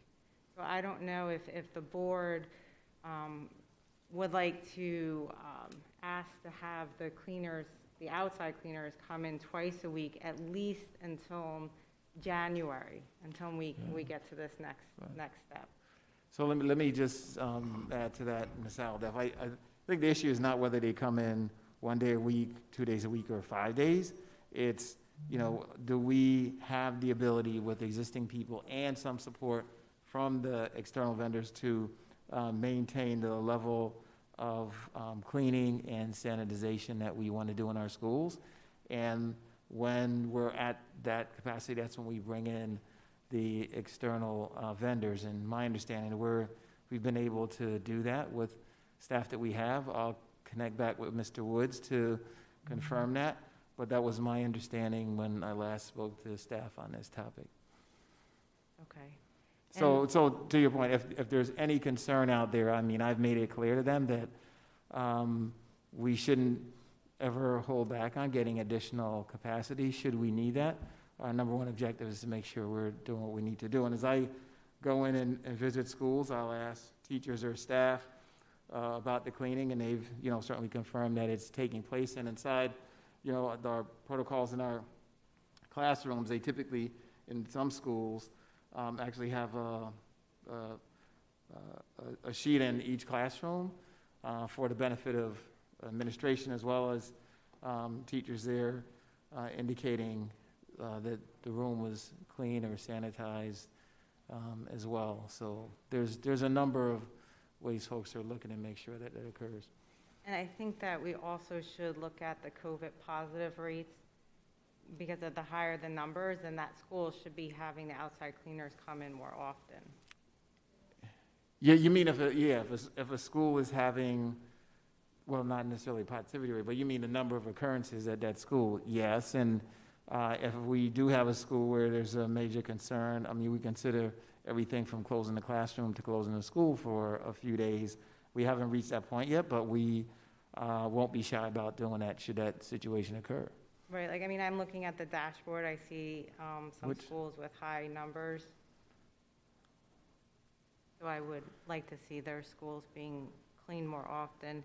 And then just kind of trying to look more towards January, are you looking to give the schools more misters for the school, with the possibility of us having to go back in a larger capacity?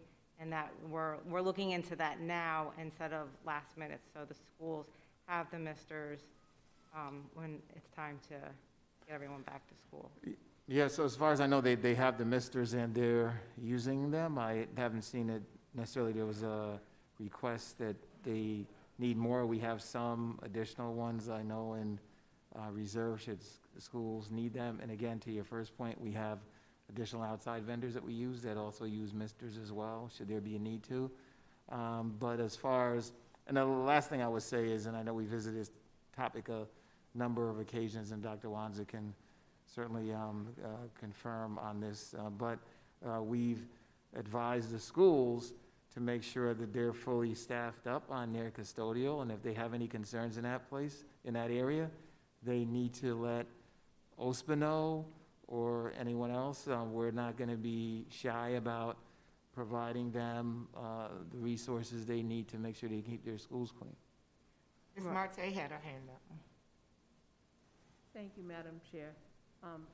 I happen to have quite a bit of information on this subject only because Mr. Katz and Mr. Woods needed to come to me for a budget allocation. So every school is getting a minimum of 1 cleaning a week by the outside company. If there's an outbreak in the school or an incident in the school, they get an additional cleaning in the space that was impacted. The secondary schools are getting 2 cleanings a week. In addition to that, based on previous conversations we had with the board, yes, Mr. Runcie, we've made sure that every custodial allocation generated by a school's budget, they were required to purchase the allocation. Dr. Wands and I went back through every school's budget folder with Becky to make sure that had happened. In addition to that, based on the fact that there's a lot more cleaning to be done, i.e. high-touch surfaces and things like that, we've allocated $4 million in additional hourly and overtime dollars for custodial staff. Every school got a bucket of money to spend in a combination of overtime and hourly, not permanent positions, because the money isn't permanent, so we discourage schools from doing that. And then finally, based on the board's instruction, we allocated an additional $1 million to cleaning supplies for all of the schools. And that'll all be in the budget amendment you get next month. Okay, thank you. And I'm sorry, the e-misters. Yeah. Every school has a minimum of 1 based on size. The large schools have several, and those are all out. And as Mr. Runcie said, we do have additional ones available to assign. Okay, and my point with the e-mister was that if we are bringing more students and more students are coming back to our brick and mortar schools, we might need additional e-misters for the schools. I'm just saying if we can plan for that now so that the schools have them and are ready to go in January. Yeah, we'll take a look at that, but I will say this to you, that regardless of how many kids we have in the school, we're cleaning everything all the time. So it's not a function of how many kids are in the school, it's that we're just gonna clean, period, as if the school's full. Right, but if the more e-misters you have, the more people can clean at the same time. That's my point. No, I understand what you're saying, so we'll take a look at that. I will say this, that with the smaller populations we have in the school now, you can clean more during the day than you can when school's a lot more occupied. And I've been receiving all of the teachers' emails, and it really breaks my heart that we can't accommodate all of the teachers. And I just hope that we can make the schools as safe as possible by putting in all the CDC guidelines and as cleaning the schools as much as possible. And I really appreciate and thank the teachers so much, because I know that they are going above and beyond, teaching the students in front of them, teaching the students online, and having to multitask and really putting their heart into this. Thank you. Thank you. Ms. Rupert? Thank you. I'd forgotten to ask, actually I was going to try to ask Dildra today, but I guess this might be a Ms. Meyer question. If the teachers are going on unpaid leave, that does not include health insurance, right? Okay. That's a... Through the chair? Ms. Marte, yeah, that was a part of that, those leave things she explained. Ms. Marte can answer that question. Oh, okay, I'm sorry. The heartbreak with us being in the pandemic right now is the fact that them losing their job and the finances. It's like a double whammy when they lose their insurance. Are they offered or can we offer the availability of like a COBRA? I don't know if that's something that's against federal, whatever.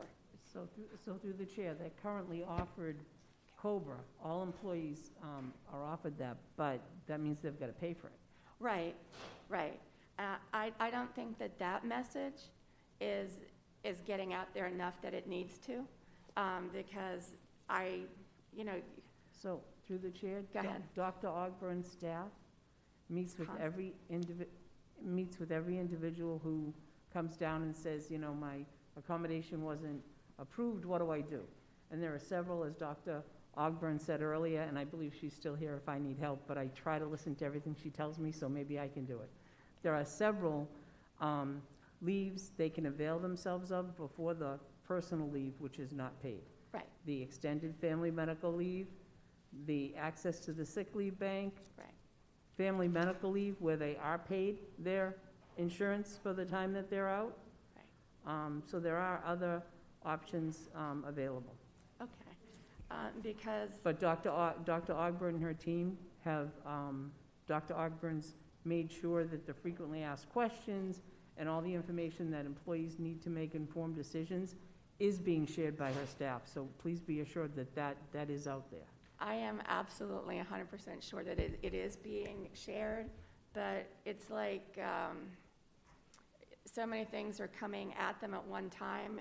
They just don't seem to be absorbing that information, but I do appreciate it. Didn't mean to pull you in from outside. So I think we can help with that. Can we just get some kind of one-pager on what leaves are available, and you guys just send it to everybody? So we certainly will get it to you, but I also want you to know that Dr. Ogburn has sent it out through Broward Alerts to every employee. Okay. 3 times, Dr. Og? Okay. It's gone out 3 times. Okay, We good. certainly will get it to the board, though. Okay, thank you. Thank you, Madam Vice Chair. That'll help. Thank you. Ms. Good? Just, Mr. Runcie, real quick, when is the, wasn't the state and the governor going to look at making some decision about when schools would be required to return back? Or is that no longer being considered? So there is conversation that the state will require,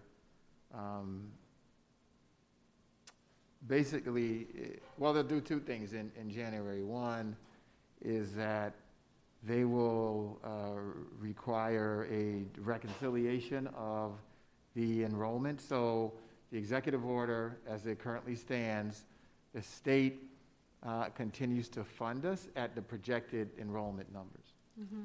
We all know here and across the state and across the country for that matter, especially in the early primary grades, we've seen a reduction there. Should that occur in Broward, that's going to be somewhere around 8,000, and you multiply that by the FTE, and you'll get some astronomical tens of millions of dollars that we'll have to actually try to adjust mid-year.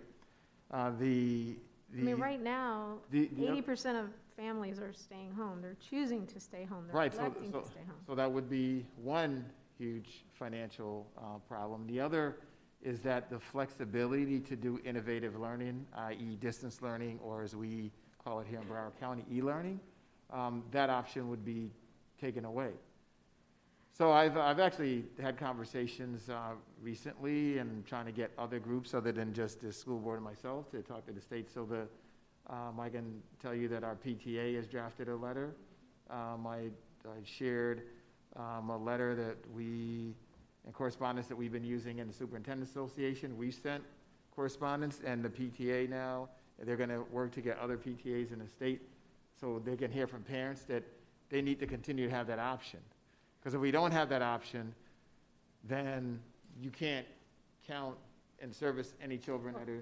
Well, that's a huge option. That's a huge impact to Right, us so that's to these families and to our staff and to everyone. And I think this is one of those times where I think we can all have a unified voice. Right, that's the biggest issue. I know we got this conversation today, but believe me, while we get. And you and I talked about it. Yes. In 2 months, you're going to see something totally different. While we're dealing with this problem, it will be a much different conversation than we have now. That's not a problem. That's devastation. So How much I'm did just you say? saying. So I love to hear my boss outline things that I would say. So the first issue is the 8,500 FTE that we are being held harmless for currently that would go away. Right. The impact for half a year of that is $35 million. In addition to that, if the option for e-learning is taken off the table by the state, meaning that you're either in the seat or you're treated as a virtual student. The funding for that, based on the number of students who are still e-learning in Broward, approximately 170,000, maybe 160,000, the impact of that for half a year is $184 million. There's no way, no how, no matter what we do, we can cover $215 million that we find out about in March or April. So I appreciate all that, but I think the issue here is, once again, it's like there's an aspect of extortion, that we really have to have a unified voice with this. We have 80% of our families choosing to keep their children home. Obviously, they would prefer to send their child to school, but they're not because they're concerned about their health. We have numbers increasing in COVID cases in Broward County. Rapidly. And it's continues. So what we're saying here is that the state may make a decision in a vacuum regardless of the number of cases and where we're at as far as percentage of cases, regardless of whether families are choosing to stay home, regardless of whether our employees are unable to come to work because of underlying health conditions. So I really think, Mr. Runcie, that not only the PTA, but we have to have a unified voice with neighboring districts, our unions, all our employee groups, from teachers to FOPE, bus drivers. You know, we really need to start now letting the governor know that this is a major issue. And it's not just us on the school board, because whether he likes us or not, I don't care. But what's important is that we have a unified voice to the governor's office. It says this is a serious issue. It has a huge financial implication if he chooses to go a different route. The choice is with him. Yes, He could allow us to continue to do what we're doing or continue to have some kind of hybrid e-learning model instead of forcing it down our throats that we have to all of a sudden force all the families back into school or they're going to have to somehow homeschool their children. It's the most crazy thing I've ever heard. And so I don't know what we could do, but I ask you, I plead with you to please speak to our communications group, Mr. Sullivan. I mean, I know that my colleague, Ms. Levinson, does it quite a bit when we're in the legislative session. We have apps that help us get words out to our families. I cannot think of a better time to utilize that to get out a somewhat of a unified message point to our families, our business community, everybody, because the whole county's being impacted. And I'm done. I know that you and I have talked about it, and you know how I feel, and I think we have to do something desperately. So a couple things on the communication. So last week, the Executive Board of FADS met, of which I'm on. We sent a letter to the Commissioner and the Governor covering the points that I just mentioned. I also mentioned last week I reached out to the PTA. They've put something together that they've sent out there as well. So, you know, there's a good amount of communication that's I just don't think that a couple of letters, Mr. Runcie, no, I don't know if it means that everybody going out and having some kind of, movement, march. I don't know. I really don't know what the magic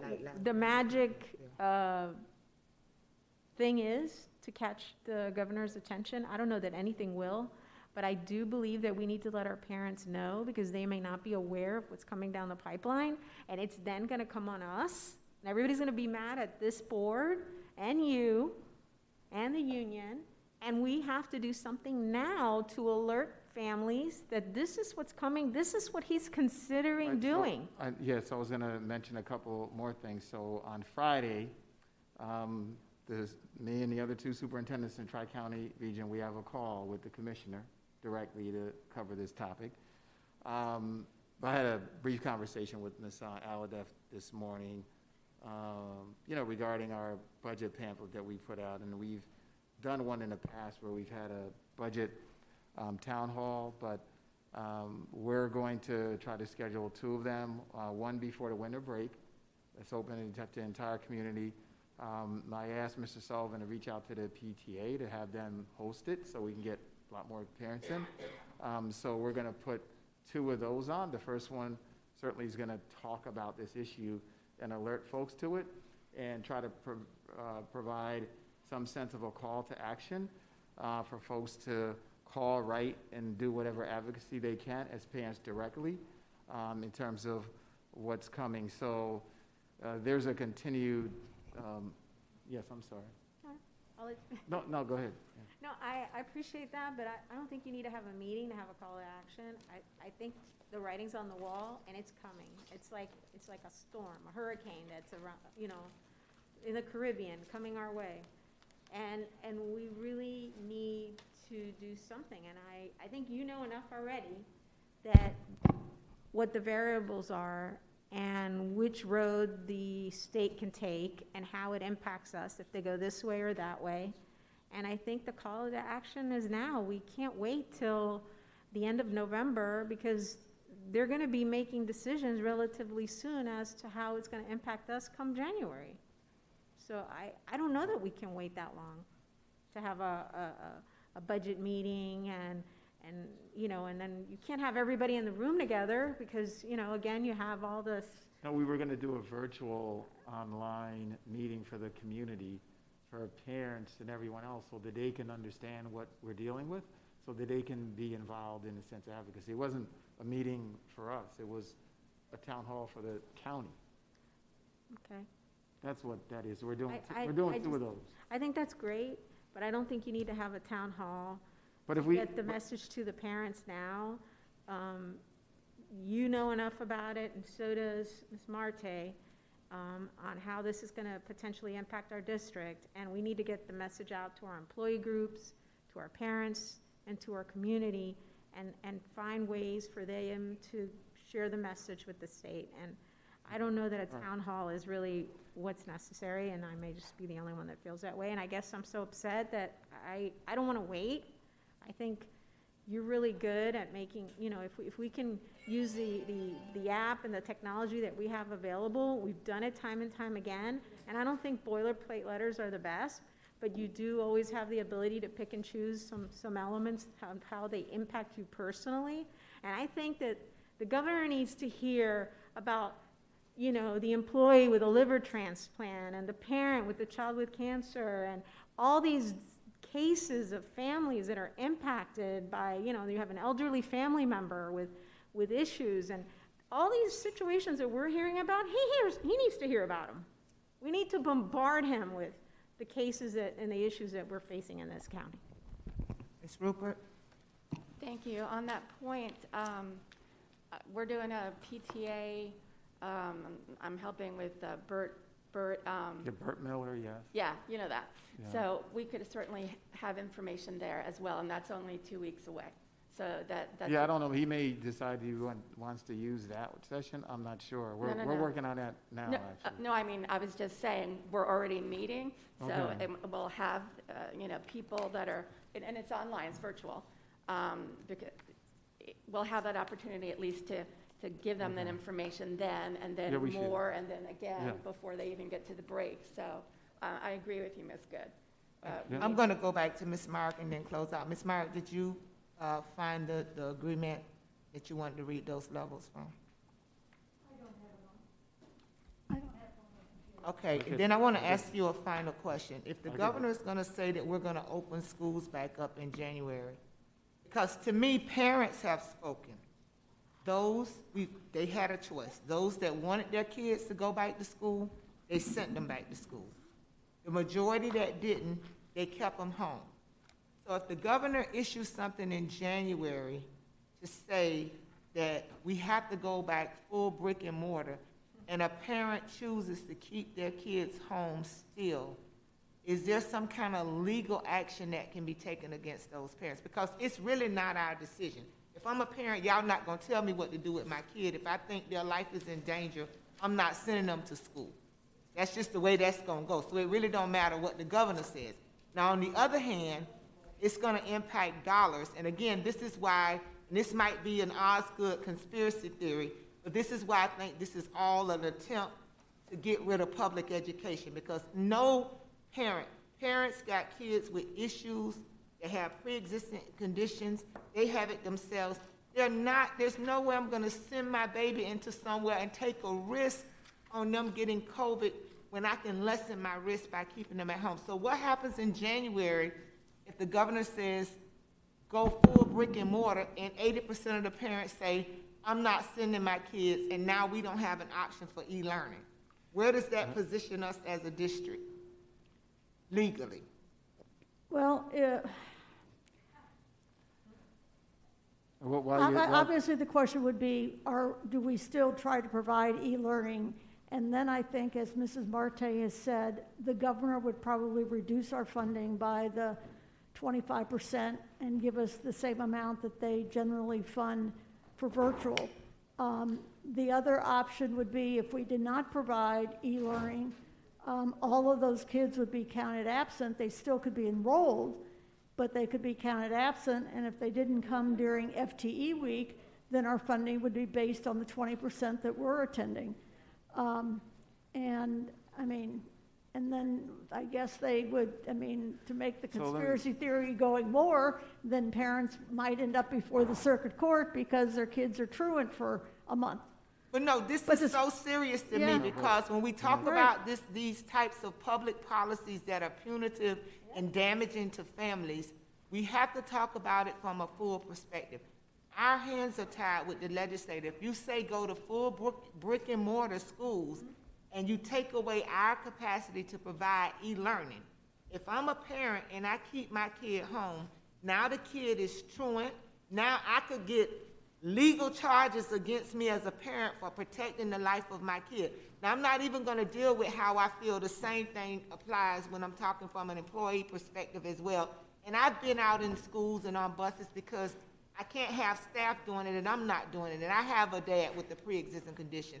But I think when we talk about these decisions, we talk about them too mediocre, as Ms. Good was talking about. This is a crisis that we're in.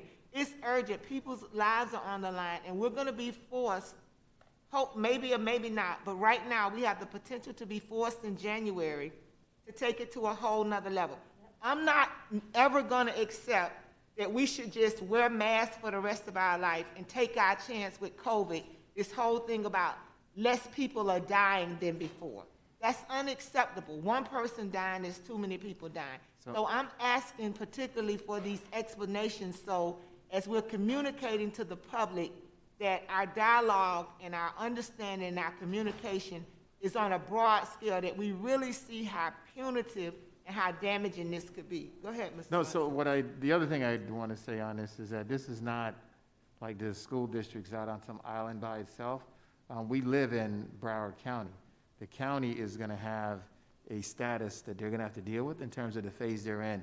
As the pandemic, if it continues in the current trend and begins to impact the county, our healthcare systems, they are going to have to make some call that is absolutely going to affect where we are. And if you can recall how we got into this in March, it was through collaboration with the county and them ultimately coming to the conclusion that they had to move to phase one that helped us to be able to justify what we're doing. So that's something that's out there as well. And I have to believe if the county moves to that level, that we wouldn't be in a position to be able to keep schools open. Okay. Well, that's still putting it in the hands of another. No, and I know, and I've heard from someone that they don't believe schools should ever be closed, but hey, well. I'm sorry, Ms. Aladaff. Rocco wanted to speak, and I forgot him, and then I'll come back to you, and then we'll close. Go ahead, Rocco. Did you have something you wanted to finish up? No, I need to hear from you, but I can't hear you from there. You're going to have to adjust to a microphone for me, and I apologize. I know you wanted to speak a while ago. You could sit down here if you like. Yeah, right there.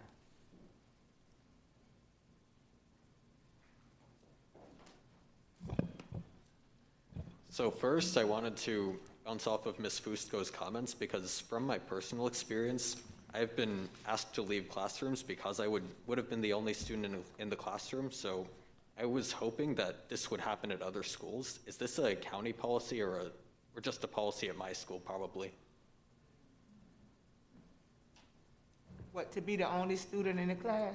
To be asked to leave a classroom if you're the only student in the class. So you I'm was saying- asked to leave because you were the only student? Yes, and I hope this happens in other schools because it's necessary. Okay, gotcha, okay.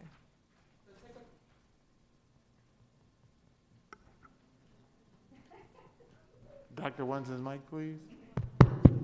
Good afternoon. I'm Valerie Wonson, Chief School Performance and Accountability Officer.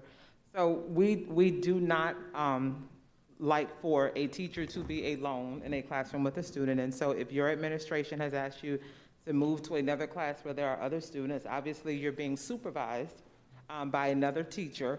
That is currently what is happening, and we will continue to share that messages with school principals, because it is true that we do often advise teachers not to be the singular person in the room with the student.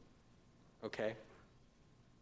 And my second comment is, so I'm not saying we've ever had a good excuse to give students a choice of whether to return to school and not give this choice to teachers. And I may be excluding other data when I say this, but we have to take into account that our case per day rates in Florida are higher than they were when we had 100% e-learning, and they're increasing faster. And I believe we're able to give teachers more of a choice in certain schools and still have enough teachers and staff there to run the school. And I believe this is possible because high schools have a very low proportion of students returning to school. And if this estimation isn't correct, you can correct me on it, but if not, you can still do a survey to ask how many students will be willing to voluntarily return to 100% e-learning, because it's really not that different from going to school in person. And people may be willing to return to this e-learning because even if you go to school in person, you're still likely, at least from my experience, if anyone else's experience contradicts this, you can take this into account. But from my experience, if you go to school in person, you'll still likely, at least for one class period, to not be with a teacher and have to learn on a computer. So people may be willing to return to the 100% e-learning, and it would contribute to less overcrowding in schools and give teachers more of a choice. Right, so students have that choice now, right? They can decide to come to school or not. Yes, there may be classes where there's just one student, but given the complicated logistics of a high school, it could be for that class there's one student.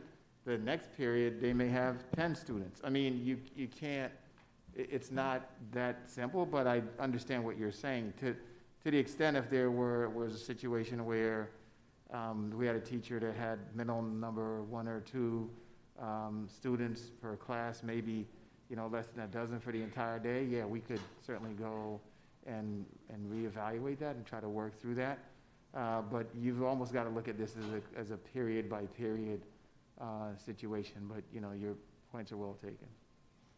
Yes, I know I know students are allowed to return to this 100% e-learning, but so I haven't checked the COVID dashboard, but my suggestion is that maybe in schools with higher case rates, we may be able to just encourage this instead of just keeping it as an option and people not knowing about it. Okay. And that's the extent of my comments. Thank you. There was another hand over here, Ms. Alladale. Yes, thank you. So as I sit here and listen to my colleagues, my thought process is in the next 2 months, we need to have a call to action advocacy plan and what that looks like. And, we pay for lobbyists up in Tallahassee. We need to use them now. And also, Mr. Runcie, your communication and what that looks like, our communication department creating social media posts and putting that out. So this all needs to be a 2-month plan, but starting now, but create that plan so we have that moving forward. Thank you. Okay, thank you for a very, very fruitful conversation. I know that it was out of the ordinary, but I know that we have individuals that are extremely concerned. All of the emails, hundreds and hundreds that we've received, and I know that we're all just as concerned and wanting to make the decisions that we can make that's within our framework. And I'm certain that Dr. Wanza and her staff will continue to follow up and work with schools, and we can just try to continue to do the best we can from day to day, but we have to get aggressive about communicating to Tallahassee the seriousness of the situation that we're in. Thank you all for this time today. May I have a motion to adjourn the meeting? It's been motioned by Ms. Rupert and second by Ms. Allardyce. All in favor of adjourning the meeting indicate by saying aye. Aye. Any opposed? Aye. Thank you.